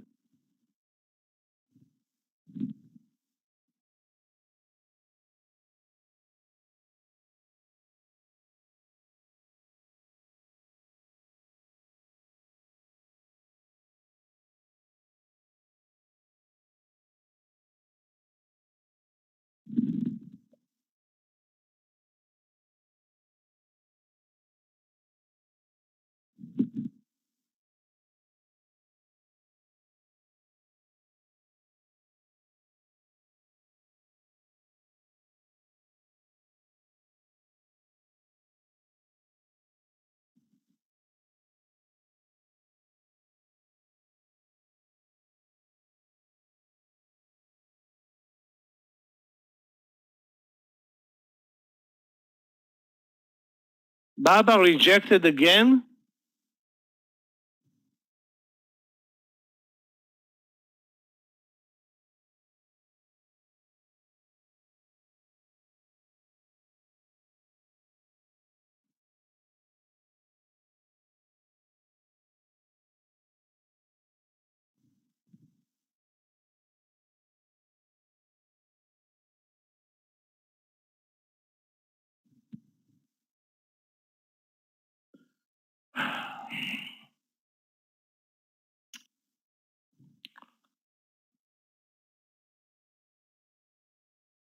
OTLY, the only entry that you have right now is the breakout over 18.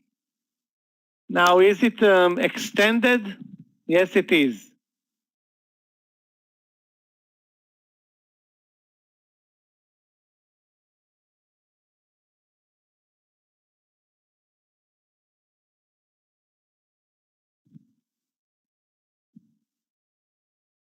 Romika, how are you today?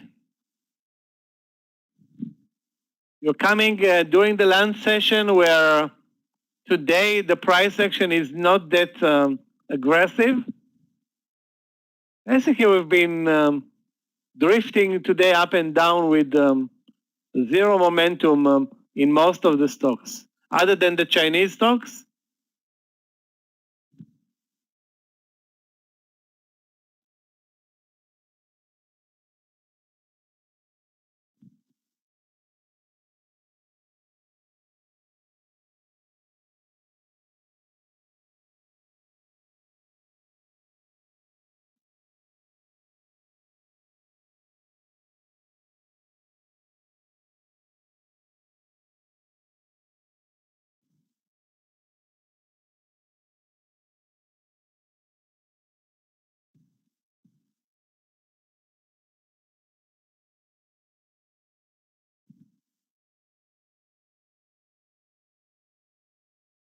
Billy back down. Wow, what a disappointment. Billy is really, really bad. I mean, I'm glad we didn't buy it. We saved ourselves an embarrassing loser. You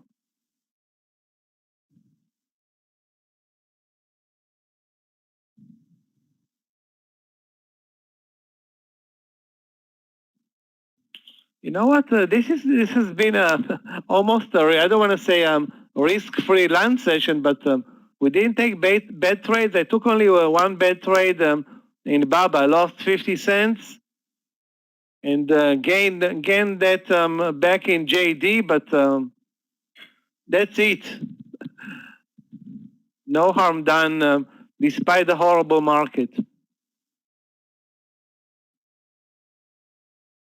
Obviously, the missed trade for most of us was SPRT. The move from 13 to 14 was golden.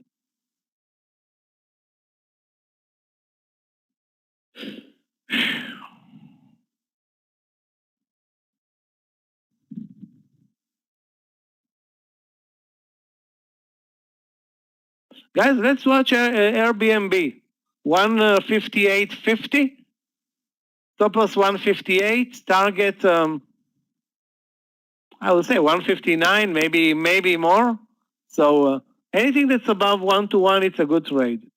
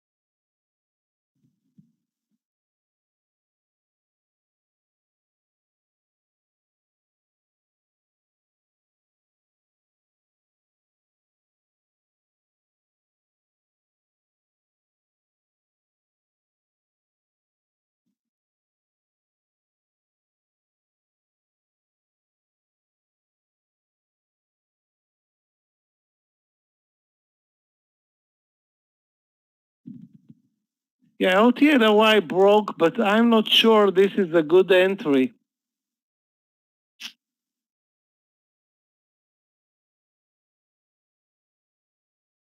The risk is going to be 20 cents. The target 20 cents, but it is very extended. Very, very extended.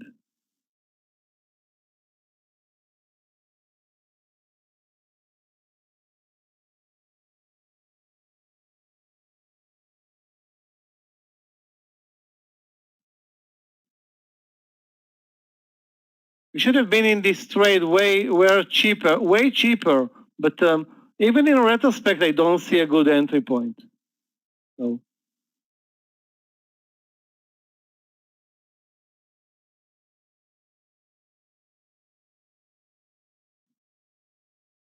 we have now the boring YMM trade and the boring Airbnb trade. Both of them are basically putting us to sleep, moving sideways for like 2 hours each.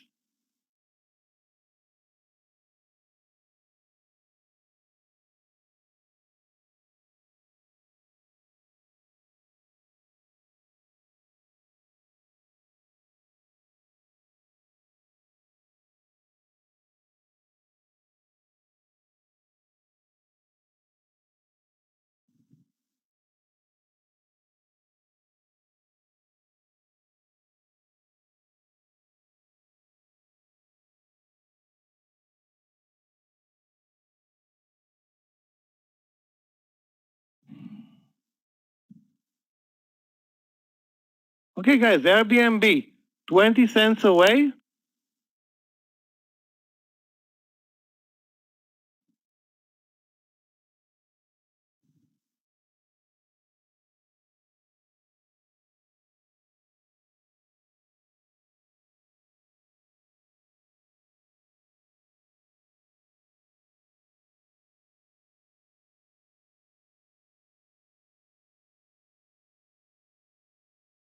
And rejected.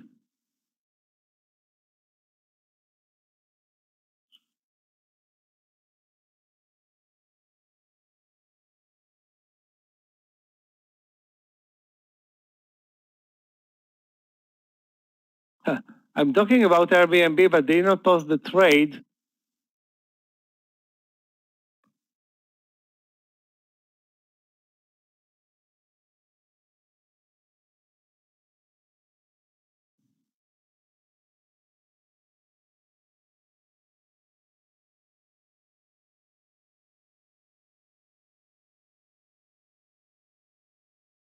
Okay, so let's watch Airbnb if, when, and whatever. I mean, if Airbnb is not moving, what can we expect from the other part of the market? I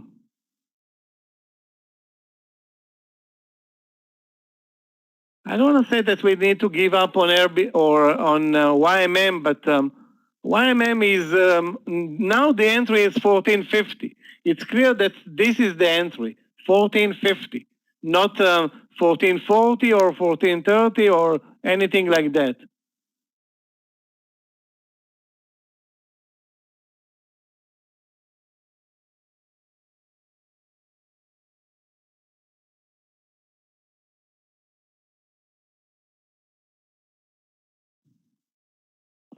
MXIM, let's take a look at MXIM. MXIM, I think we traded it yesterday or the day before yesterday, or try to trade it. Wow, it's horrible. Really?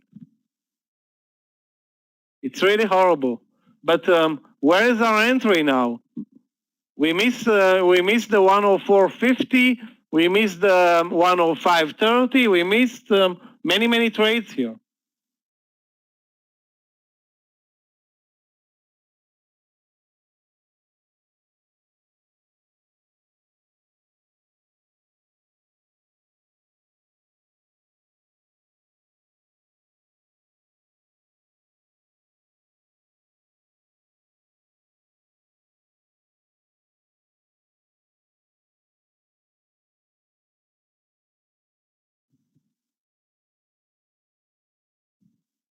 Guys, the Airbnb is getting really close.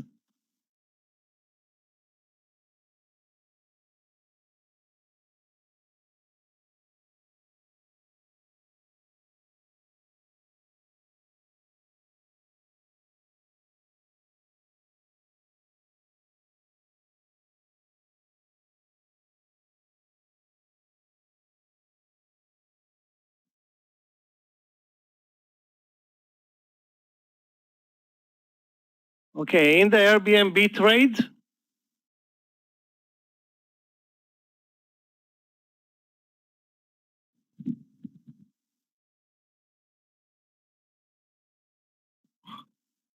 are you kidding me? It's not moving even 1 cent?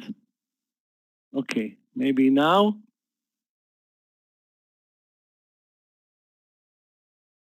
we need at least 50 cents to cover the risk here.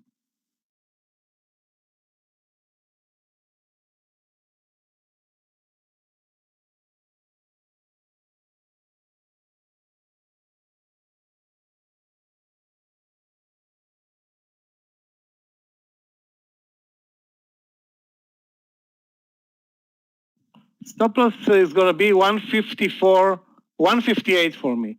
Round number 158, target 159.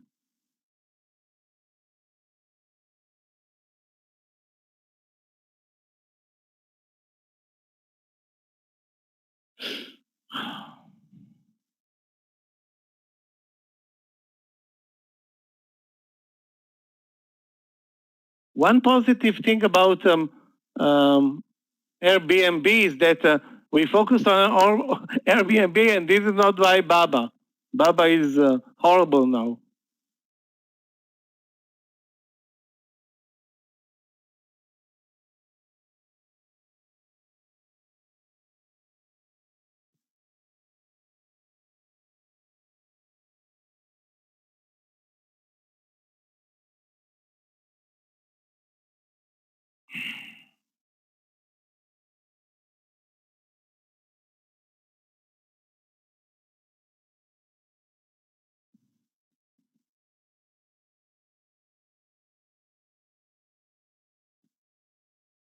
If we get closer to the 158.90, I will take the partial.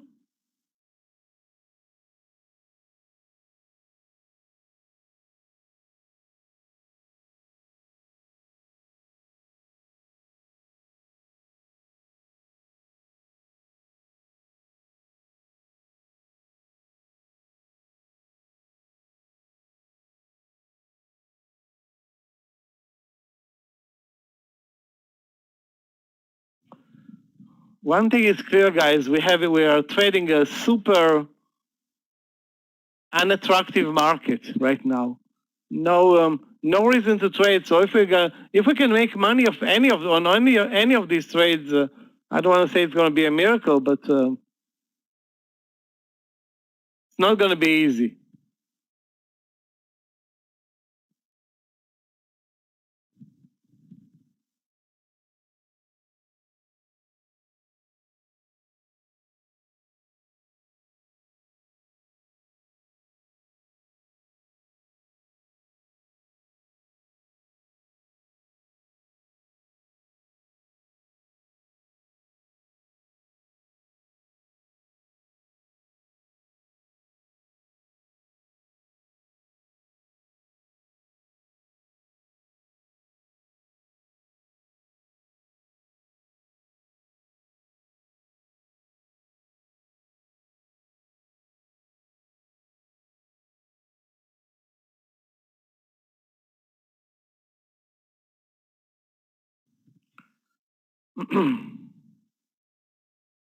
Guys, remember SPRT? It's still the best trade over lunch.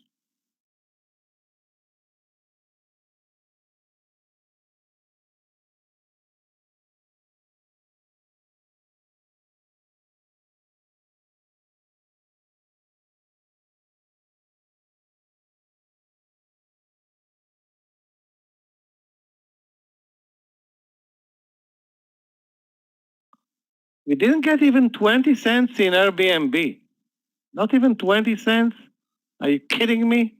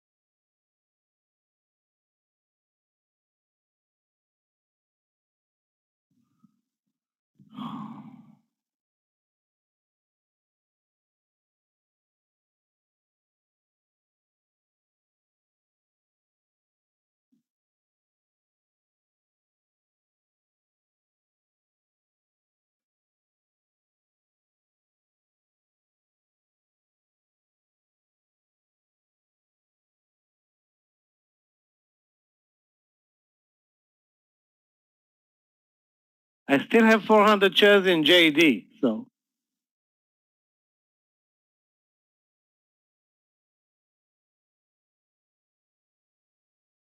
But JD is not my problem. My problem is Airbnb not doing anything.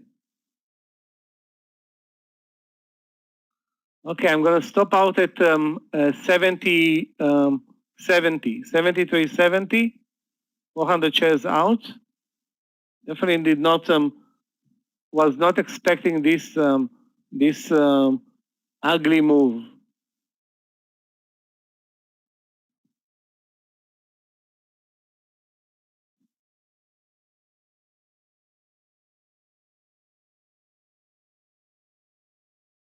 Okay, guys.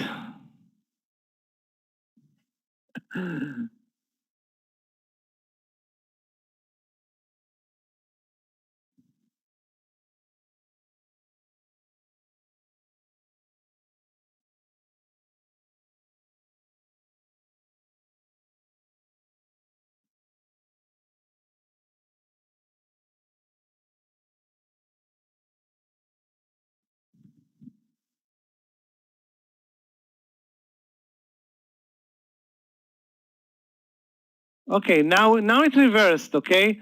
Touch the 70s back to the entry. I'm gonna try and cover it.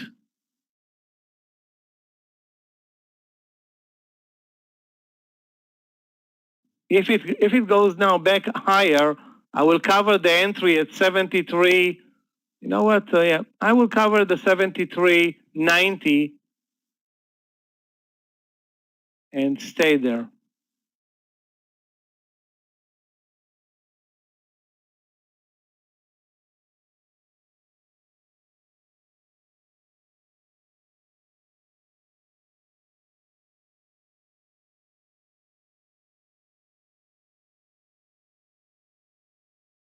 What a move and what a move, okay? So what's going on here?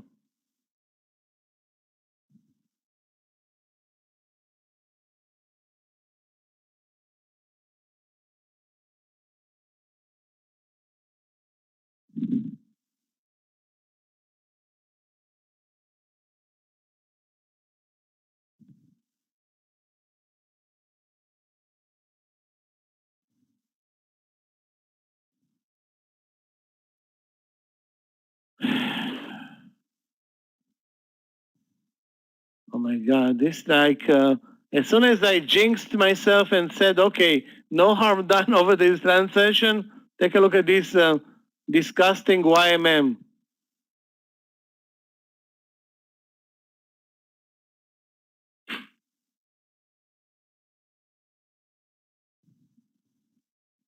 Okay, I'm out of the YMM trade. Still in JD, half of the position, with the 10-cent stop loss and Airbnb.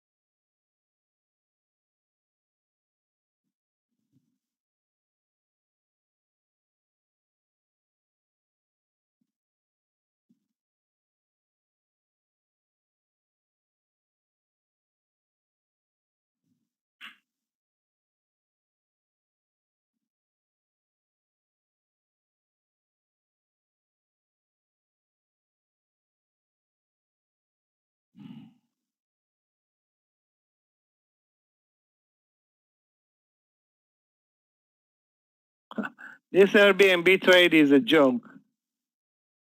And the stock did not move up even 20 cents. The $150 stock moving like a lizard. I don't know. A joke.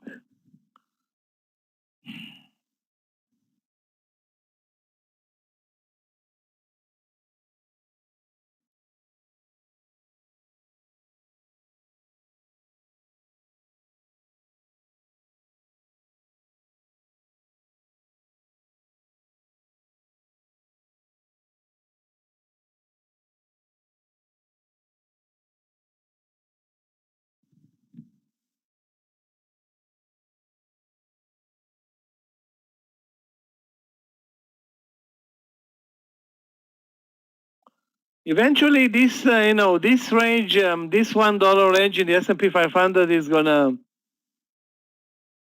gonna deliver what a $1 range in the S&P 500 delivers, meaning impossible trades. So basically, it took only one partial over lunch, had already two losers in YMM and BABA. I don't think I will add any more trades. Maybe we'll survive this pullback in, I mean, it's not a pullback. Airbnb is still at the entry, but that should have been a better trade. Definitely should have been a better trade. The technical pattern was perfect. Anyway, that's nothing that we can do about it right now.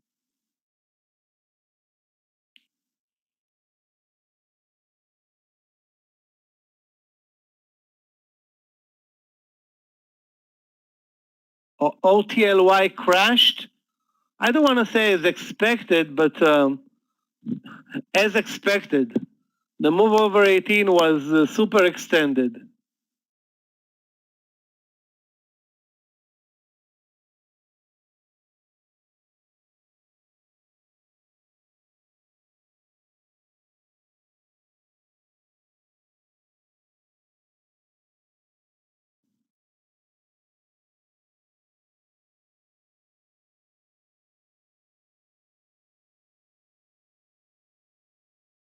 OTLY, this one, OTLY.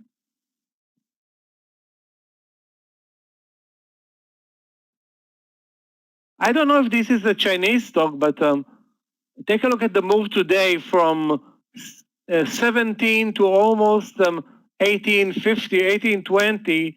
And, now the breakout over 18 was hawks.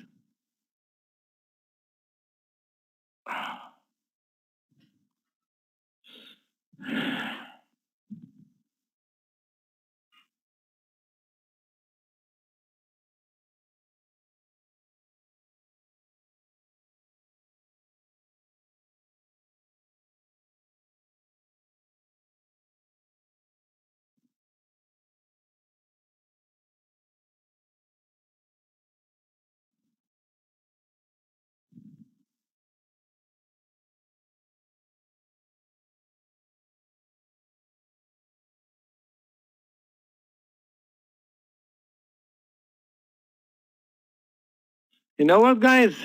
Take a look at JD. It's amazing. I don't know how I survived this pullback. Really, really lucky. Back to the, not the highs of the day, but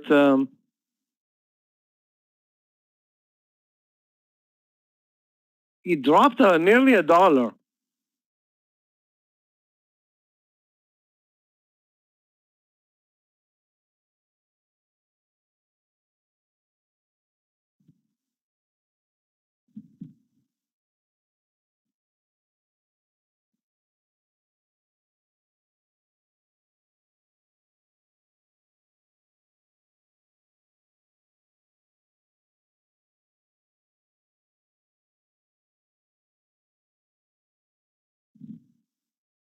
Facebook, let's take a look.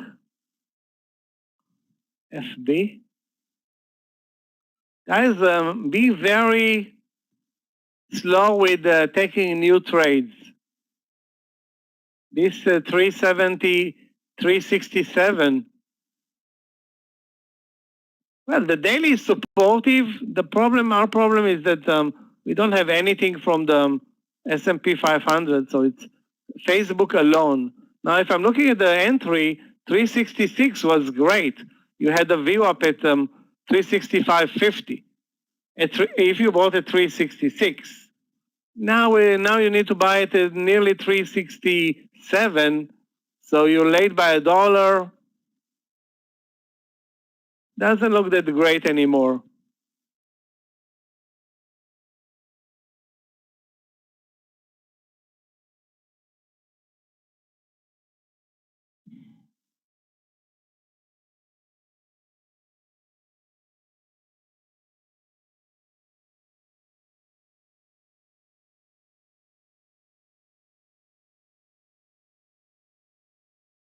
Okay, guys, maybe we're getting 20 cents in Airbnb.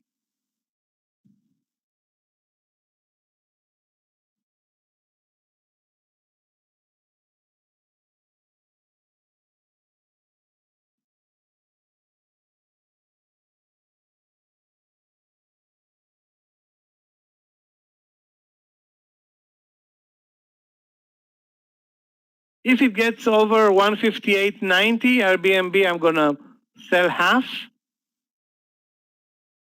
Just because it's such a lousy trading environment.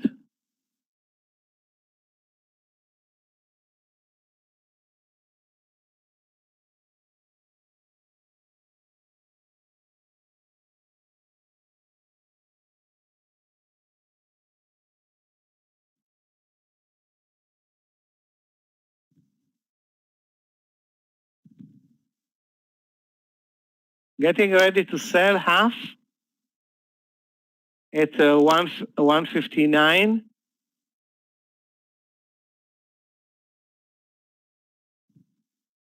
Okay, sold half. Better safe than sorry in Airbnb.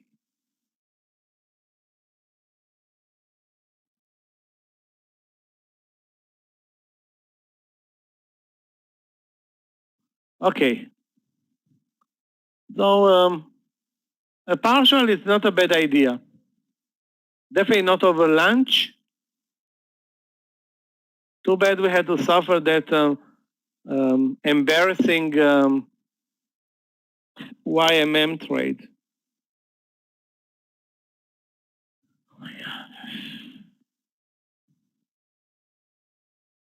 As soon as the market showed, a mere sign of green, Airbnb delivered.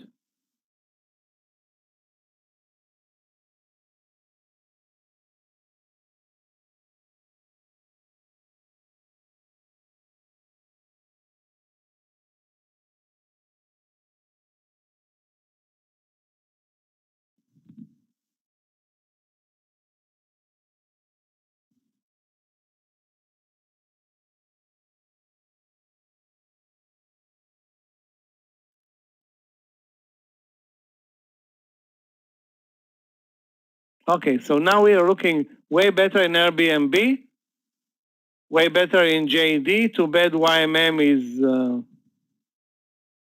not in the picture anymore. Guys, those who traded LVS with Danny, LVS is not a Chinese stock, but today it trades like a Chinese stock. No, actually it broke over the highs very, very nicely.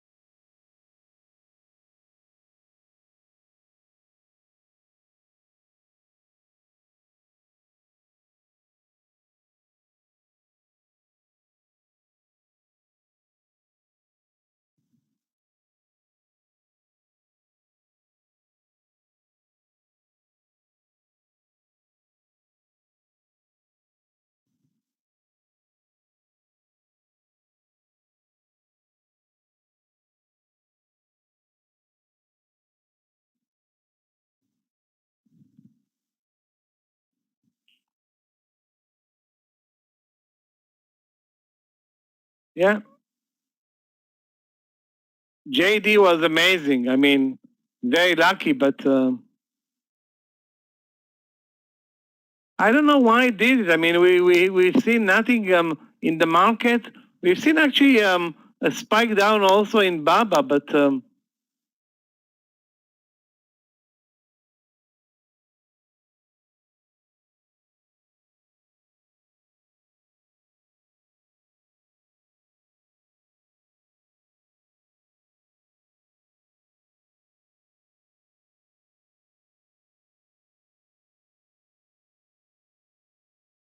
wow, unbelievable.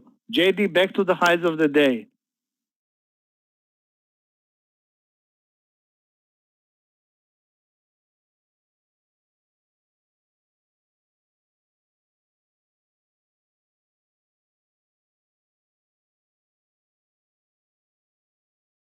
Guess what, guys? This LVS trade continues.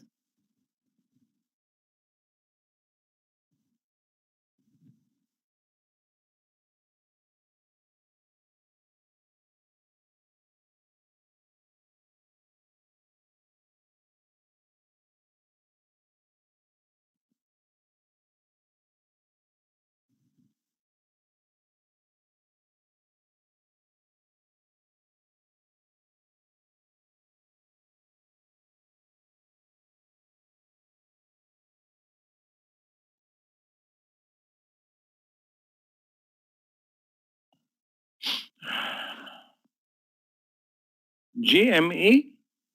Let's take a look at GME.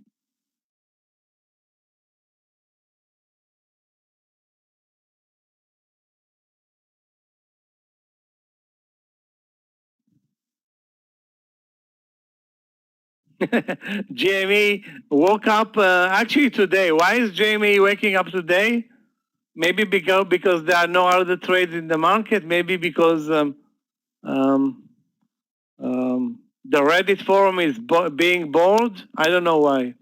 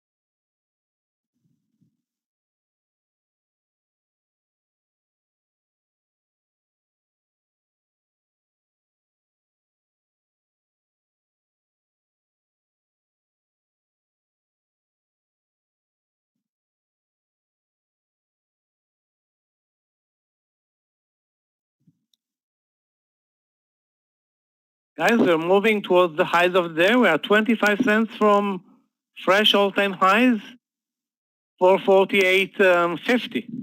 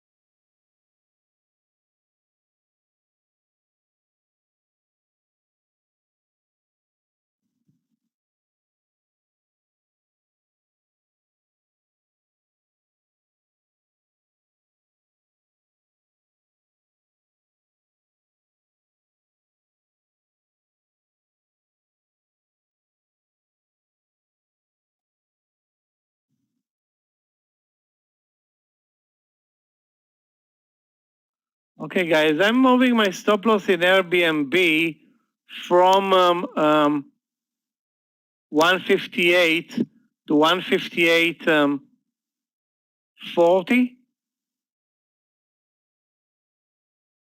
And I'm going to stay there with remaining position.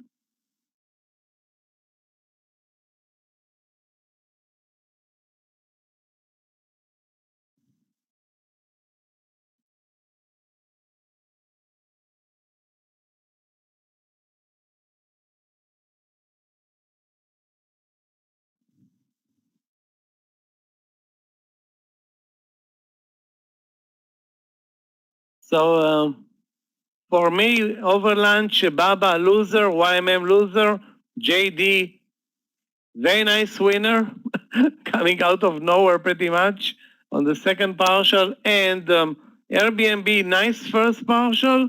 So far, no continuation, but 50 cents. We'll take 50 cents. It's not like Airbnb is as good a mover as SPRT. That's really a joke. SPRT moving $1, Airbnb $160 stock moving 70 cents. Now I think Baba is gone for the day, unless something special is going to happen. It's now under the VWAP, basically trending lower for 4 hours now, 3 hours now. It's like I think it's gone.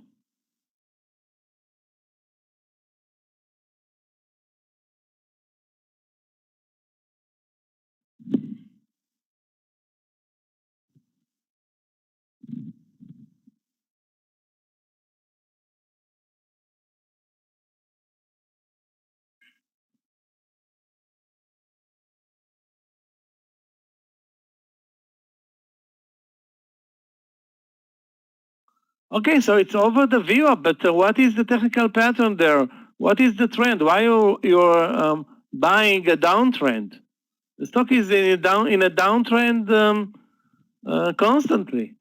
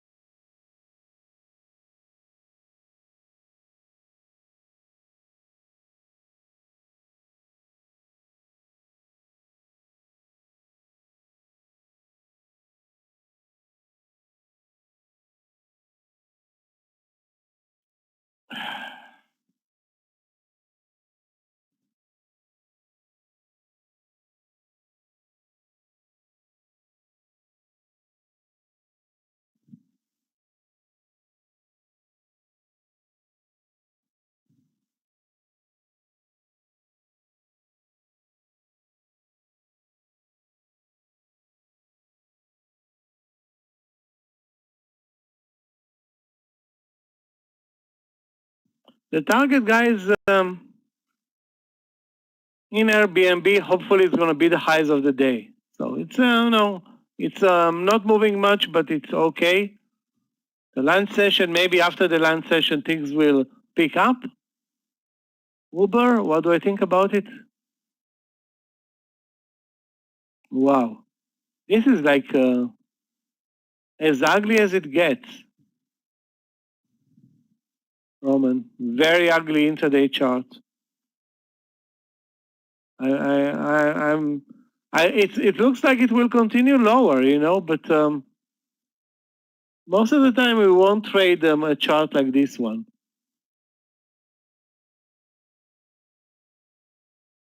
Looks horrible.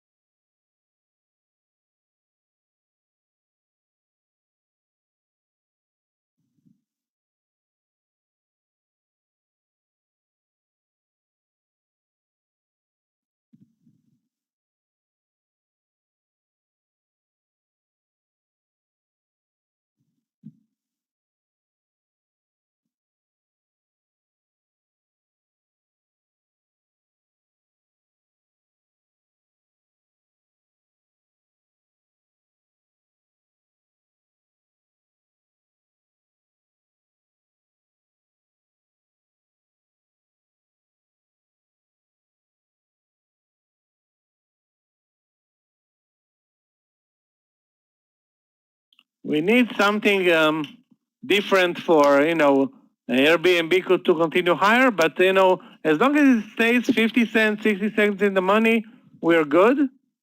Again, GME is on fire today, but it's not tradable on the platform, Jamshid. Of course, there are issues when you trade GME. It's super spready and overall a very tough trade.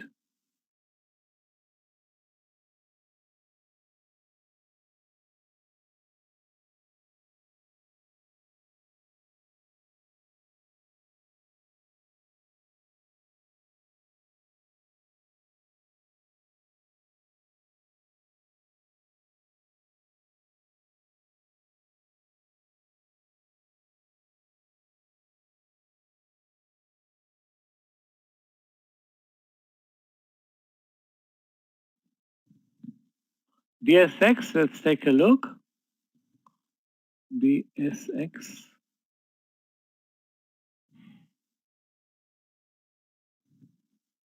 What the hell's going on there? It looks great. Over 45.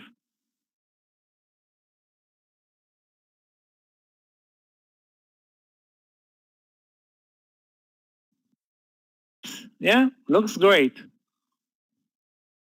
The volume is not that great now, but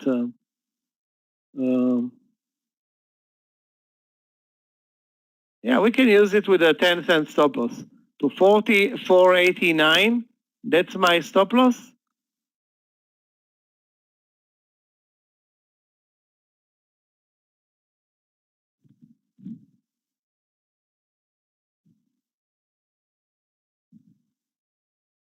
Target will be 20 cents. Stop loss 10 cents, Steve. BSX, that's Boston Scientific? What happened today? I mean, it's like weird price action in this one.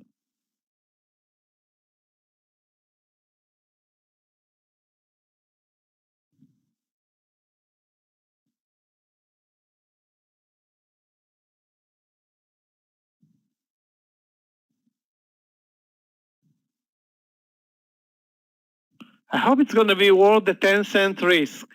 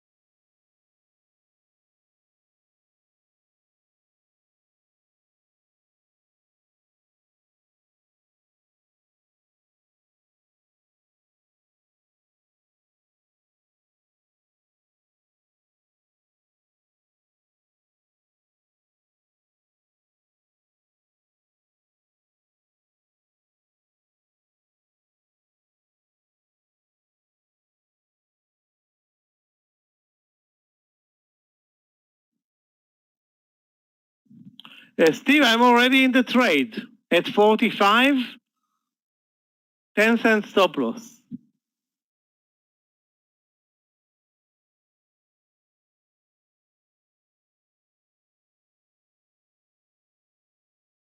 So we're looking better in Airbnb, looking great in JD, looking ugly and out of the YMM. That one was our nemesis today, this YMM trade. Disgusting.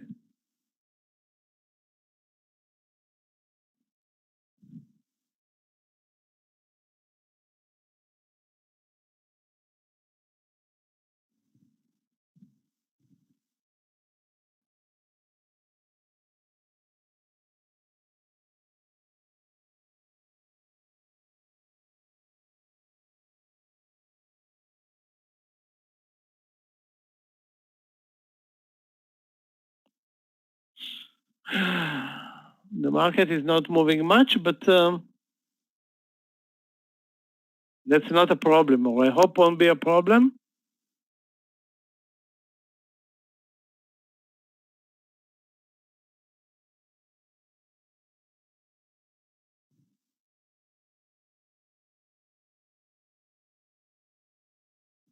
Barak looks now that looks like he's finally found a bottom at 171.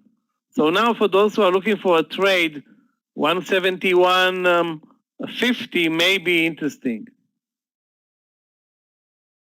But the overall pattern there is no longer to the upside. It's like, can Baba deliver a good move? I don't know. Let's put it this way, I won't trust it.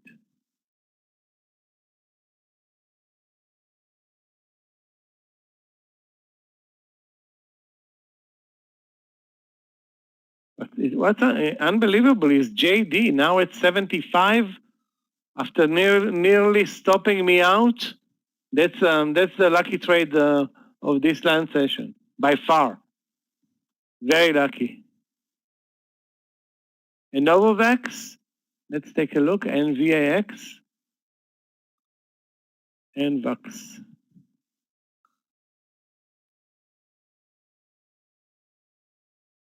Lows of the day are 230.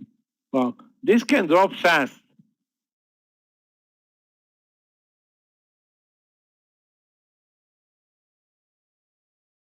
But yeah, we need to wait for 230.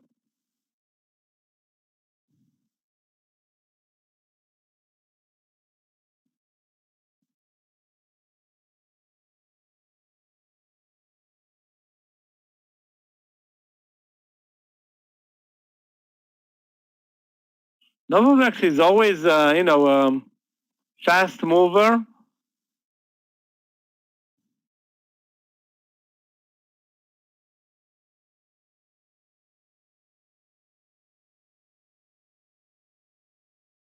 It's going to be a very tough trade, guys.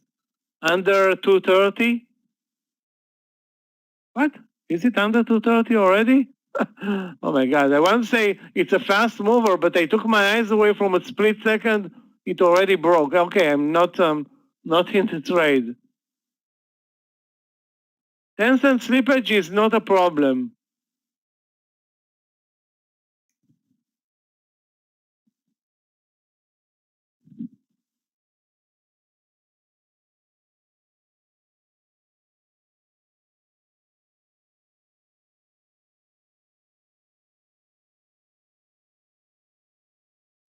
Guys, in a couple of minutes, Scott is going to be back from his lunch session.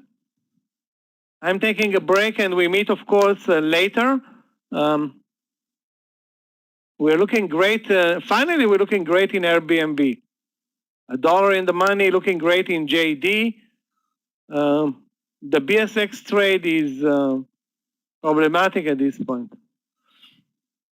Those who are fast to short Novavax,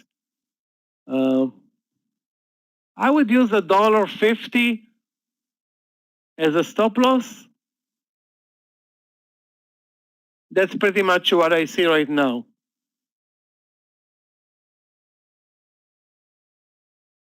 And the $1.50 target, I mean, it dropped nicely, but you need, guys, more continuation.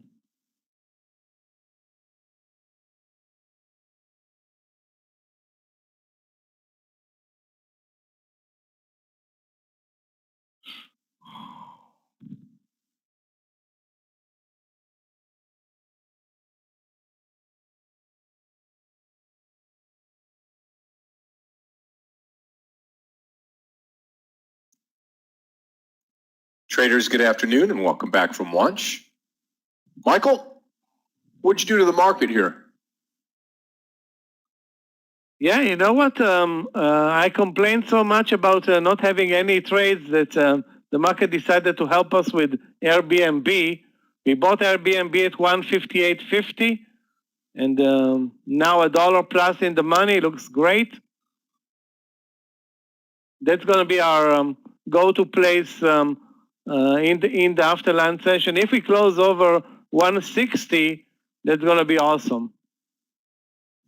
Yeah, it certainly is, and looks like it's going good. NVAX at the bottom of the day, ABNB at the top of the day now, and this market, by the way, up for another day and up. Not huge, but not a bad move today either. So stocks like JD, PDD, ABNB, Hood, all these stocks moving higher.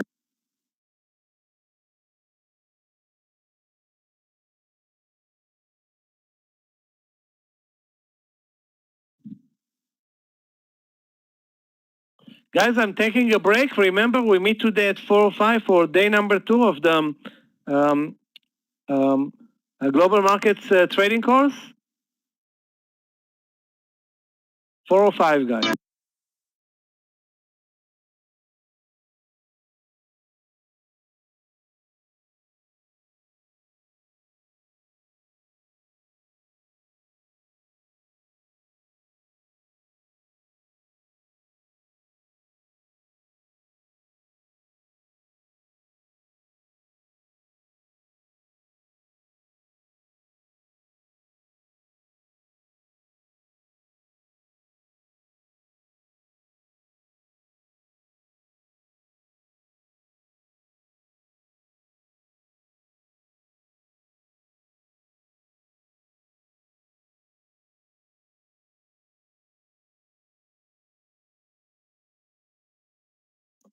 Traders just going to get the charts together here to start the afternoon session. Thank you to Michael for coming to us here live for the lunch session. And don't forget, Michael will be back here at 4:05 for today's training session. We'll keep that open on YouTube. Just give me a moment here. We'll get the charts back up, and we should be ready.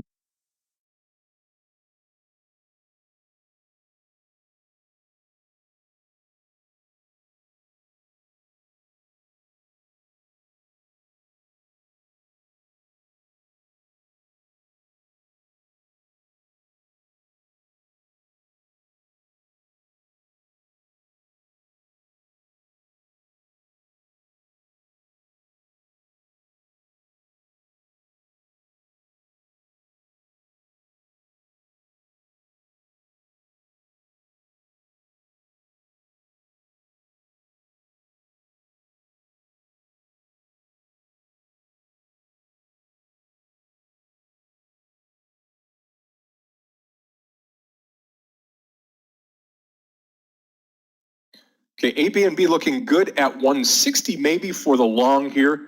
Just got all the charts together. We're ready to rock and roll this afternoon. Hood, I think Hood sees more. Hood may see close to 50 today like we talked about.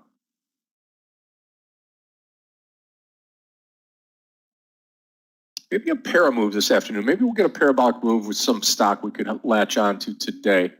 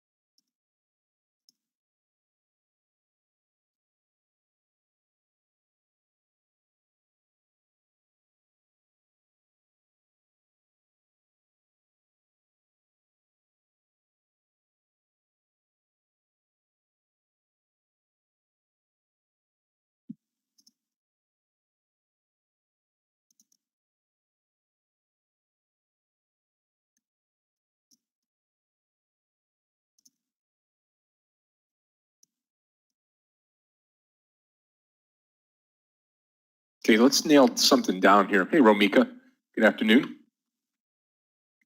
Look at GME. Straight up. In fact, I kind of like it here. Let's take a look at GME here. I'm going to go long GME. Is it tradable here? It's not tradable. Okay.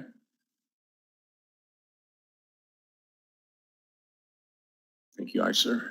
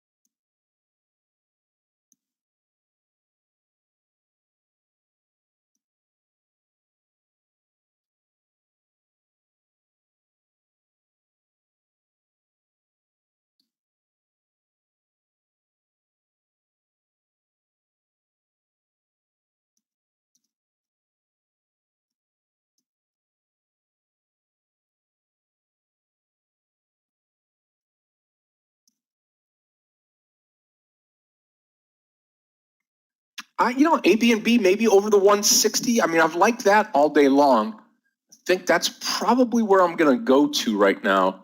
The hood trade just got interesting here, and this thing could start to break out 48.40. I think I'll take the AB&B. Let's take a look at AB&B on the daily here. Really extended, but still like it here. Let's try it 160. Now, this will be a small share size here. I'm just going to take 500 shares, AB&B. Okay, and we'll put it down here. I'm going to come into it at 160 break. I'll post it here in the room, AB&B, long 160. Yep. Hey, Stan, you're on the right trades. I'll tell you that. You are on the right stocks that are moving, right? I think what I'll do is I'll put coin here in place of JD. And JD here. And I'm going to call also coin over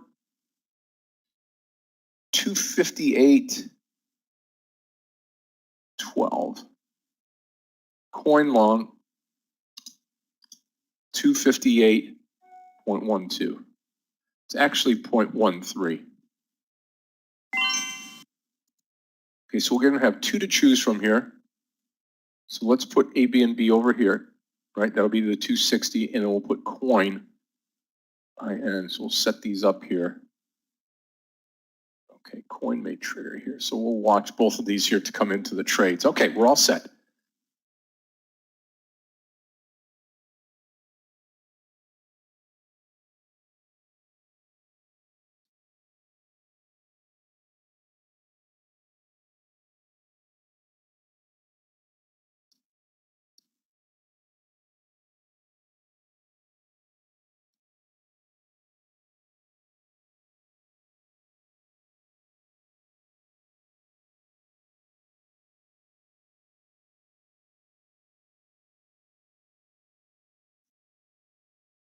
Let's spread the coin trade out just a little bit so we can see this better. There we go. All right, now we're set. What do I think of Bubba? Good question. You know, like all of these Chinese stocks starting to come back up. Here's my deal on Bubba. It's just flat right now. So, I mean, look at it. Here you go. Just flat. If anything, Joe, I would go long the stock. I would stay long the stock.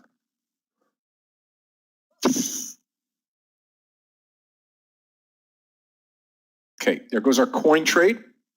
Long coin.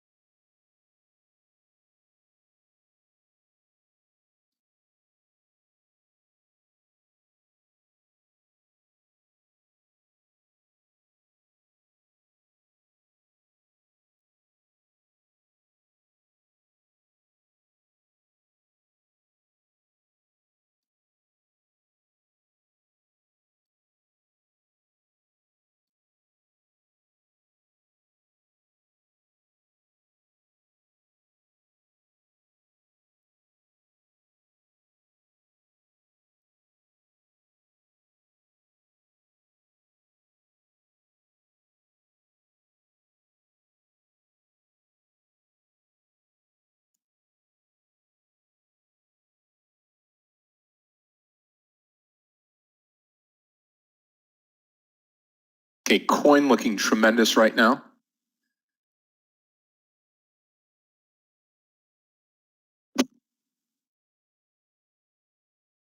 Looking great. Here we go. Up to that 258.75 area. Try to take some off 258.60. And here goes A, B, and B too. Watch this.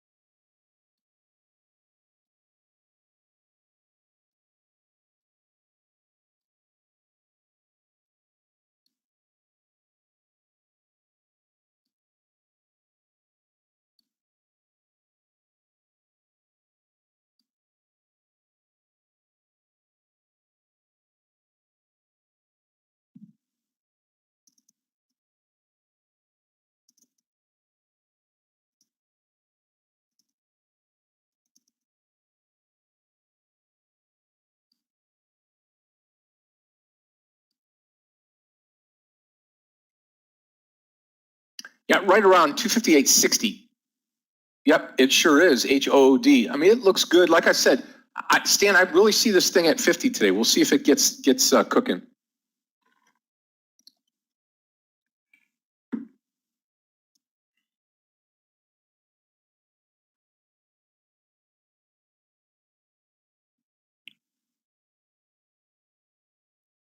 About 15 cents to go on coin.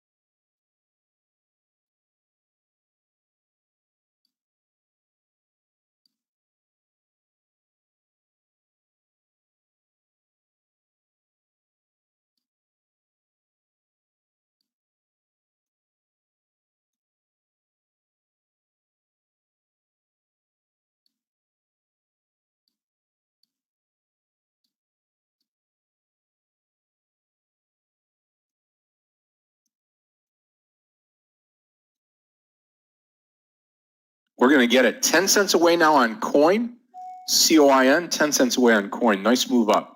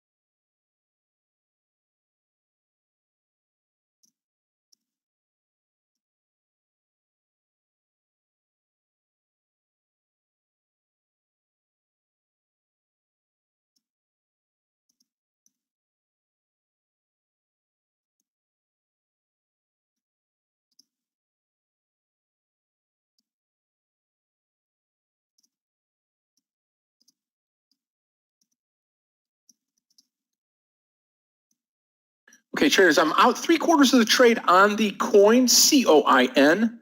Nice way to start here. Hood, just like you were saying there, David, making it move right now. Take a look at space as well. Everything's kind of percolating higher now. Okay, let's put it right here, SPCE. Oh yeah, wow. Anything down to 26 would be viable here on the move back down.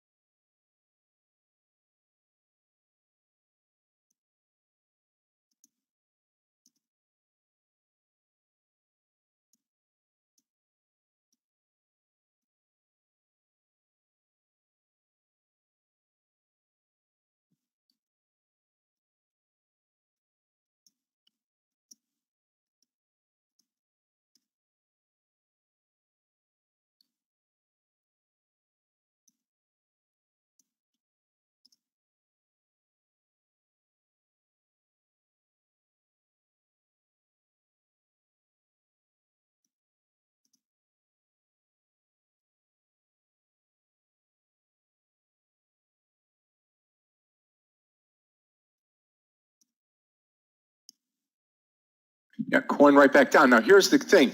If you want to come back into this trade, oh, beautiful, David. Awesome. Awesome. If you want to come back into this trade, this 258.50 on coin starting to look good. I'm going to be waiting on A, B, and B here.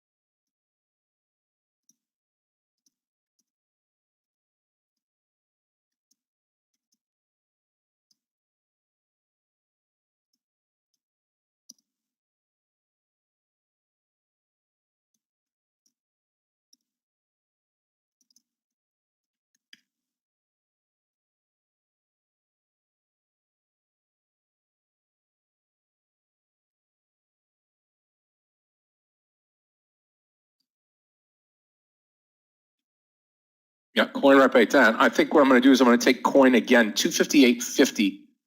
I'll wait. Let's see if it waits up, goes under 258. And then what I'll do is I'll add back up here at that 258.75. Awesome.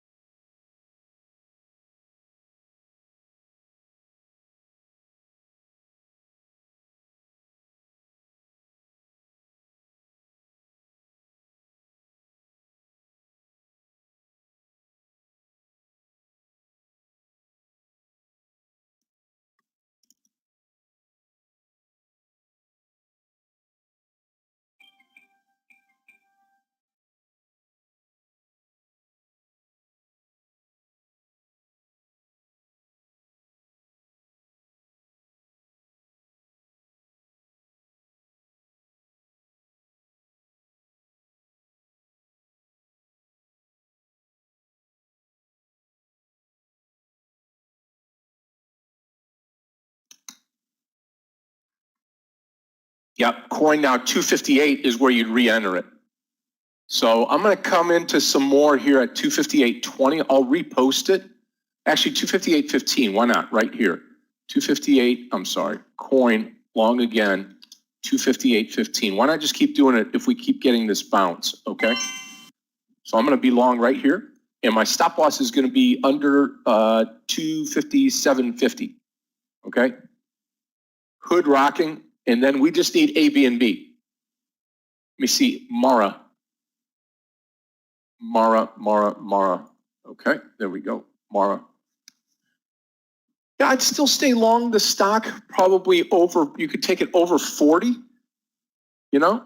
I'm sorry, over 40, over 37.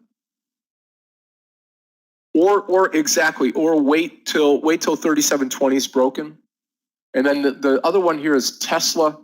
I have not had a Tesla trade recently.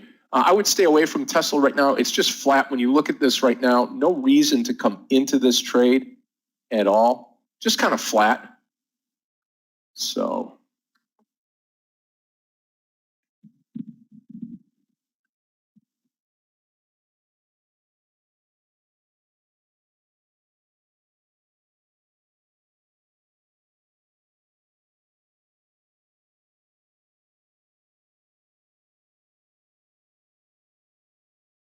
Trace, I'll be right.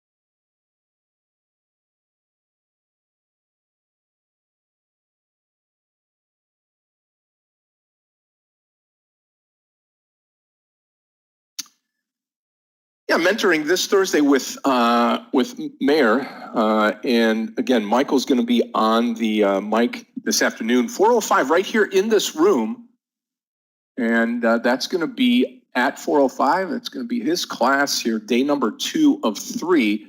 Tomorrow will be Wednesday, and then we head into Thursday, and you're going to have Meir on the mentoring side. So again, today is Global Markets course. Day number 2, lesson number 2, and then tomorrow, lesson number 3. And then we head into mentorship on Thursday. All right.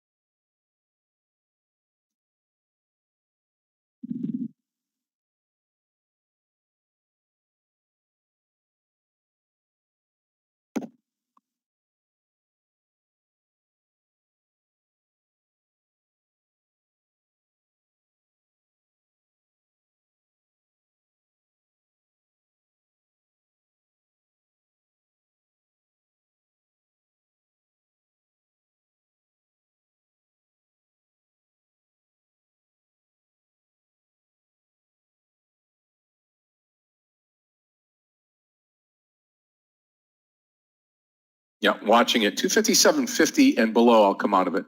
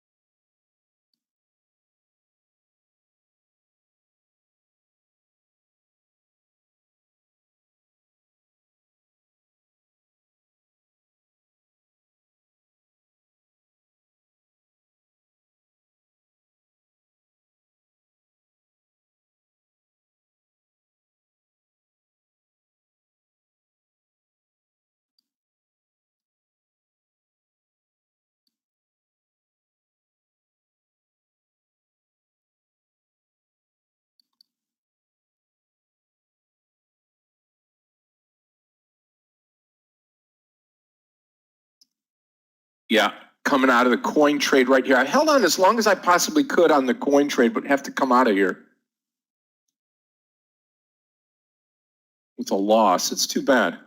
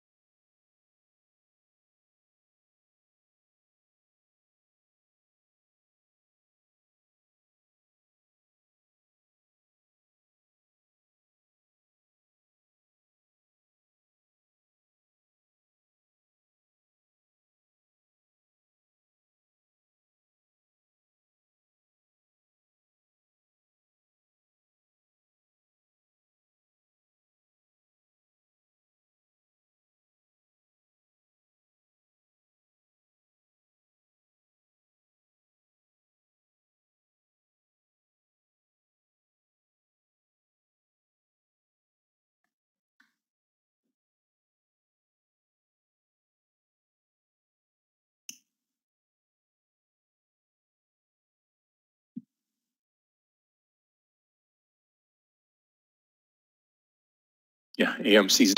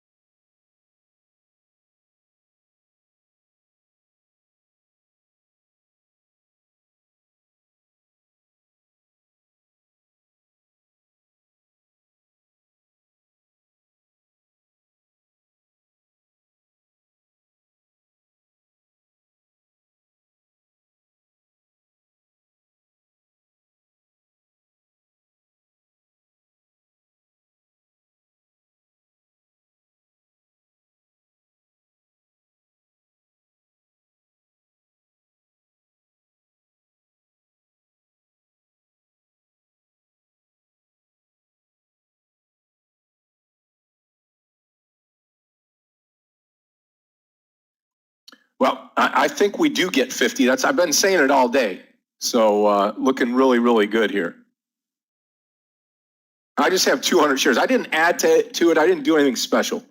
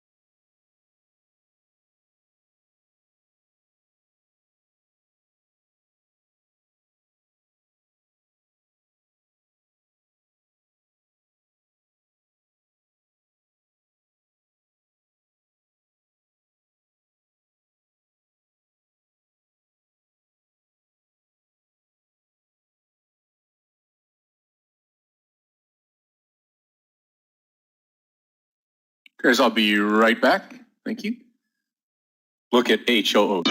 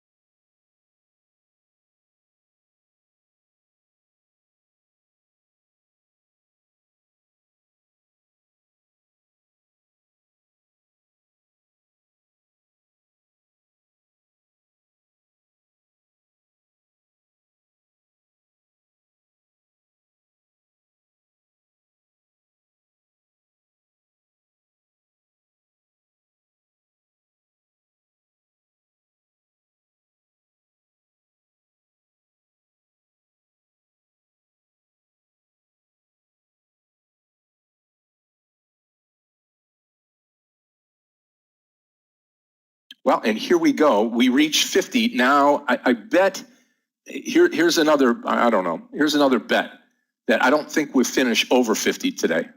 You know, it saw 50, it peaked up in there, and now it's retraced.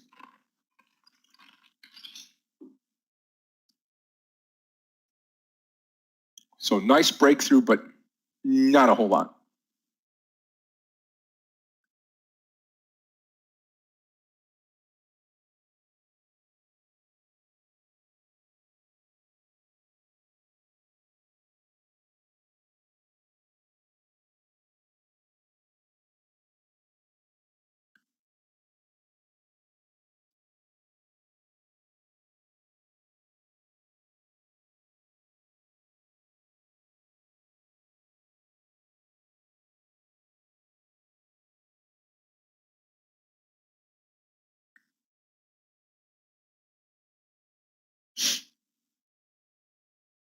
Come on, coin.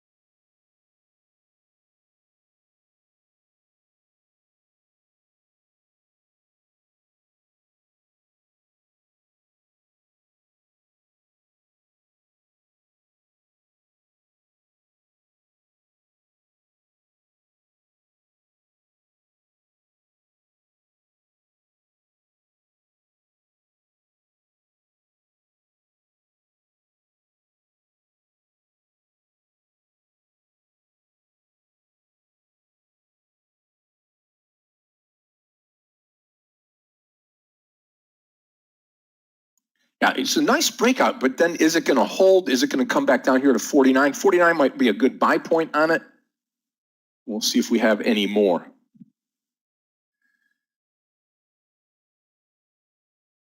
I think if it finishes over 50, this is going to be a really good, stock that you may want to consider swinging here because it's got some great.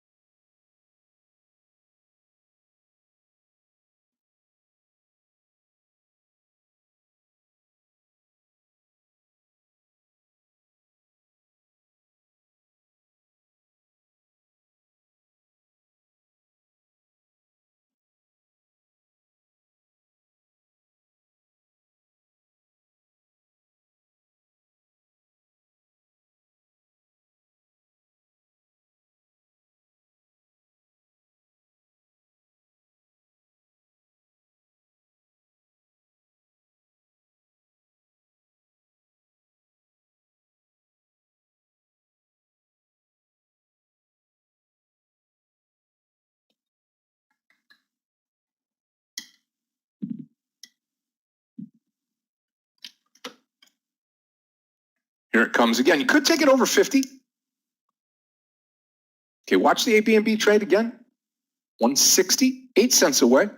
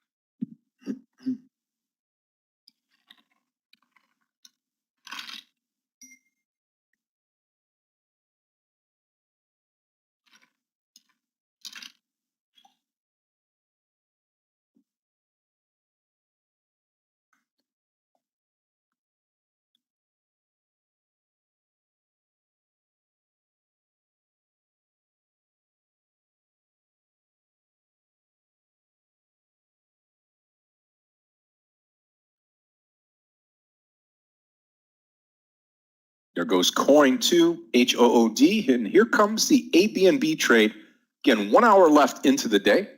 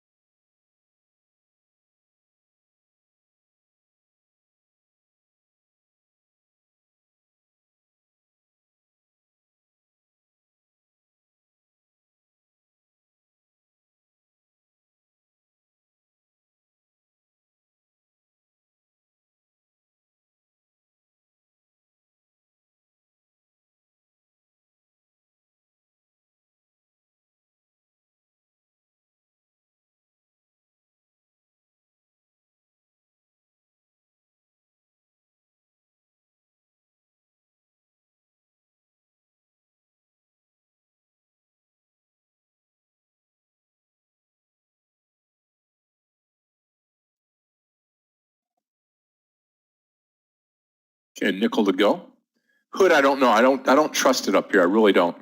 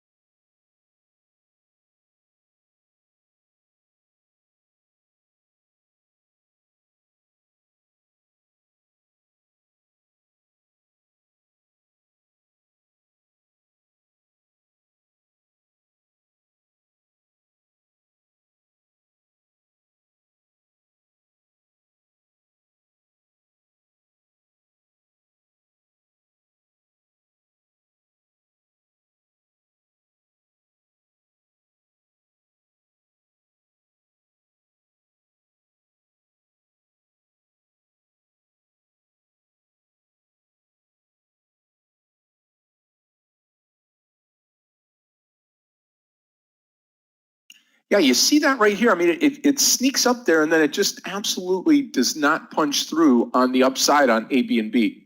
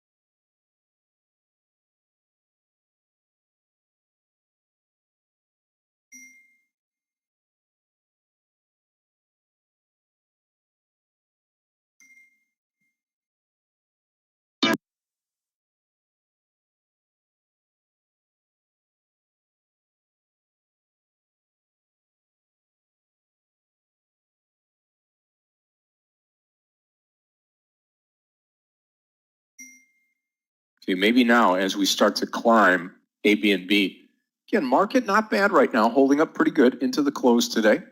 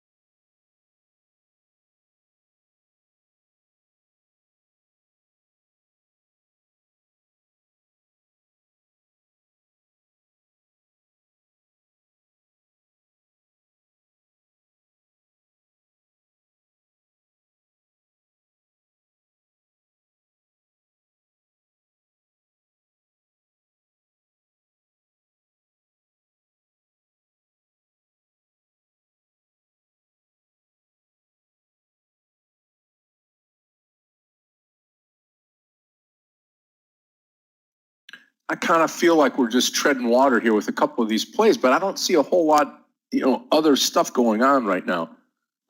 Market just chugging along into the close.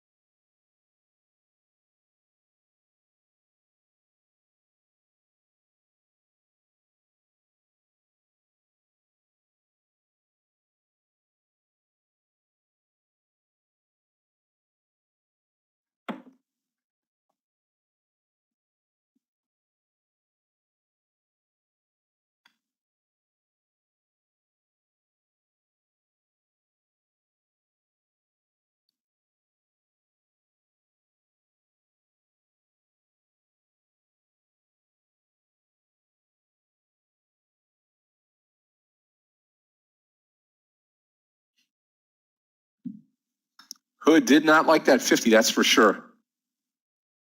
Yeah, let me take a look, Linda. Clove. CLOV. Yeah. Even Clove today, you know, as it gets towards that $10 is where you're going to see probably people come in.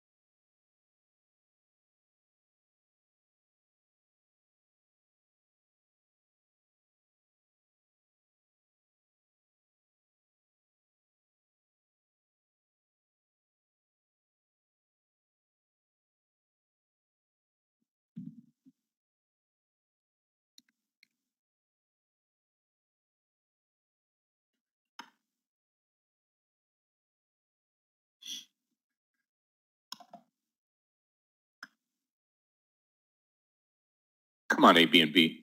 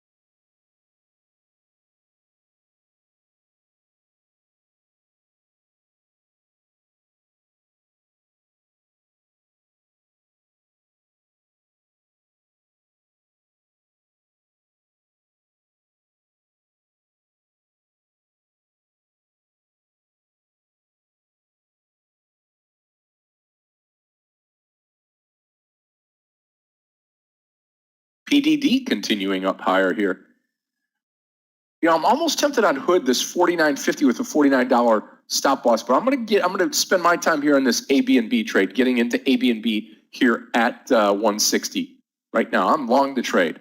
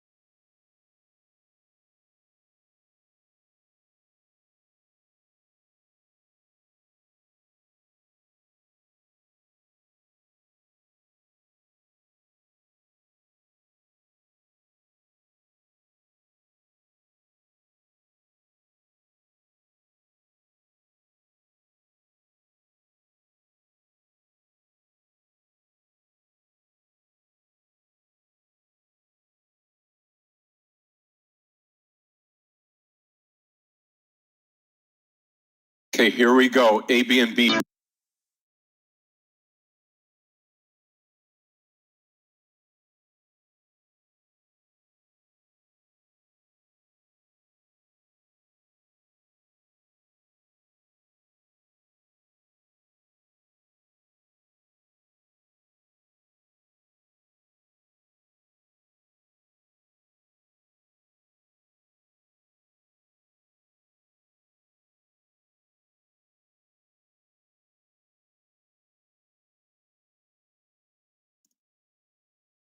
Okay, A, B, and B looking good here. Again, looking for about 40 cents, 160.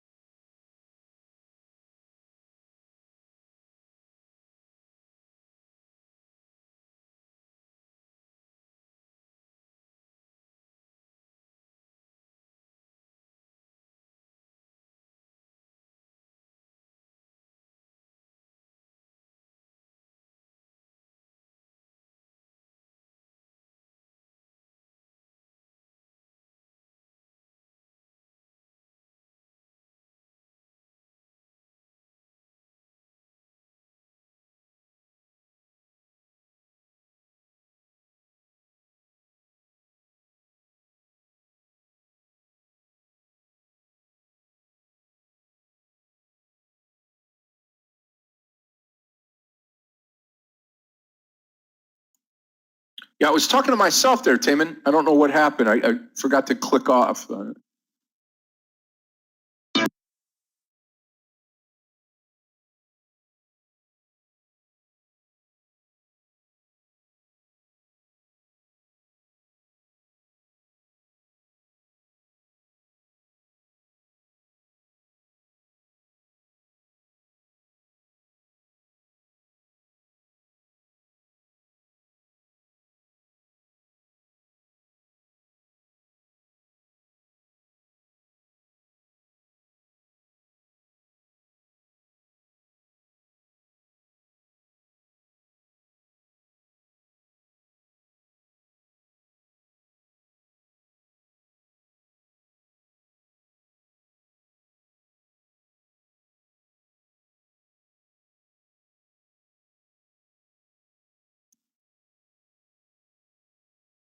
Okay, at least we're above that 160 now, using the 160 for support. 36 minutes to go into the close today. And we are fine right now. We are fine. Again, holding on A, B, and B, hopefully get a little bit more into the close today.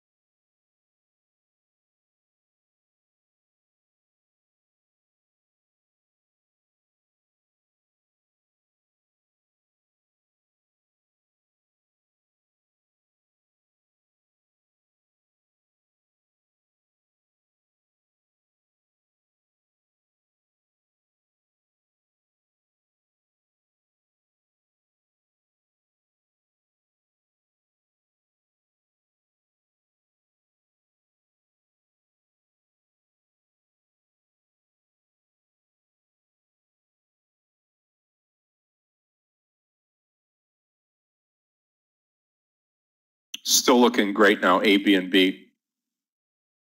As long as we keep moving in that right direction and start to close.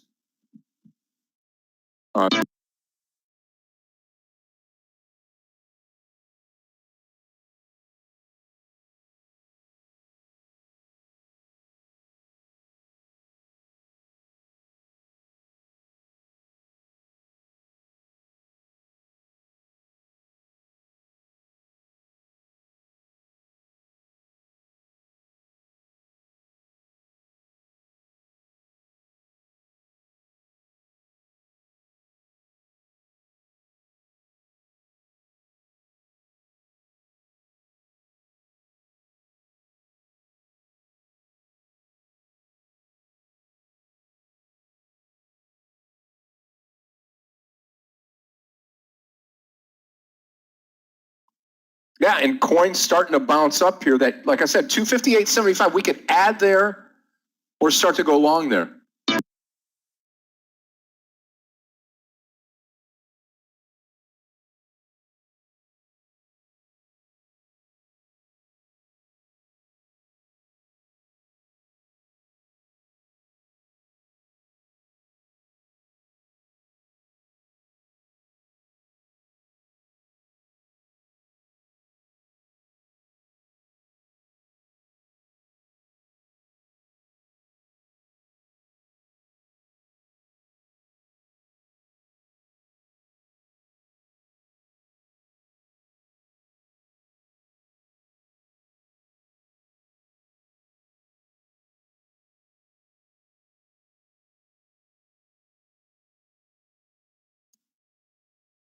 I think, you never know with Hood. Maybe up to that 50 again. We'll see how we close this day.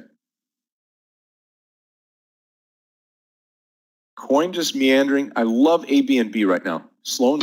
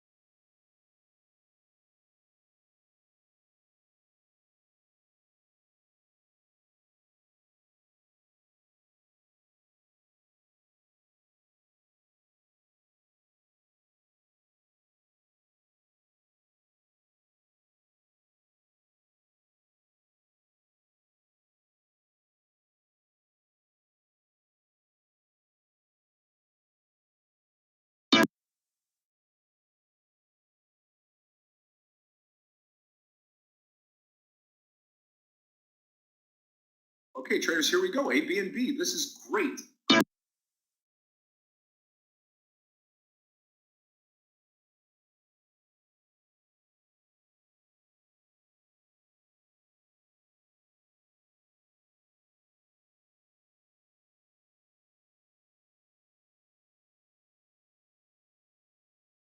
Okay, so we waited for it for a while here. Now we're 50 cents into the good on A, B, and B. I'm looking for $1 into the close. 28 minutes left into the close today, and couldn't be happier with the couple of trades that we've had here.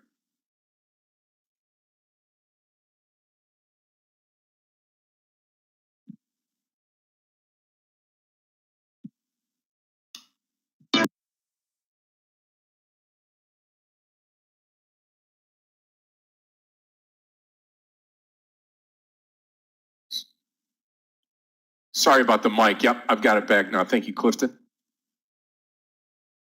Looks good. Looks good. A, B, and B. Hopefully $1 here.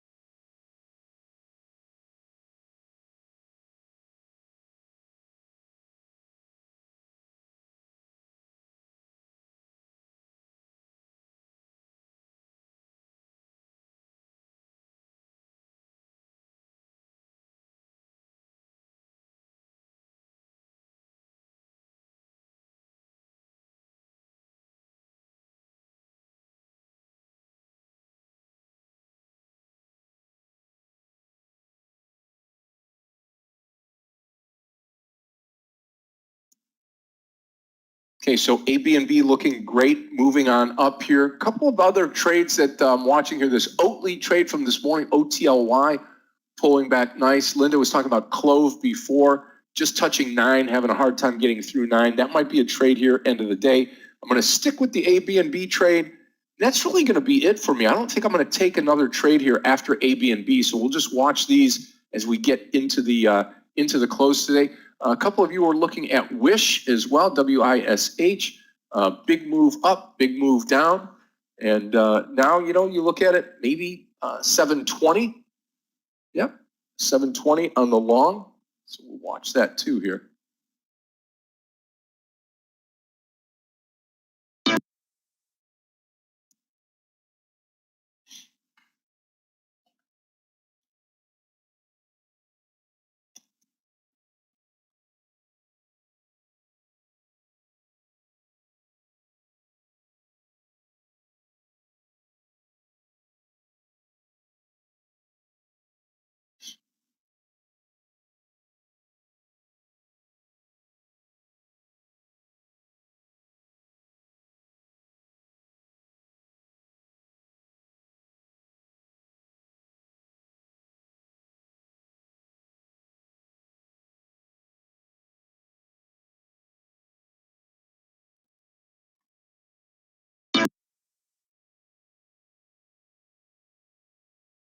Steve, you too, you take care of yourself, my friend.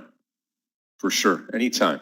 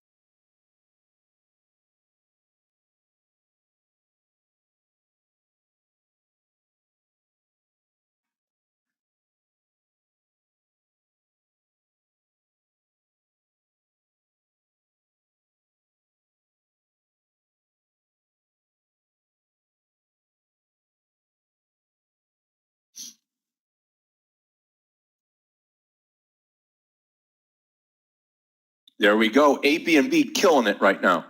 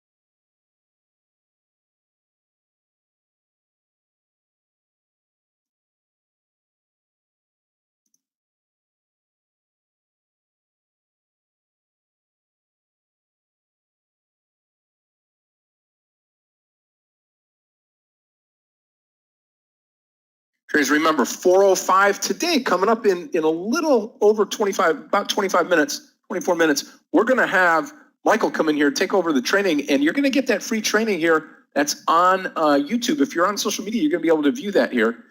About 23 cents to go on ABNB for this trade to kind of finish out the day. It's looking really, really strong here. If you got the share size right, congratulations. You're on your way to a great, great winning trade here.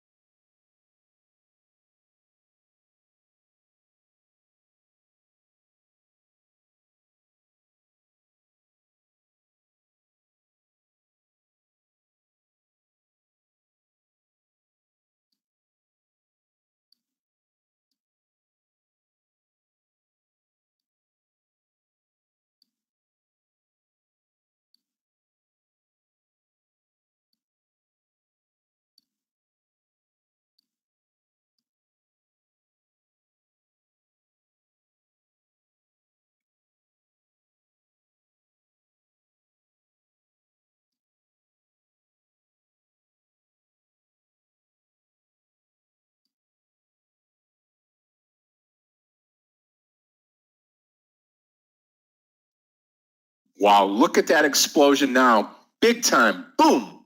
That's what we got. That's what we got. Partial right here, traders 161.42, taking $1.42 off of the front end of A, B, and B. We have absolutely crushed it now. You can see this trade right here. I'm going to take the level twos off right now. No reason to have them on here. You can see this trade here, how we just bunched up in here, starting to go sideways. Just the basing here of the stock below a whole number. It breaks out and away we go, traders. This is going to be an awesome trade here, end of day. Real excited with this one here. We waited for it, and we were rewarded for it.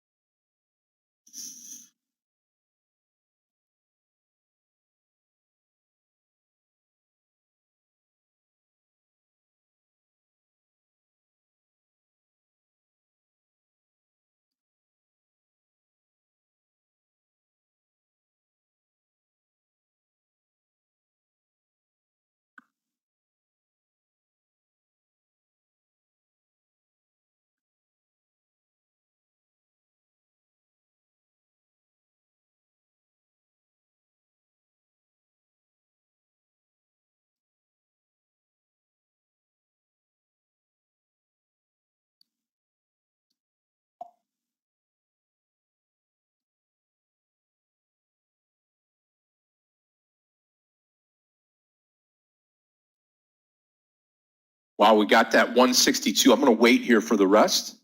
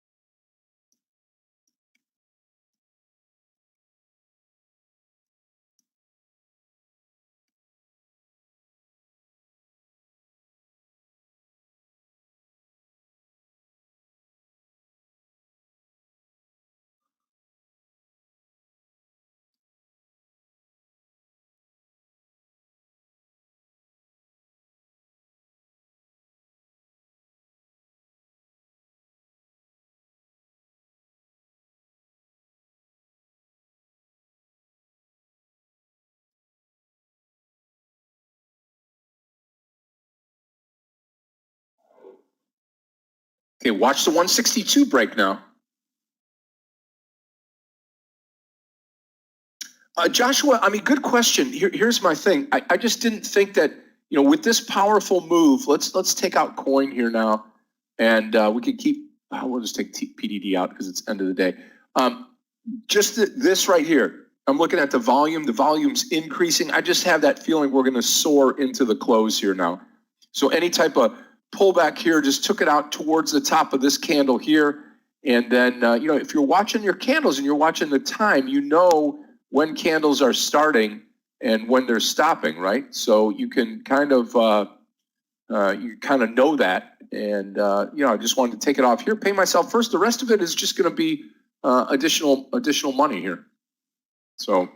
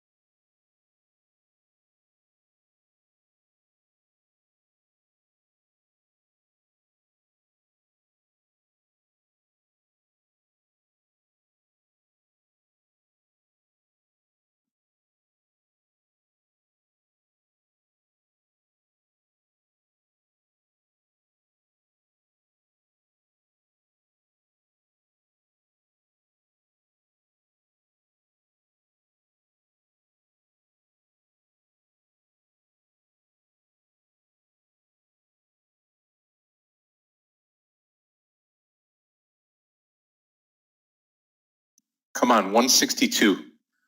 Traders, couple minutes left here. Michael's going to be coming in, get things all set up for you for the training at 4:05 today. Again, those of you that are on YouTube, we will be keeping the YouTube feed going.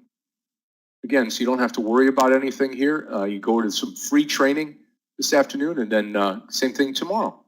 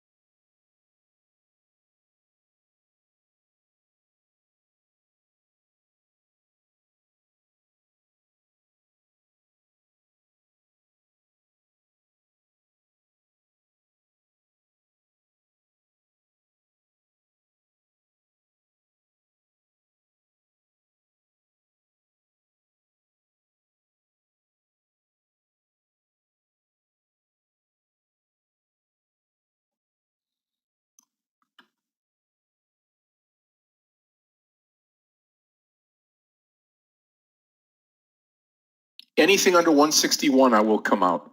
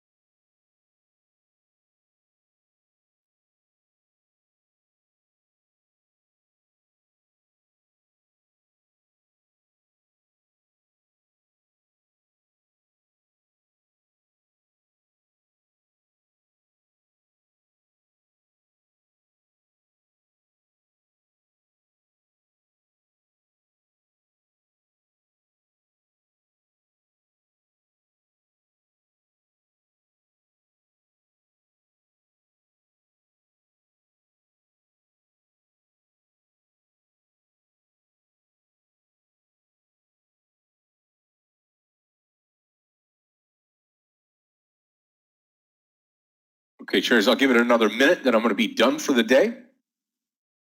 We might get this move ABNB up. Watch that 162. Yep, and there goes coin.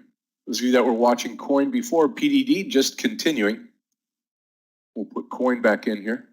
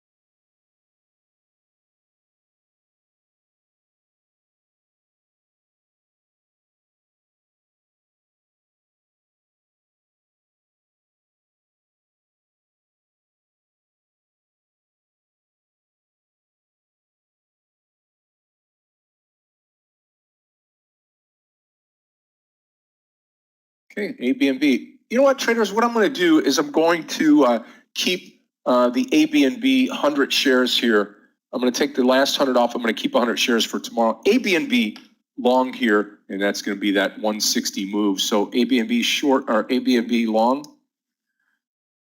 and that's going to be the 168 and 100 shares. So we'll see what happens tomorrow. Traders, have a great night tonight. God bless you all. What a great trading day today. Up big time today, and it's going to come into play here, 6,940, and I'm looking forward to trading with everybody tomorrow. Global markets course coming up in about 10 minutes or so. Michael will come in here, switch out the charts, and everybody have a great night tonight. Taman, thank you so much. Great trading today, traders. I'm pumped. Great job today by everybody. Thank you to Michael, and traders, God bless you, Godspeed. We'll see you tomorrow. Thank you to Gabe and Clifton, rest of the crew, Danny and Galia, and certainly appreciate everybody. Everybody have a great night tonight. God bless you all. Godspeed.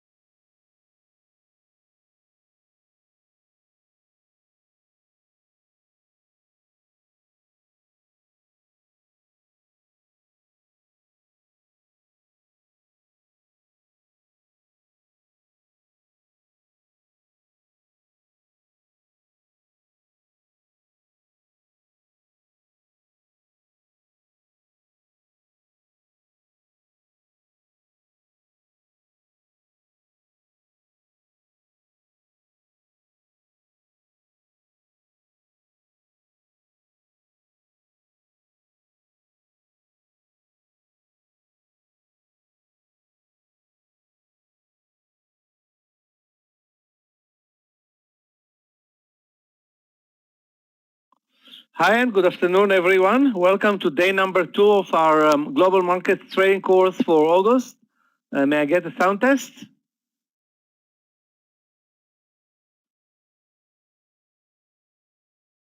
Clifton, last night I forget to turn on the recording on time, and I'm going to do it just now, just to make sure that I'm not missing anything. So guys, it's going to be global. The name of the recording is going to be Global Markets Course, August 2021.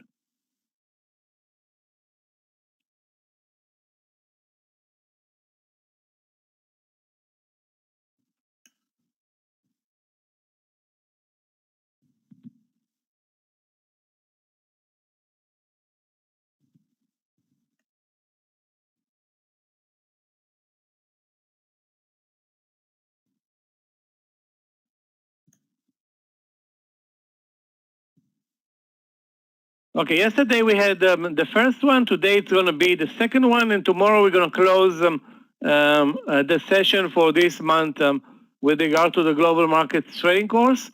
Guys, if anybody has a question at this point regarding yesterday's topics, which were actually very simple. We talked about the futures market, the benefits of trading futures, why futures are one of the best, if not the best instrument in trading the global markets versus the alternatives, which are ETFs. And basically the idea here is, of course, liquidity, trading 24 hours per day, almost no gaps, although this is not a guarantee, trading on margin and trading alongside experts. That's super important. And of course, the leading US indexes like the NASDAQ 100 and the S&P 500 futures have a 100% correlation to the US stock market, and they are great swing instruments. Anyway, if anybody wants exposure, okay, to the US stock market, he can, of course, use and invest in ETFs. If he wants a more sophisticated exposure, although there aren't that many futures plays, he can use either the NASDAQ or the S&P 500. There's also the Dow Jones futures, but this is, a limited instrument covering only 30 stocks. Then we covered the commodities markets. Basically, the commodities markets, as we are seeing it, is basically the leadership in commodities, mainly oil and gold and silver. Actually, it's mainly oil and gold. Silver is not a great trading instrument. Again, both instruments have amazing liquidity, trade 24 hours per day, 5 days a week. Margin, you can trade them on margin. Gaps rarely occur, and both are great in terms of liquidity and basically are instruments traded by experts. Now let me go back, guys, and talk a couple of minutes about the oil contract, because I forgot to talk about it last night. Now, if you remember, we talked about the futures contracts, and if you remember, we said that the contract basically expires every 3 months. Okay, in futures, the contract expires every 3 months. The next expiration is going to be late September. In oil, it trades a little bit different. There is expiration basically every month. Okay, so the contract expires every month. Now, you as a trader / investor need to be aware that that happens. However, most of the time, the broker is going to switch your position from the contract that expires to the new contract without closing your position. That's how most of the brokers are managing positions with their customers. Unless, they are I guess, special circumstances. So basically, you can see that at any given time, there are 4 contracts running in oil. The closest one in this case, and I'm talking about July, the closest one is going to be in September, okay? So expiring in a month plus the extended month, and then October, November, and December. Most of the time, I don't want to say 100% of the time, traders and investors, unless you are very sophisticated and you know what you're doing and you are really an expert in the field, you're going to trade only the next contract or the current contract. And most brokers won't offer the contracts of the previous month. So I don't remember ever anybody requesting, any trader or investor requesting to trade, for example, the October contract versus the current contract. Again, it's something that's more sophisticated.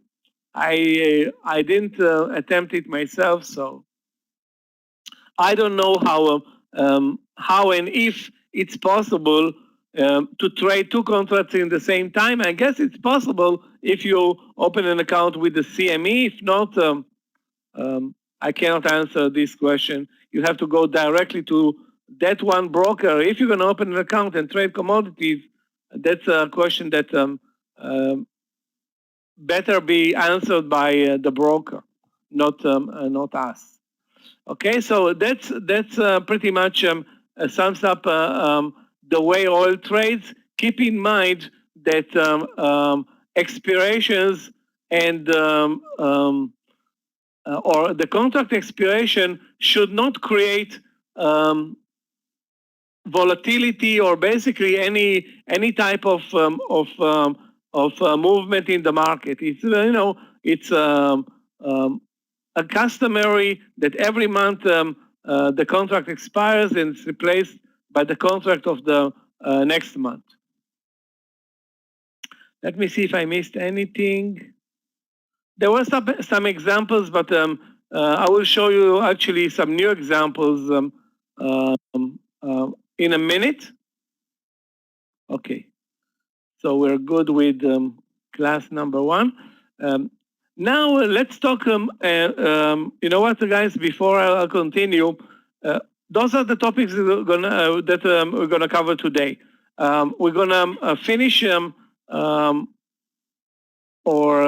finish the first part of the presentation with explanation and talking about the forex markets.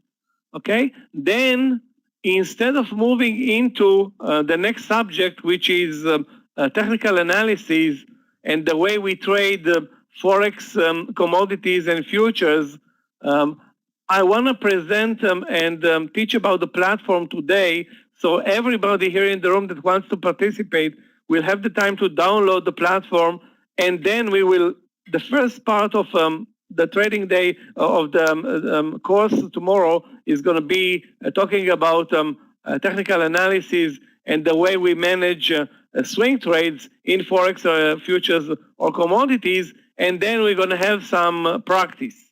Okay, so the idea here is that we can better use tomorrow if you're going to learn, guys, how to operate the platform today. So the topics today are going to be finishing the markets that we are introducing, meaning the forex market, and then I will introduce the trading platform.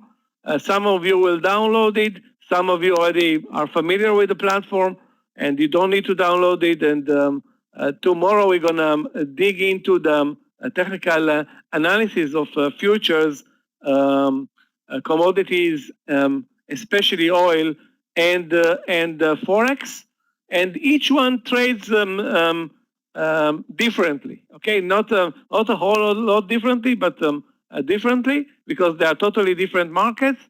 And then we're going to have. I hope that we'll have an hour to practice trading with the platform actually pressing the button and entering position. It's gonna be, of course, it's gonna be with funny money, but still, a good way to close the session tomorrow. Okay, guys. So our next topic today is Forex. Okay, Forex basics, examples, and practice. And we're going to talk about swing trading basics as an example today, and leave the candlestick patterns for swing trading and swing trading strategies and risk management for tomorrow. And of course, we're going to talk about the trading platform also today, which was a topic that normally I cover on the third day. So what are the benefits of trading Forex? Now, one question. How many of you traded Forex professionally in the past? Not like one trade per year. Is there anybody here that traded Forex professionally in the past? Or not professionally, but at least, you have an experience of like say 50 trades in Forex? Anybody? Nobody? 10 trades? 10 trades in Forex. No one? Okay, so many trades in Forex? Okay, so we have Hussein with many trades, team, one trade for fun. Now, trading Forex is anything but fun, okay, most of the time. Trading Forex requires lots of patience unless you leverage yourself, you are leveraging yourself very aggressively. In that case, it can be a lot of fun. Okay, so if you over leverage and take huge positions, trading Forex can be fun. I'm going to elaborate on that in about 20 minutes. But first, let's acknowledge and learn the market. So what is Forex basically? The foreign exchange market is the largest and most liquid market in the world. I don't know if $2 trillion are exchanging hands every day, but that's the number that everybody throws. Okay, $2 trillion. If it was 3 trillion or 1 trillion, I could care less. Nobody knows exactly how much money is moving around. And the reason for that is that we don't have central exchange for Forex, as opposed to the U.S. equity markets, which has two exchanges that govern everything, the New York Stock Exchange and the NASDAQ. So they know how many shares are being traded every day, how much money exchanges hands. Everything is on the table. Nothing is hidden. You know exactly how many shares traded the New York Stock Exchange on a given day. The same goes for the NASDAQ. The same goes for the CME. They know how many contracts change hands every day for the SPY, how many contracts for the NASDAQ futures, how many contracts for the Dow Jones futures.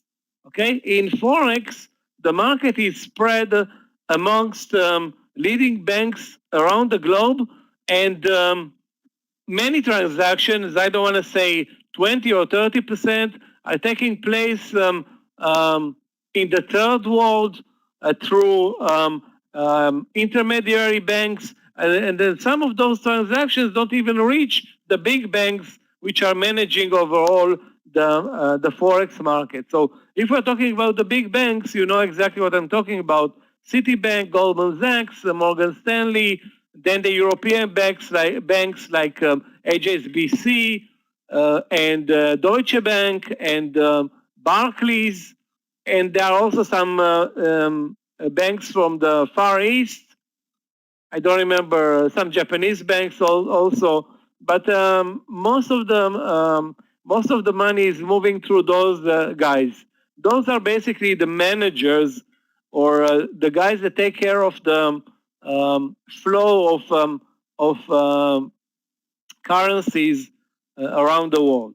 Now, again, the foreign exchange market is basically a market driven, of course, by supply and demand. So if there's a demand for the US dollar, the US dollar is going to get pricier, and the other way around when the US dollar is not in demand. This market is very, very leveraged, okay? First of all, what are the benefits of being a leveraged market? Anybody wants to talk about the leveraged market? Benefits, not the drawback of the leveraged market, but what are the benefits of being able to trade on leverage?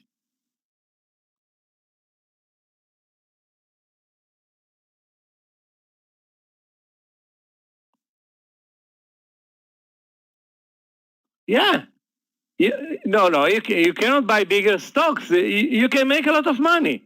You can make a lot of money with money that you don't own. Okay, so if I'm giving you leverage of let's say 100 to 1 to buy Apple, okay, and you instead of you have $1,000 in your account, and now I'm telling you, Derek, go ahead and buy $100,000 worth of Apple. I'm taking the risk. In how many seconds you're going to push the button? That's what leverage does.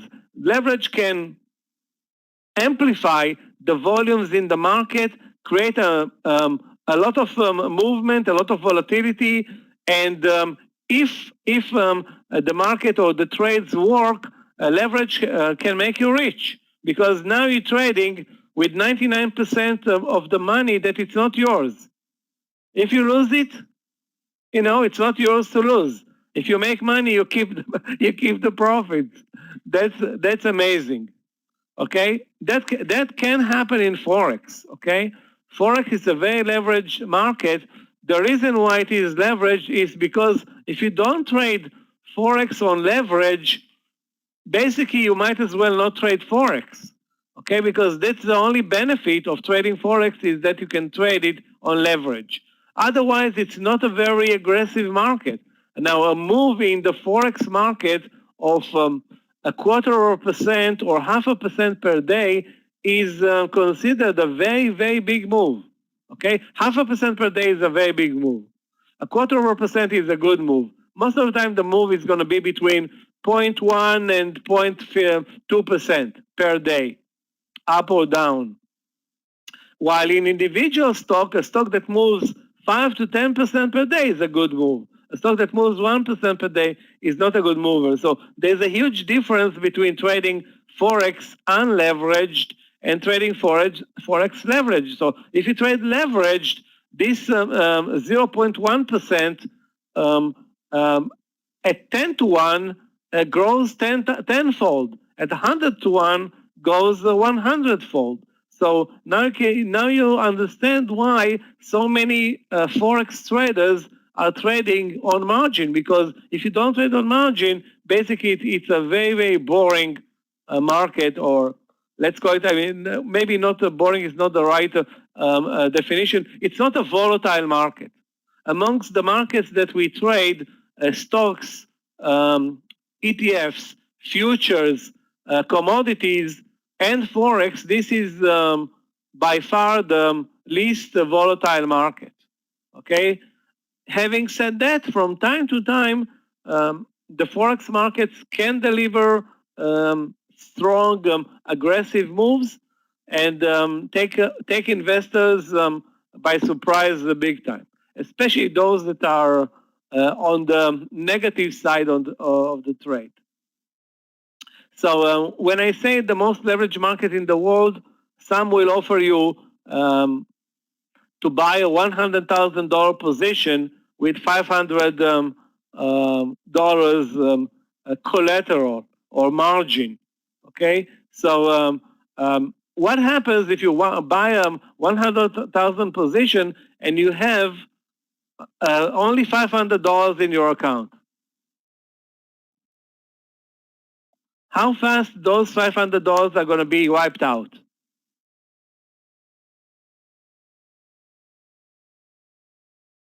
If you buy a $100,000 position and you have only $500 as margin,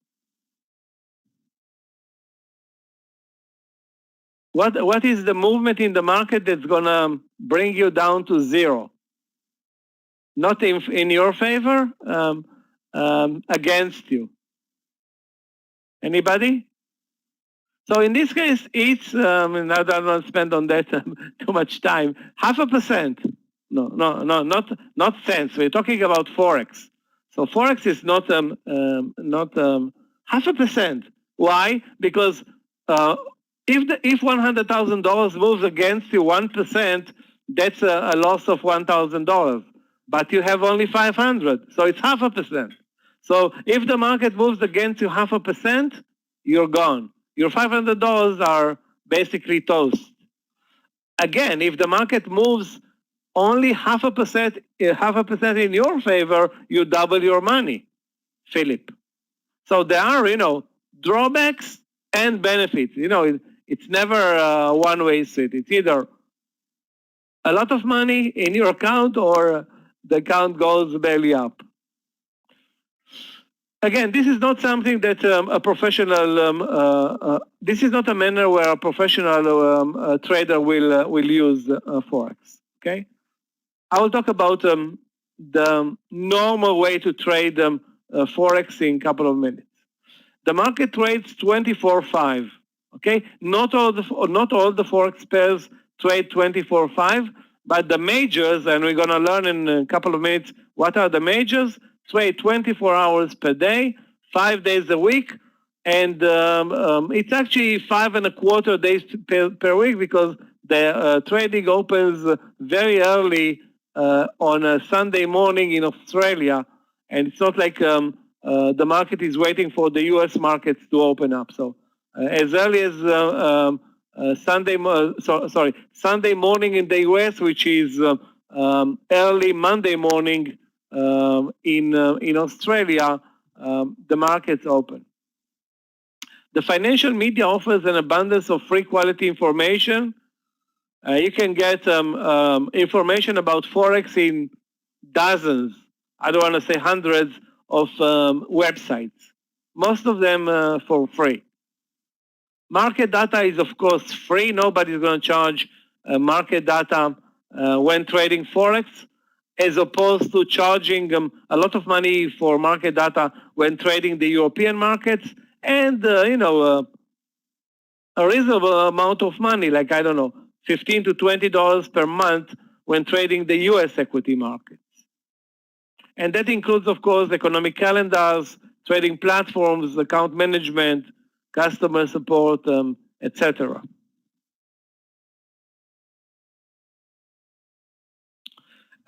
It's important to understand who controls the Forex markets. Basically, there is no responsible, okay? When you have an issue with the Forex markets, there is no one to blame in this case, okay? So you cannot go to the New York Stock Exchange or go to the, I don't know, global Forex exchange. There is no global Forex exchange, okay? The governors of the FX global trade are the big banks. And the big banks, I think I talked about them a couple of minutes ago, are responsible for the flow of currencies and transactions across the globe. Okay, so those guys are basically managing the market. They are the market makers. They are basically giving out the quotes under which brokers are offering quotes to their customer. So if I'm a customer of Colmex, for example, and Colmex goes to one of those big banks, or maybe it goes through those banks with an intermediary bank, okay, the offer is being like kicked back from Goldman Sachs to the intermediary bank to Colmex to me. So probably I'm not going to get the best quote in the world, but it's still, as opposed to 20 years ago, the deals are very, very attractive, especially if you trade a lot. If you don't trade a lot, it's not really that important that you're going to have, the best quote in the world. But if you are, a professional trader, you're going to get, obviously, better quotes than a guy that trades, I don't know, $100,000 per month. Just, to give you a rough number. What are the forces that are moving the Forex markets? First of all, there is, as any other market, supply and demand. Okay, if there is now demand for the US dollar, okay, if there's demand for the US dollar is going to get stronger versus most of the global currencies. Okay, in that case, it's going to get stronger versus the euro, versus the Japanese yen, versus the Australian dollar, versus the British pound, versus the Swiss franc, etc. Okay. Now, what can create demand for the dollar? Anybody wants to think about a reason? Why would people around the globe start buying dollars? A very obvious reason.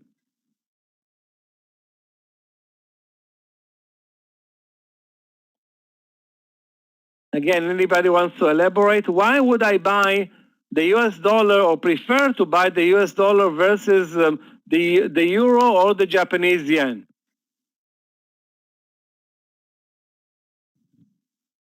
Yeah, okay, fine, but why would I buy it? Safe currency, war to come. Ilyana is now very aggressive, war to come. It's true that the dollar is viewed as a safe haven. But basically, the idea here is that the dollar is a better deal.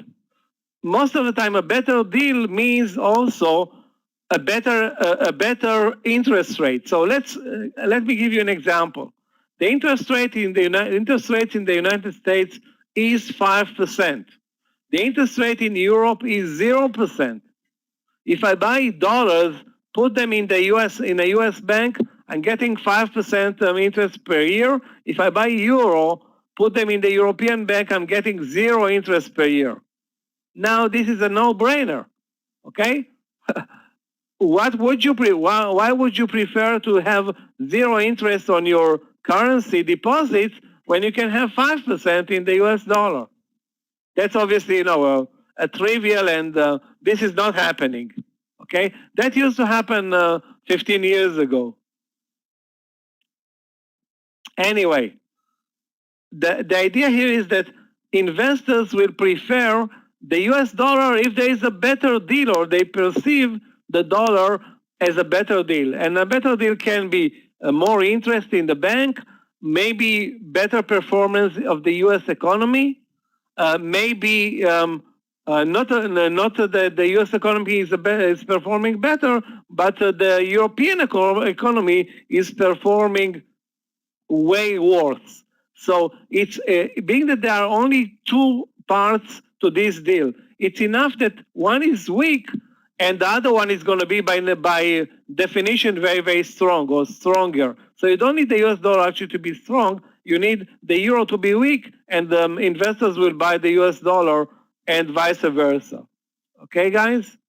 So this is a game that some will call zero-sum game, because it's only between those 2 counterparts. If one is moving up, by definition, another one is moving down, which is totally the opposite of what happens in the US equity markets. In Apple, if Apple is moving higher, nobody else is moving lower, okay? If Apple is moving higher because the company is worth more, that's fine. That's not on anybody's expense. While if the dollar is moving higher versus the euro, it's moving higher on the euro expense, and of course the other way around. Clear, guys?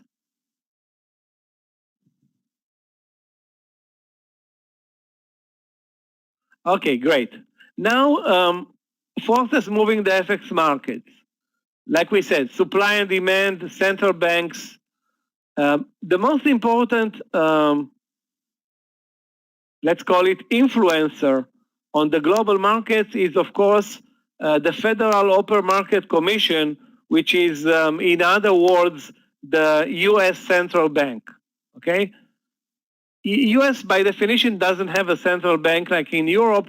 I don't know, because of historical issues, but the FOMC is the central bank, or is governing the central bank in the U.S. And Jerome Powell and his team, those are the guys that are basically managing the Federal Open Market Commission, and they are responsible for the interest rates in the U.S.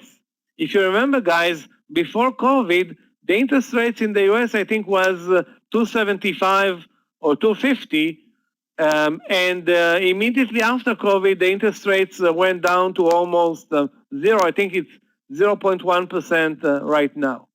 Basically, most of the global economies are using these expansion programs, and most of the interest rates around the world are near zero, just above zero, or even negative. Even negative. So if you deposit money in a Swiss bank, you're going to be charged 0.1% per year per your deposit. So you're going to lose money depositing Swiss francs. So we have the Bank of England, BOE is the Bank of England, and those guys are responsible for the pound interest rate or the sterling interest rate. It's exactly the same. The Bank of Japan takes care of the yen. The European Central Bank, ECB, is taking care of the euro, and so forth. In Canada, it's the Royal Bank of Canada, and in Australia, I don't remember how the central bank is named over there. Also, we have economic news and very important geopolitical events. The last geopolitical event, of course, was the coronavirus crisis, which is still with us to a degree. Then we have influencers and speculation and groups of interests. And then there are media news and reports that can also alter and move the markets short term. But basically, mid to long term, the guy that's basically running the show is the head of the FOMC. In this case, in our case, it's Jerome Powell. So Jerome Powell is the most important person with regard to moving the forex market. As opposed to Donald Trump, today's president, Joe Biden, is basically mute with regard to the financial markets. Those who remember Trump, which looks like, wow, eternity, 2 years ago or a year and a half ago, remember a president that was deeply involved with the U.S. equity markets, forex, foreign exchange. Trump was all over the place, okay? And I'm sure that Jerome Powell did not like it, but I don't think he had a choice. Now things are back to normal. The president is in the White House, and Jerome Powell is taking care of business. Obviously, you can see that the results are very good. U.S. markets are at all-time highs and keep climbing, and the economy looks relatively strong. Now let's take a look and understand which economies are taking part, which economies / currencies take part in the forex markets. Now, again, we're going to talk only about the majors. The majors are basically 7 economies. And of course, there are other economies. So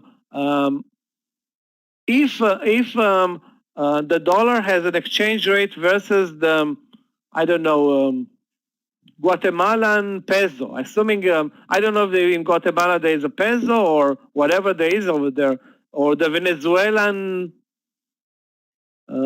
dollar, let's say, okay? Those are not majors. Those are the dollar versus a very, very small economy, and we are not interested in trading those. We are interested in trading the majors, and the majors incorporate the leading global economies other than China. Why China is not part of the global FX market? Guys, anybody wants to elaborate on that? I mean, China is the second biggest economy in the world. Why is the Chinese yuan not part of the currency exchange or the global currency exchange?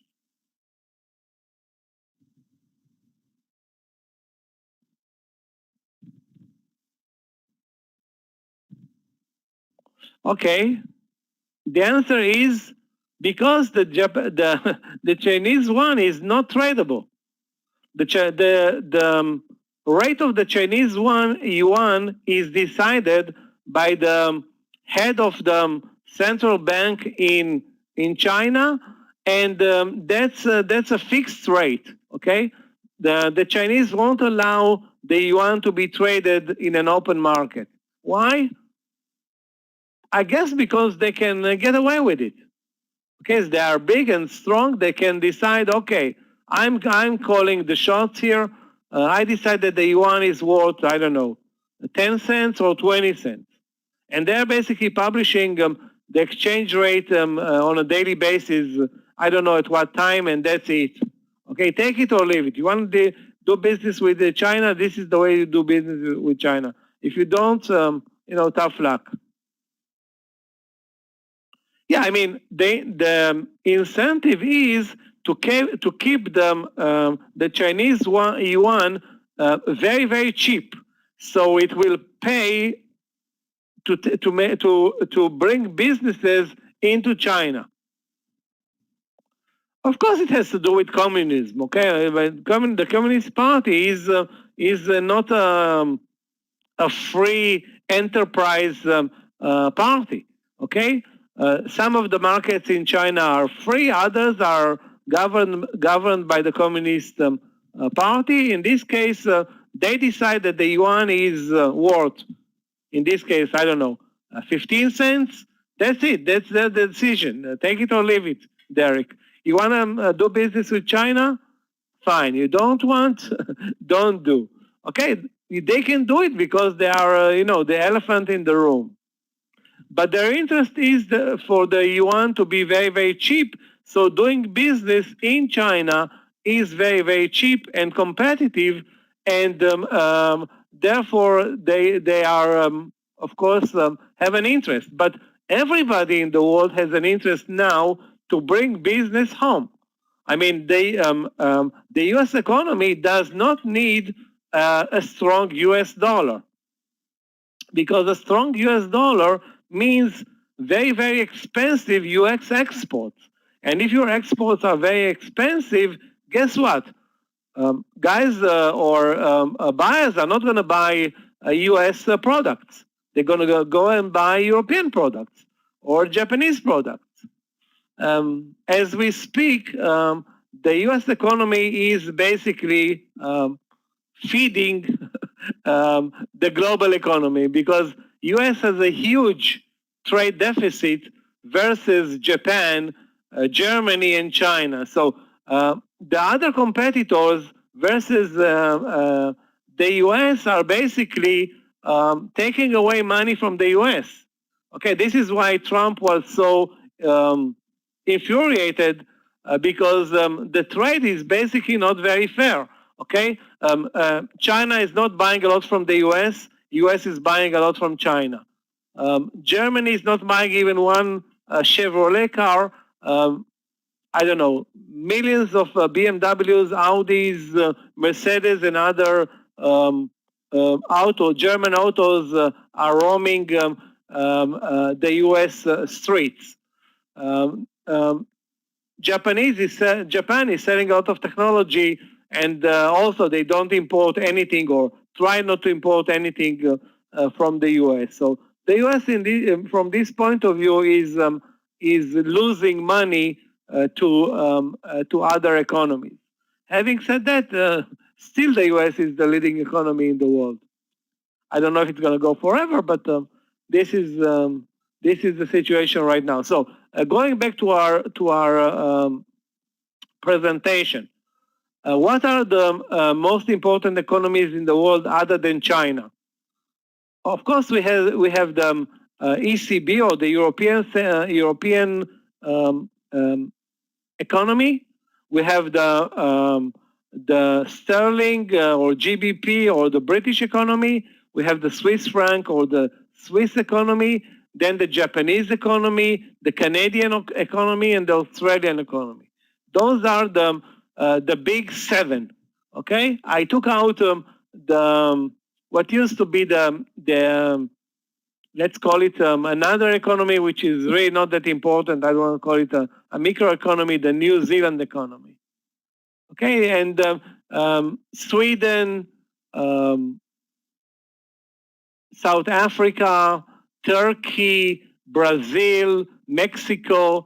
They are also, relatively big economies, but they are not part of the majors. They are part of the minors. Okay, so if we're going to talk about the majors, the USD versus the GBP, it's the dollar versus the sterling. This combination is important to the global markets and to the currency market. The exchange rate between the dollar and the euro, or the dollar and the Swiss franc, or the dollar and the Japanese yen, or the Canadian dollar and the US dollar, and so forth. So basically, those are the most traded currencies in the world, where, if I remember, 60% of the trade is between the USD and the euro. 60% of the trade, the rest is between the rest of the currencies. Now, how are currency pairs denominated?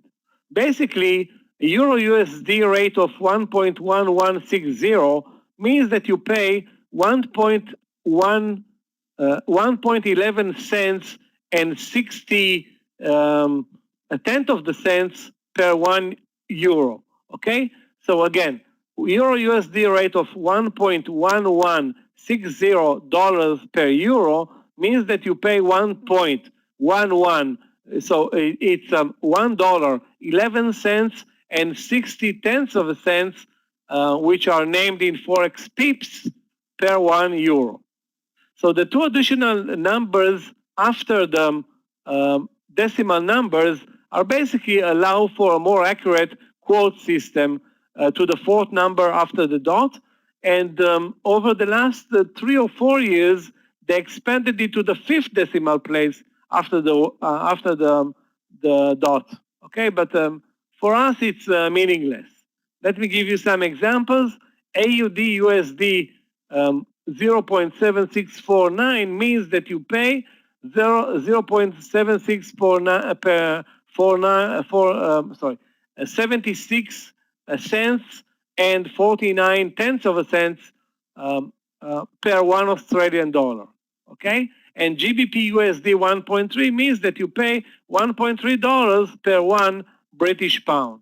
Okay, so we have the leading instrument, or the leading currency, and then the quote. It's GBP in US dollars, or US dollars in yen.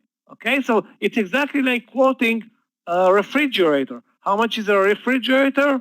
I don't know, $200. Okay, so the refrigerator is $200. One piece of gum is 10 cents. In our example, 1 GBP is $1.3. Clear, guys? Again, it's very, very simple. Most of us traveled across the globe. We know what exchange rates are. We know how to exchange currencies. We are not doing it when we are moving to another country or traveling in another country. We are not doing it for profit. We are just doing it because we need the local currency to buy and trade. But the forex market, or most of the forex market, if not 90% of it, is for profit. Yeah, there is. There is a spread between the buyer and the seller. You go, well, let's see, you know what, a good question. Tim, let's see examples. Okay, this is the quote. Let me see if I can bring it to the center. Yeah, okay. Guys, you can see, where is the Euro USD? Okay, you can see the on the top quote, Euro USD. Okay, we have a quote of bid 1.1757 and ask a quote of 1.1758. So the spread is in this case, how much is the spread? 1 pip. Okay, so there's always a quote between the buyer and the seller. Now when you go to an airport, okay, the guy where you exchange currency is gonna ask you buying or selling euros. So if you're gonna buy euros, he's gonna give you the bad quote. If you're gonna sell euros, he's gonna give you the bad quote also.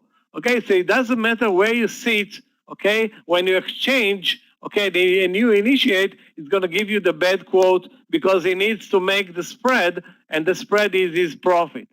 Okay, remember, the signs everywhere say no commission. Okay, no commission, fine, but how are those guys making profit? I mean, this guy's not sitting locked in his cage for 12 hours per day for just to to do your service. He needs to make money. Okay, so the money is being made by the spread. Okay, on our platform, the spread is 1 pip, which means the cost of executing $100,000 is going to be probably $10. Okay, but this is a very, very tight spread. If you go to airport, the spread is not going to be 0.01%. It's going to be maybe 0.1% or 0.2%. I don't know. Okay, so the spread always exists between buyers and sellers. If you buy, you pay the spread. If you sell, you pay the spread also. Clear, Tim? Again, it's like when you buy a stock. You buy, okay. You buy from the ask. You pay the spread. When you sell to the bid. You pay the spread also. Okay? Clear, guys? And the spread is flexible. It's not like fixed spreads. There are platforms that offer fixed spreads, but those fixed spreads most of the time are basically induced by the broker, and they are expensive to trade, but they do offer you a fixed spread. Okay. Right now, I mean, the liquidity in the market is at amazing levels, probably the best levels ever. So the spreads when you trade Forex are very, very small. Again, if you're going to trade a lot, the spreads are going to be tighter. If you're going to trade very little, the spreads may open up. I mean, the broker is going to weigh you as a good customer if you trade a lot. So it's going to offer you a better deal. But if you don't trade a lot, it's going to offer you a lousy deal, probably. Okay, so if you trade a lot, you can argue with the broker and demand tighter spreads.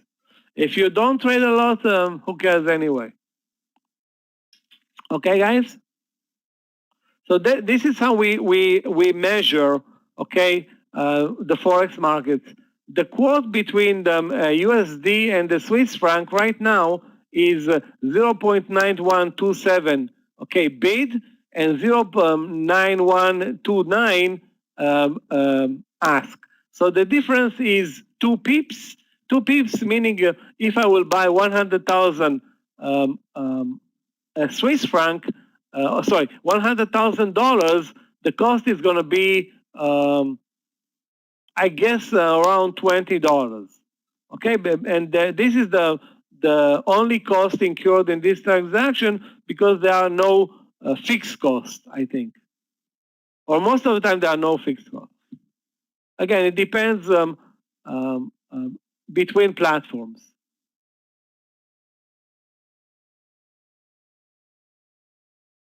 Let me try to return to the original. Now I can't.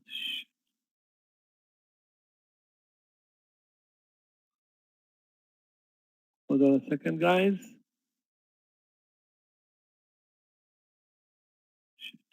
Okay. All clear. Let's go back to the presentation then. Now, what are the biggest Forex markets in the world? The biggest Forex market is, of course, the Euro USD. Like I said, it encompasses between 40 and 60% of the market. Then we have the GBP USD, the USD JPY, and AUD USD. Those are the big four, and again, excluding the transactions between the US dollar and the Japanese and the Chinese yuan, but there is no trade. Again, this is a fixed price that is being decided upon once a day by the Chinese Communist Party official in charge with that, and that's it. Okay, so the big four are Euro USD, then the GBP USD, then the AUD USD, and then the USD JPY. Now, some of you ask from time to time, who decides which currency is first? Why is it Euro USD and not USD Euro? Why is it AUD USD and not USD AUD? And again, it's only a matter of definition. It doesn't really matter, okay, who's the first quote amongst those pairs, okay? So if it's going to be AUD USD or USD AUD, it won't matter much because you're going to buy, if you're going to buy the dollar and it is USD AUD, the chart is going to show an uptrend, and otherwise it's going to show a downtrend. So the idea here is that it doesn't matter if the definition is AUD USD or USD AUD. Okay, guys? If you are buying dollars in the US, most of the definitions are going to be USD versus the rest of the world. It's not going to be Euro USD. But if you buy currencies in Europe, it's going to be Euro versus the yen, Euro versus the dollar, Euro versus the Turkish lira, or Euro versus the Australian dollar. And of course, if you go to Australia, you know by now the answer as well. Now let me show you a trade example that basically encompasses how the Forex markets trade. This is an example from almost a year ago, okay? And the example here is based on a trade that was suggested by Goldman Sachs. Goldman Sachs is one of the biggest brokers in the world. Goldman invests in everything, in Forex, in housing, in stocks, in ETFs, in futures. I guess everywhere there's an opportunity to make money, maybe now also in Bitcoin, everywhere where there's an opportunity to make money, those guys are going to try to grab their share. And it's most of the time it is a big share. So what do we see here on the chart? First of all, DYX is the dollar index, okay? And the dollar index is basically telling us how strong is the dollar versus the rest of the Forex market. So if the DYX is higher, it means that the dollar is moving higher. It means that the dollar is getting stronger versus the currencies in the world. And the other way around, the dollar is moving, when the DYX is moving lower, it means that the dollar index is weaker and there's less demand for dollar globally. Okay, so those who want to buy dollars, of course, they are interested in a weak dollar, and the other way around. So here we see how the dollar index reacted during the coronavirus virus crisis, which started, as you can see, guys, in March of 2020. You can see that the dollar index basically climbed very, very aggressively. You can see here it climbed from the 9.32 level to the 11.7 or 11.8. Okay, actually to the 12.12 level versus the Norwegian krone. The example here encompasses the dollar versus the Norwegian krone because this is the example that I'm going to discuss. So basically, a move from 9 to 12 is really almost a 30% move. Percentage-wise, guys, when a stock moves from 9 to 12, that's a huge move. Now, imagine how big is this move in Forex when the dollar is getting stronger by 30% versus the Norwegian krone. That means one amazing thing. Now everything coming out of the US and it is going into Norway is up by 30%. So if a Norwegian citizen is ordering now a car from the US, in a month, the price is going up by 30%. Guess what? This guy is going to cancel the trade. He's not going to buy the car 30% higher in a month. He's going to wait. Guess what? A month later, the exchange rate is down to the 10 level.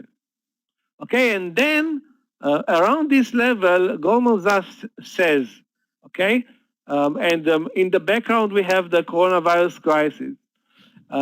Goldman Sachs says that they highlighted the Norwegian krone as being well positioned to outperform during the remainder of the coronavirus crisis and recommend shorting the USD NOK, pairing it with a target price of 8.75, with a stop loss at 10.25, when the krone sits at 9.68. So take a look. This is the perfect plan. They say short at 9.68, stop loss is going to be 10.25, and the target 8.75.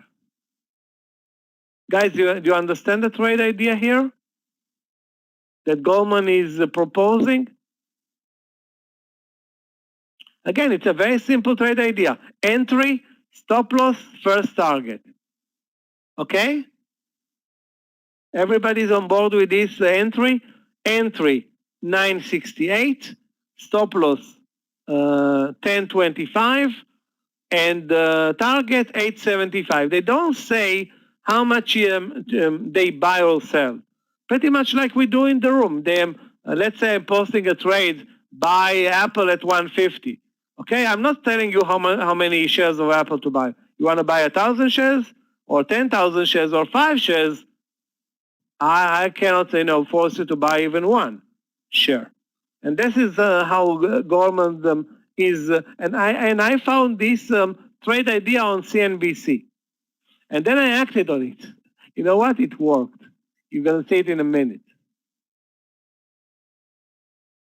And now you see basically the USD NOK price action unfold with the trade entering at 963, and the stop loss is going to be 1025, and the target 875. And this is the June 1st. Okay, this is the date, June 1st. This is how the trade unfolds, short to 960. Then we move to June 2nd. And so forth. Now we move to June 8th. Guess what? By June 8th, the pair is down from 970 to 920. You can see the downtrend. Okay, so basically, this is not the time where we teach how to manage a swing position, but this is basically a swing position where you carry the position day in and day out, as long as you're profitable, and as long as you're not basically creating or choking the trade by lowering your stop loss in the money, and then the pullback is going to take you out. Clear, guys? So again, working alongside many traders, you can see that the dollar is getting weaker from the 968 to the 960, 952, 947, 938, and after 8 days or 7 days, 1, 2, 3, 4, 5, 6 days, it's now at 923. Thanks to Goldman Sachs.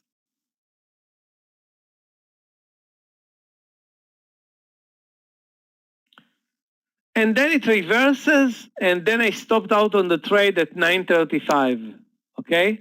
But the idea here is that you can see the methodical way or manner by which Forex operates, okay? It's basically very easy to manage those trades, assuming there are no like news or any high volume bar to the upside. Managing this trade day in and day out does not take a lot of time, and most of the time all you need to do is adjust the stop loss and sometimes every other day lock profits, and that's it.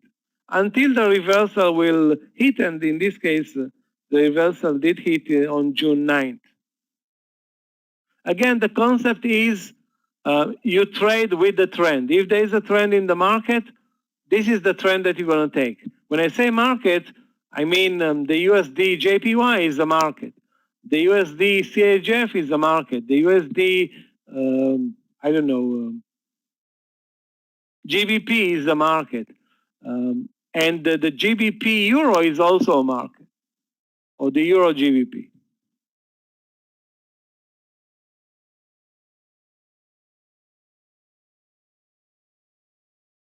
This is an example of a trade that I did. Yeah, did I did it? Yeah, I think I did it. It's coming from my platform. So USD JPY, that's a trade from December 2000, December to February 2020. Again, driven by the coronavirus crisis that started in February and March and drove the Japanese yen strongly versus the US dollar. Now, some of you know, some of you don't know. The Japanese yen is basically a safe haven for the global markets. So when the global markets are going to sell off, eventually, I don't know if it's going to happen tomorrow or in 10 years from now, but at one point there's going to be a big sell-off in the US markets. The first beneficiary of money that's being taken out of the US equity markets is the Japanese yen. Now the question, why is the Japanese yen the safe haven for the global markets?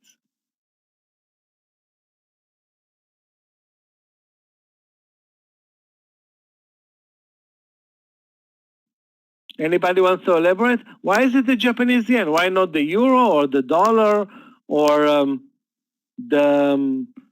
you know what, or the South African Rwanda or Real or whatever? First of all, you're right. It's a very strong market and a strong economy, and the liquidity is very good, because if a lot of money is coming out of the stock market, okay, and it wants to move in other places other than the bank, okay, it wants to move to other markets, that market needs to be big enough to accommodate a lot of money coming in, because if the market is very small, then the market is going to be overrun and there's going to be a jump in price. While we don't, nobody wants to see a jump in price, okay? Everybody wants to pay as cheap as possible, and then after he enters the position, he wants to see the jump in price. So you need an economy and commodity, sorry, not a commodity, a currency that can absorb a lot of money. And this is, of course, the Japanese economy. Now, if let's say the investors will take out the money from the U.S. equity markets and move into the, I don't know, which is where is a small economy in South America like Colombia, okay? It won't make a lot of sense to start buying Colombian pesos or whatever they have over there, and then the peso is going to explode. And you know what happens in Colombia when things are going crazy. Okay, so Colombia is not the right place to move your money. Japan is, if the U.S. markets are eventually going to sell off. There are, of course, other safe havens like the U.S. dollar, gold, and to a degree also the Swiss franc. Again, the definition of what is a safe haven changes from time to time. Since I've been trading the last 15 years, the Japanese yen stands tall as the go-to place when global markets are selling off. And again, this is the example during the coronavirus crisis. And again, in this case, the Japanese yen goes down 475 pips in 7 days, translated into real money down 5% in 7 days. Remember, guys, I said that the forex markets are not moving much. They are moving at the pace of a quarter of a percent, maybe 0.5% sometimes per week. And here in 7 days, we have 5%. Again, the move was driven by the coronavirus crisis.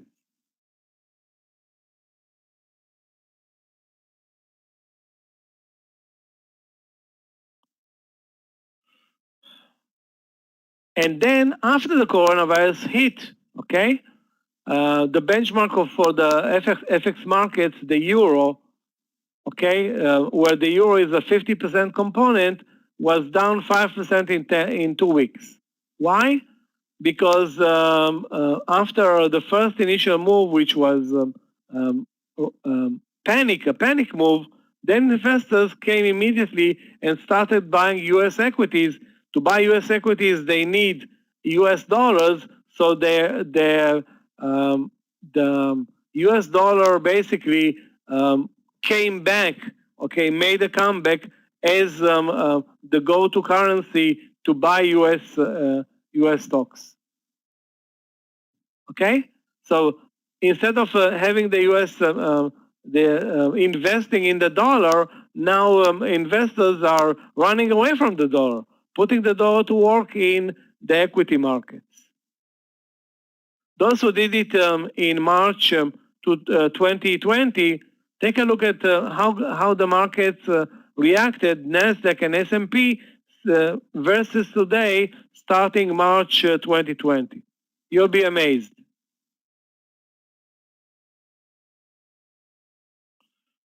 Okay. Now, this is an example that doesn't happen very often, but can happen from time to time, especially when one of the boxers, in this case, the dollar, is very big compared to the other boxer. So if the U.S. economy is imposing sanctions on Turkey the way Trump did in 2018, I don't know, there was a dispute between the U.S. and Turkey, and he decided to ban exports or imports from, I think imports in the U.S. from Turkey and the other way around, basically sending the Turkish lira down 20% very, very fast in a matter of, I don't know, maybe 2 weeks versus the US dollar. And that creates a lot of havoc in Turkey because now, if they need to buy oil, the price is 20% higher. If they need to import anything, the price is 20% higher. This is something that a strong economy doesn't want to happen because it creates a lot of havoc.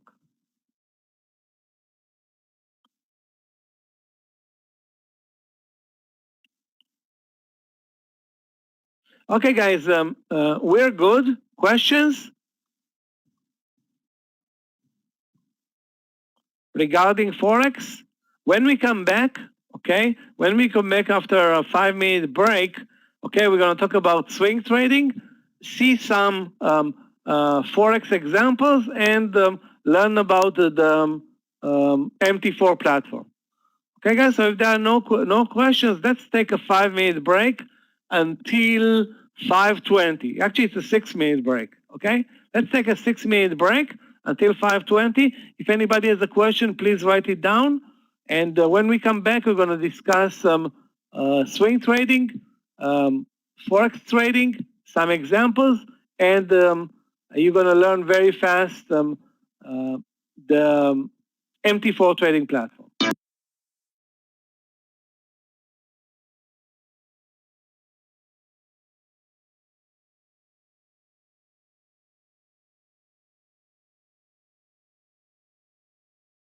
If anybody has a question, write it down. This is my email. If you have any questions, only one person had a question yesterday. So, guys, don't be bashful. If you have questions, you can email me. I'm responding relatively quickly, in a couple of days. Thanks, team. Okay, so we're coming back in 5 minutes now.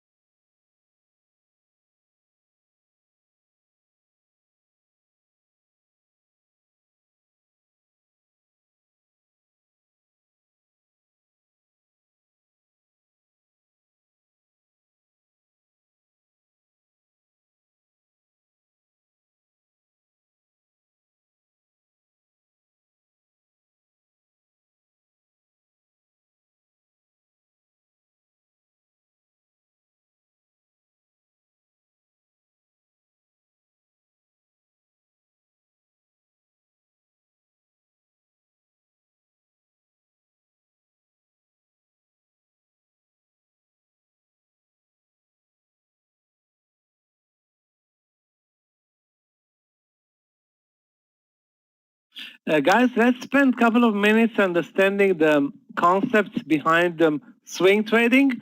Tomorrow we're going to continue and elaborate on that and talk about technical patterns, the way we trade, and the technical entries and patterns and signals that we use in swing trading. Today I'm going to discuss only about the definition and then move into teaching about the trading platform. So swing trading is basically a style of trading as opposed to day trading, where a trader attempts to capture gains in a financial instrument over a period of few days up to several weeks. Now, why is Forex, commodities and futures perfect for swing trading as opposed to stocks? Because there are no gaps in those instruments. As opposed to stocks that can open with a gap up or a gap down, sometimes counter your position, those instruments trade almost, well, I don't want to say 100% of the time, but most of the time without any gaps, because they trade 24 hours per day. So swing traders use various techniques to enter swing trades, and swing trading involves all the aspects of professional trading, including technical analysis, risk reward, trade management, awareness to market news, and global markets response. So when we're going to trade and see examples like the example that I showed you before, that was posted basically by Goldman Sachs, that example took into account everything. What is the exact entry point to the PIP? Then what is the risk? Okay, clear. What is the target? Clear.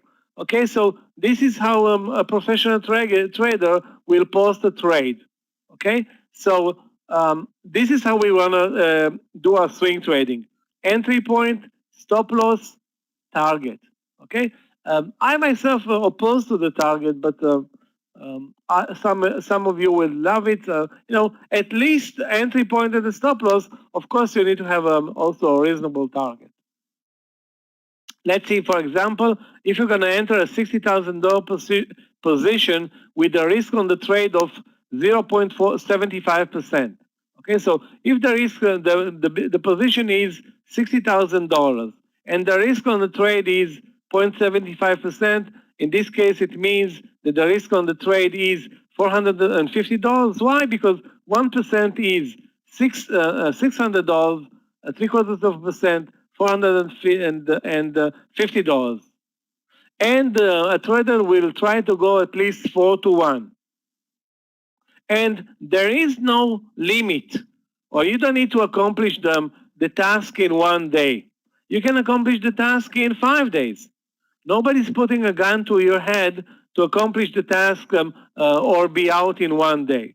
Okay, so the idea here is that you can hold on to a position with sometimes with some overnight very, very minimal costs.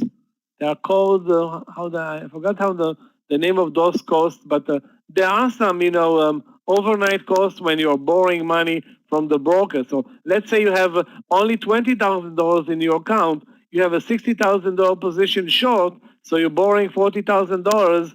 It's called, I forgot the technical definition, but I will talk about it definitely tomorrow. Okay, guys? So you borrow from the broker overnight, you pay, it's not a big fee. If the trade works and you make 4-1, so or even 3-1 on 450, it's 1,500, and then you're going to pay $20 for the overnight charges for a couple of days. So again, the idea here is that the trader spends less than 60 minutes per day managing the positions. You don't need to spend a lot of time in front of the charts managing swing trades. Swing trades don't need management. They need the market to move in your direction. That's it. If the market is not moving in your direction, exit with a planned loss or a stop or a very, very tight loss. If the trade works in your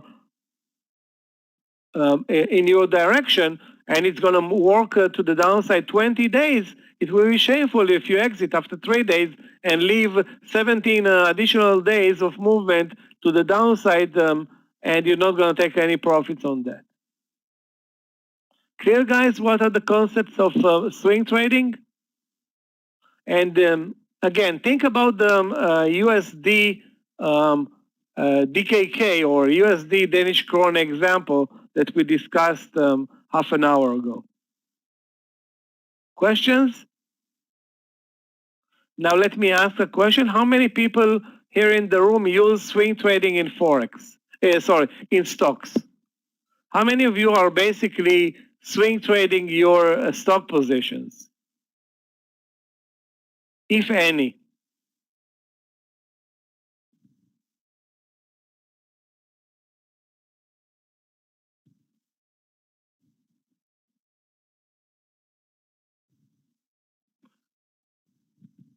Tim, do you swing? Really?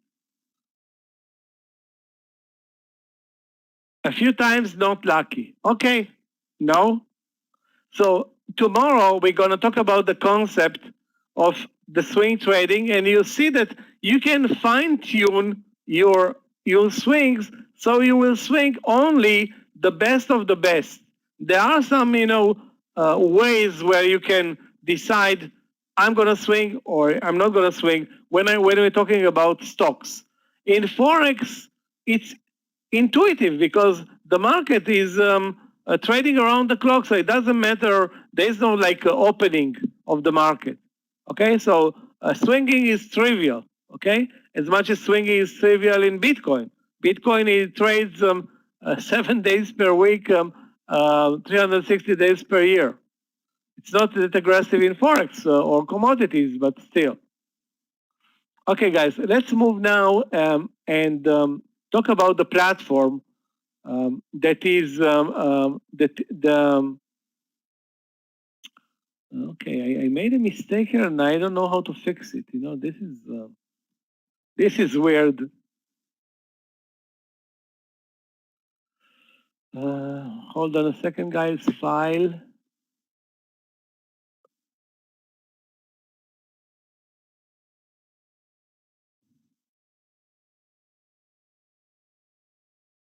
Hold on a second. I'm trying to fix something. I just want to return this market watch to its original position, and I don't seem to be able to do it. I don't know how to do it. Shit.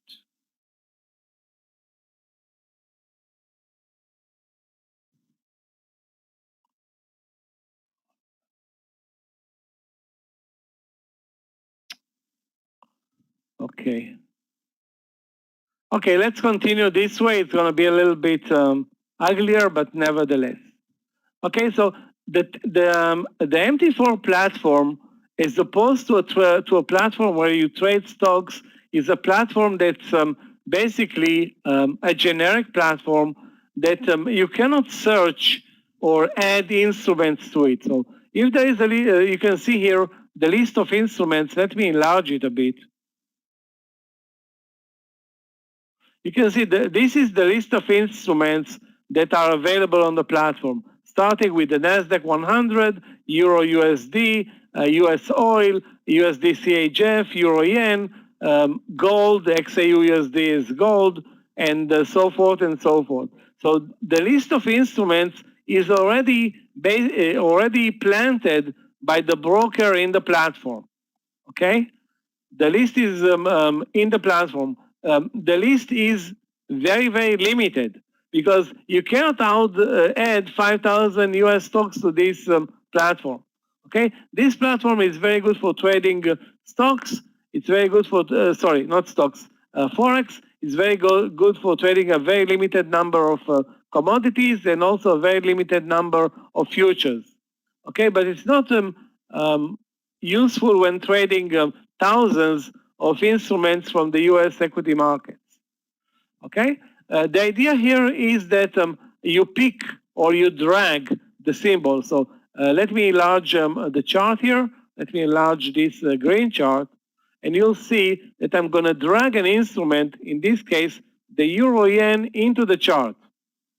And this Euro Yen daily means that the time frame for each bar is 1 day. Okay, guys? So I'm dragging from the market, okay, the symbol that I want to trade, in this case, the Euro JPY. I'm dragging it into the chart.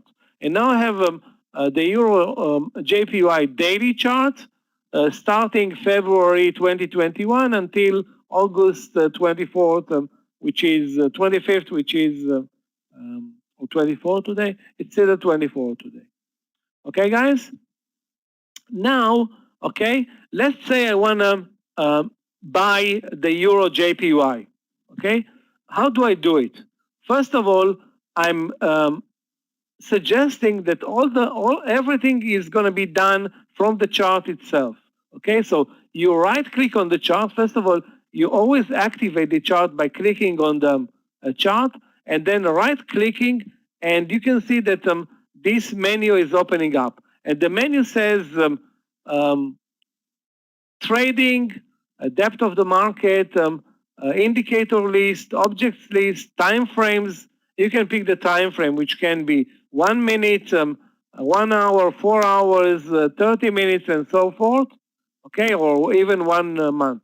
Let's say I'm going to pick 1 hour for the reasons that I'm going to discuss tomorrow. Okay, and now I'm dragging and trying to find out an entry in the Euro JPY. Let's say it's a long entry. Okay, just for the matter of explaining how to operate the platform. Okay, let's say I want to buy the pair at 129.10 and use the stop loss at 128.60. So let me draw the lines here so you'll understand the trade. The red line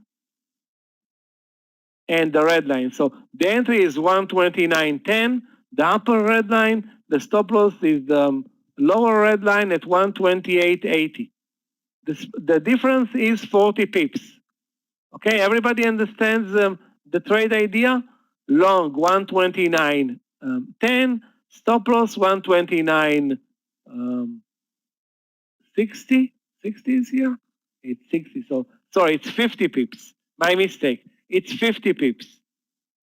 Everybody understands, guys? You understand the trade idea, guys?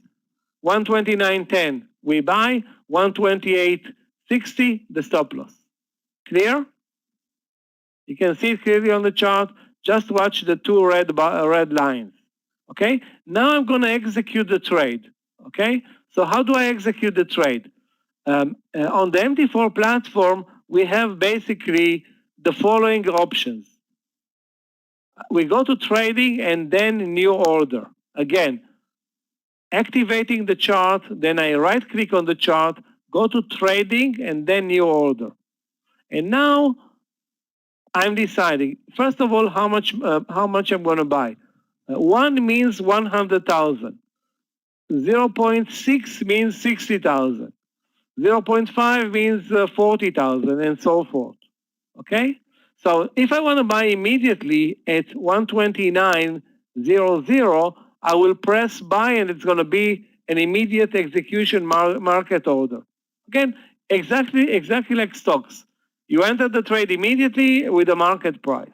But my idea was that I want to buy at 129.10. So it cannot be a market order. I need for the euro to reach 129.10 and then I'm going to buy. Okay? So we have on the platform an option to enter the trade immediately with a market order. Market buy or market sell. Clear, guys? Then we have deferred orders or pending orders. 4 of them. Okay, guys? 4 orders. The buy limit and the sell limit order, the buy stop and the sell stop order. Now, if I want to enter at 129.10 and the price now is 129, which type of order should I use? What is the right order to enter at 129.10 when the market trades at 129?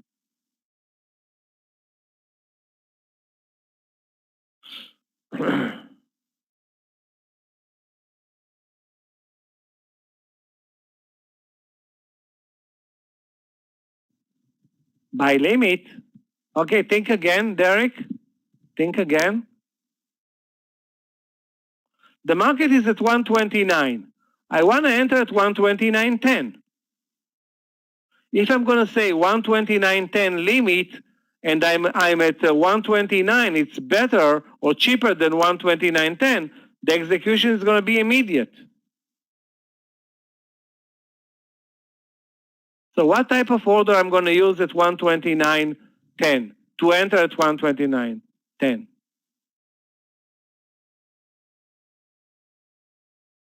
Yeah, buy stop. Okay, so I'm going to this. You can see I have buy limit, sell limit, buy stop, sell stop. So I'm going to buy stop. The buy stop order is going to tell the pair, okay, I want to buy it to 129.10. So 129.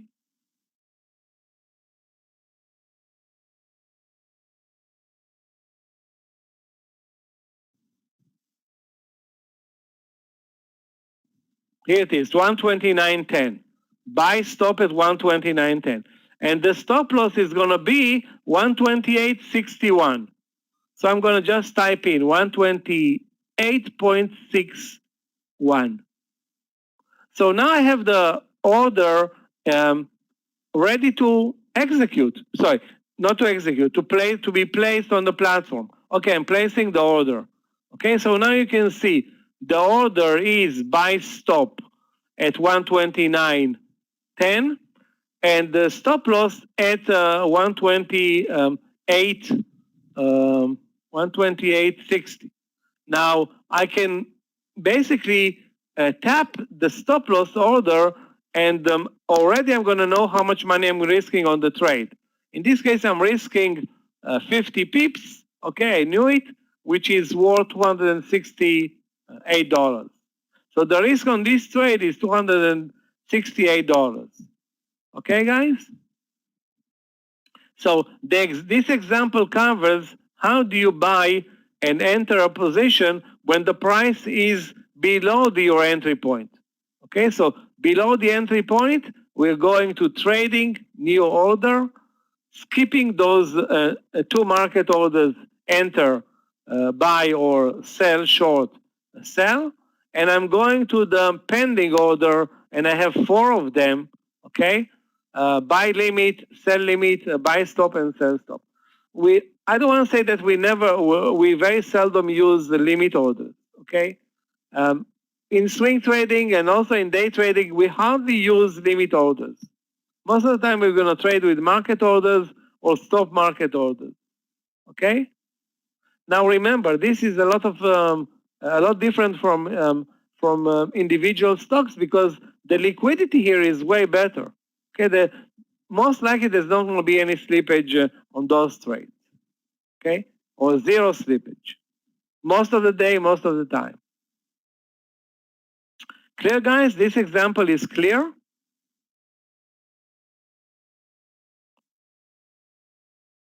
Derek, is it clear? Again, when I'm going to use buy limit, it means I'm limiting the price. So if now the stock trades, let's go to buy limit, for example.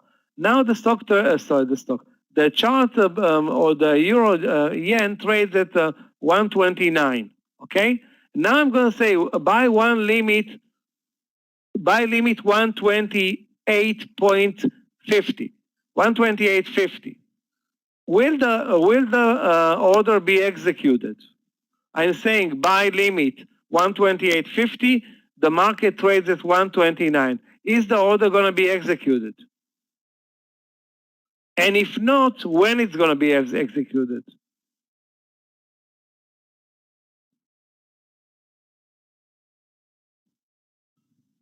Yeah, it's not going to be executed. Why? Because the price is above the limit price, which is 128.50. So only if and when the price is going to move down to 128.50, the trade is going to be executed.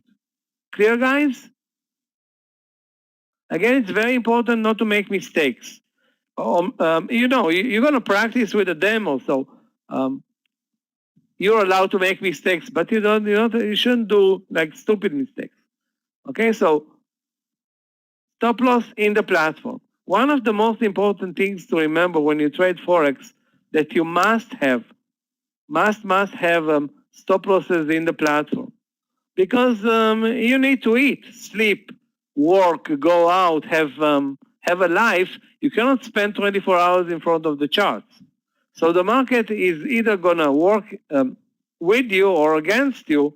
If it's going to work against you, you need to protect yourself. So being that it is a market that revolves around the clock, and you're definitely not going to spend 24 hours per day watching the sometimes paint dry. Stop losses 100% of the time on 100% of the trades should be in the platform. So we learned basically two types of orders: buy limit and buy stop. Now let's talk a little bit about sell limit and sell stop. Sell stop is basically telling me, okay, for a sell stop order, if I want to enter when the market is going to reach 128.60 short in the euro yen, okay, now the market trades at 129. But if it's going to go down to 128.60, maybe it's going to deliver a strong move lower. I want to be short, and how should I do it? And again, right click, trading, new order. And on the new order, okay, assuming the quantity is the same, I will use the pending order and then the sell stop at 128.60. Okay, and if I place basically the order is going to be posted in the platform. Trade disable. Hold on a second.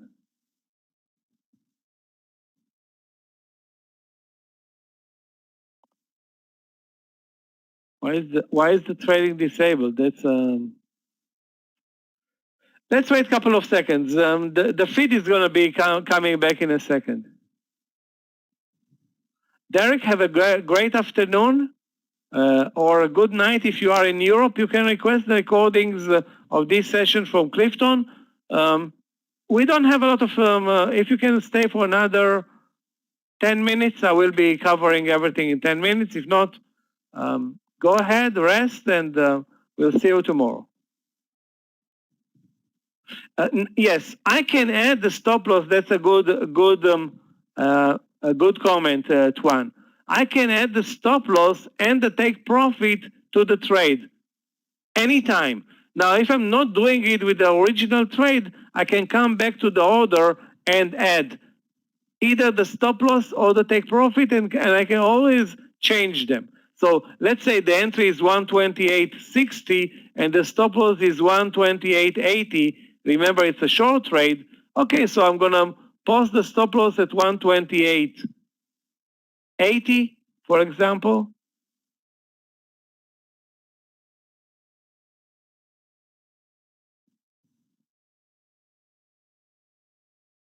Here it is, 128.80, and let's say the target is going to be, I don't know, 128.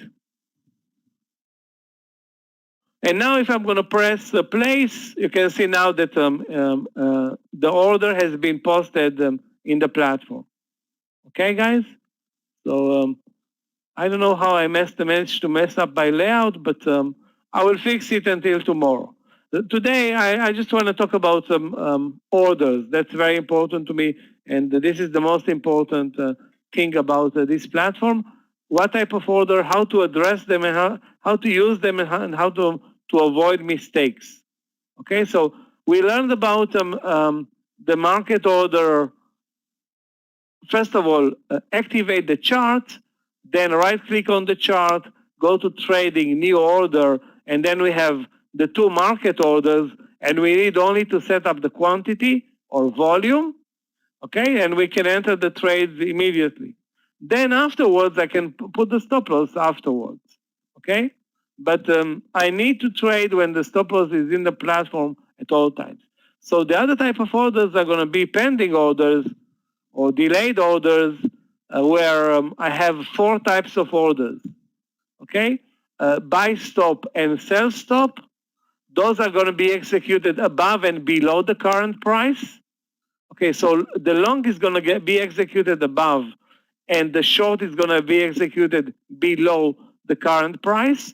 And the opposite with the buy limit and sell limit, which are basically orders that we don't exercise that much in day trading, and we don't exercise that much in swing trading. So we have 4 pending orders: buy limit, sell limit, and the buy stop, sell stop. That's it. Okay, that's the whole theory here behind this MT4 platform. So 4 delayed orders and 2 orders to enter immediately with the market order, buy or sell.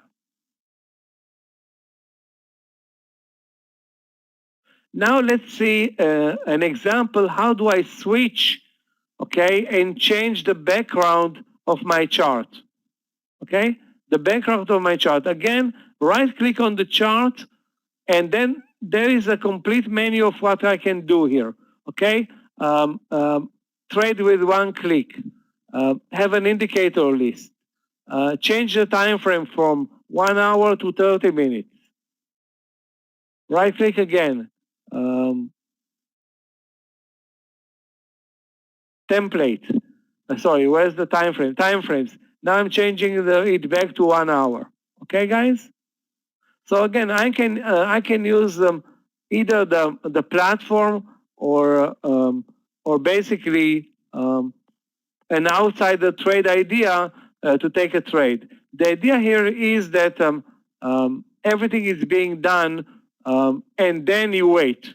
Okay, so you need to wait for the right setup, the right trend in the stock, or in this case, the ETF or the market. And then when you post the order may execute in 2 minutes. If it is a delayed order, it may execute in 3 hours or 5 hours when you are asleep. So you need to think about everything before you post the trade. Now, in order to close this trading day, let's spend a couple of minutes designing the chart, and we're going to pick it up from here tomorrow, guys. Again, go to colmex.com. Please download the platform for tomorrow. If you have a question, okay, if you have a question with that, you can email me, but we're going to do it anyway together, everybody, tomorrow at 4:05 anyway. So how do I change the background from this green whatever? I don't know what type of green is it, but let's call it an ugly green to an ugly blue. Okay, so how do I change the background of the chart from an ugly green to an ugly blue? Okay, so I again right-click on the chart. Okay, go to properties. The platform on the Colmex website. Go to colmex.com/MT4 platform. Colmex.com/MT4 platform. It's not MetaMask, MetaTrader. It's MT4, MetaTrader 4. There are various venues to download, but you can do it on the Colmex website. Okay, so I'm going to properties, and you can see this menu is going to open up, and then I want to change the foreground from turquoise to something blue. Medium purple, actually it's purple, medium slate blue, medium blue, straight blue. Guys, do you like the straight blue? Let's say you like it. Here it is. Okay, so I can change basically with the right click and going to properties. Okay, I can change the background. Let's move it back to some light green. Wow, this one looks nice. Wow, this is amazing, guys. Take a look at this light green feature. Oh, I love it. A a bit shiny and but looks nice. You can do it with white. You can do it with any color that you feel comfortable. Again, try it. I'm gonna, guys. Let me repeat. Right-click on the chart. Go to Properties, and then under this Properties menu, you change from light green to white, or black, or whatever. Okay. So you can change also the bar up and bar down definition. From red to white or from red to black. Again, there's so much flexibility here, okay? But I'm not going to dwell into that. You just please note that you right-click and go to Properties. That's it. Right-click Properties will take you to the chart itself, and then you can pick up the background, and the book handles can be, at your favorite color, assuming it's available. Now, one more thing, guys, before we close today's session. Where are those orders that I'm posting, okay, in the platform? Where do they go, okay? Where do those orders go?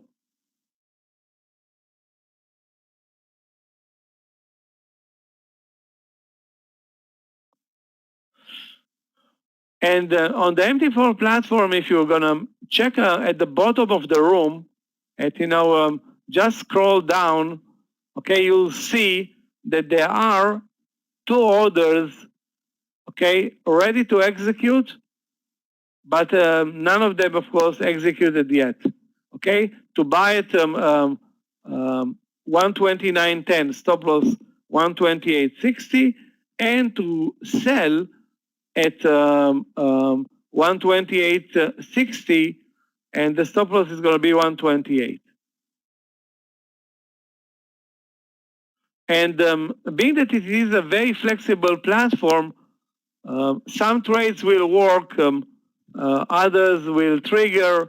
I mean, none of those trades see any correlation between them. So short euro and long euro can trigger at the same time under this, MT4 platform, which is not very smart, but this is how this platform basically works out. So the orders that are not being executed are being displayed at the bottom of the application. Let me cancel them.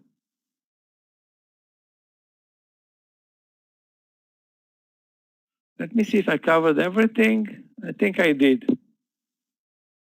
And we actually finished 20 minutes before my original time frame. My time frame should have been 7:15. Now it's 6:55. Question, guys? If you don't have any questions, please spend, if you can, right now or tomorrow morning, 2 minutes to download the MT4 platform demo from the Colmex website. MT4 demo, MT4 demo, or platform demo. I don't remember exactly how it is. You know what? You want to do it right now, guys? Hold on a second.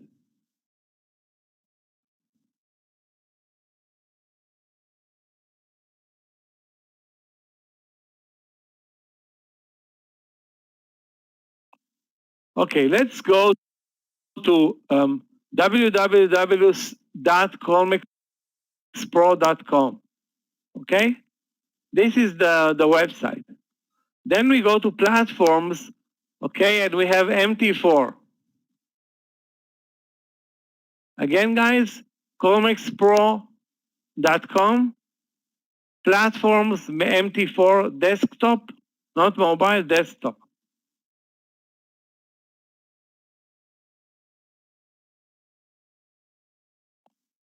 And after we're gonna scroll down, okay, where is the download?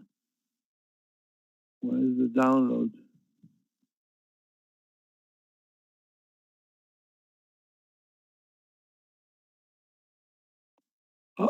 Where's the download?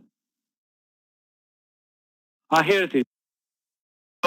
And download for Mac. Okay, guys. So we go to www to this link. Let me post it in the room.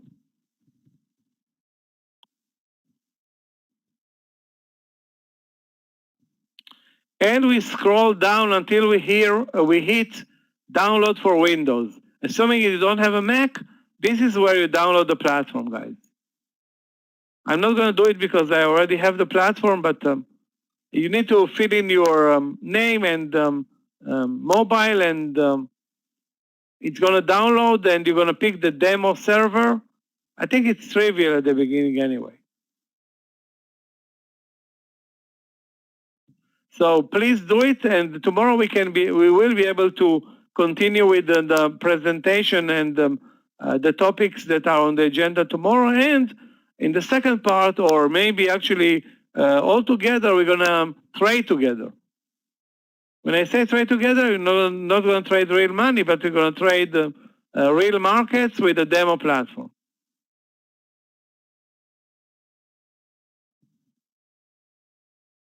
No, you don't need any Forex account. It's a demo account. Again, team, it's a demo account that you download, and you will be able to trade on the demo immediately. Chad, team, everybody else here in the room that participated, and even if you don't participated, thank you. Guys on social media, if you have a question, you know my email. I hope you know my email. It's michael.orevi@tradenet.com. And if for the recordings of this session, you can, of course, email Clifton. You know what? Let me write down my email again.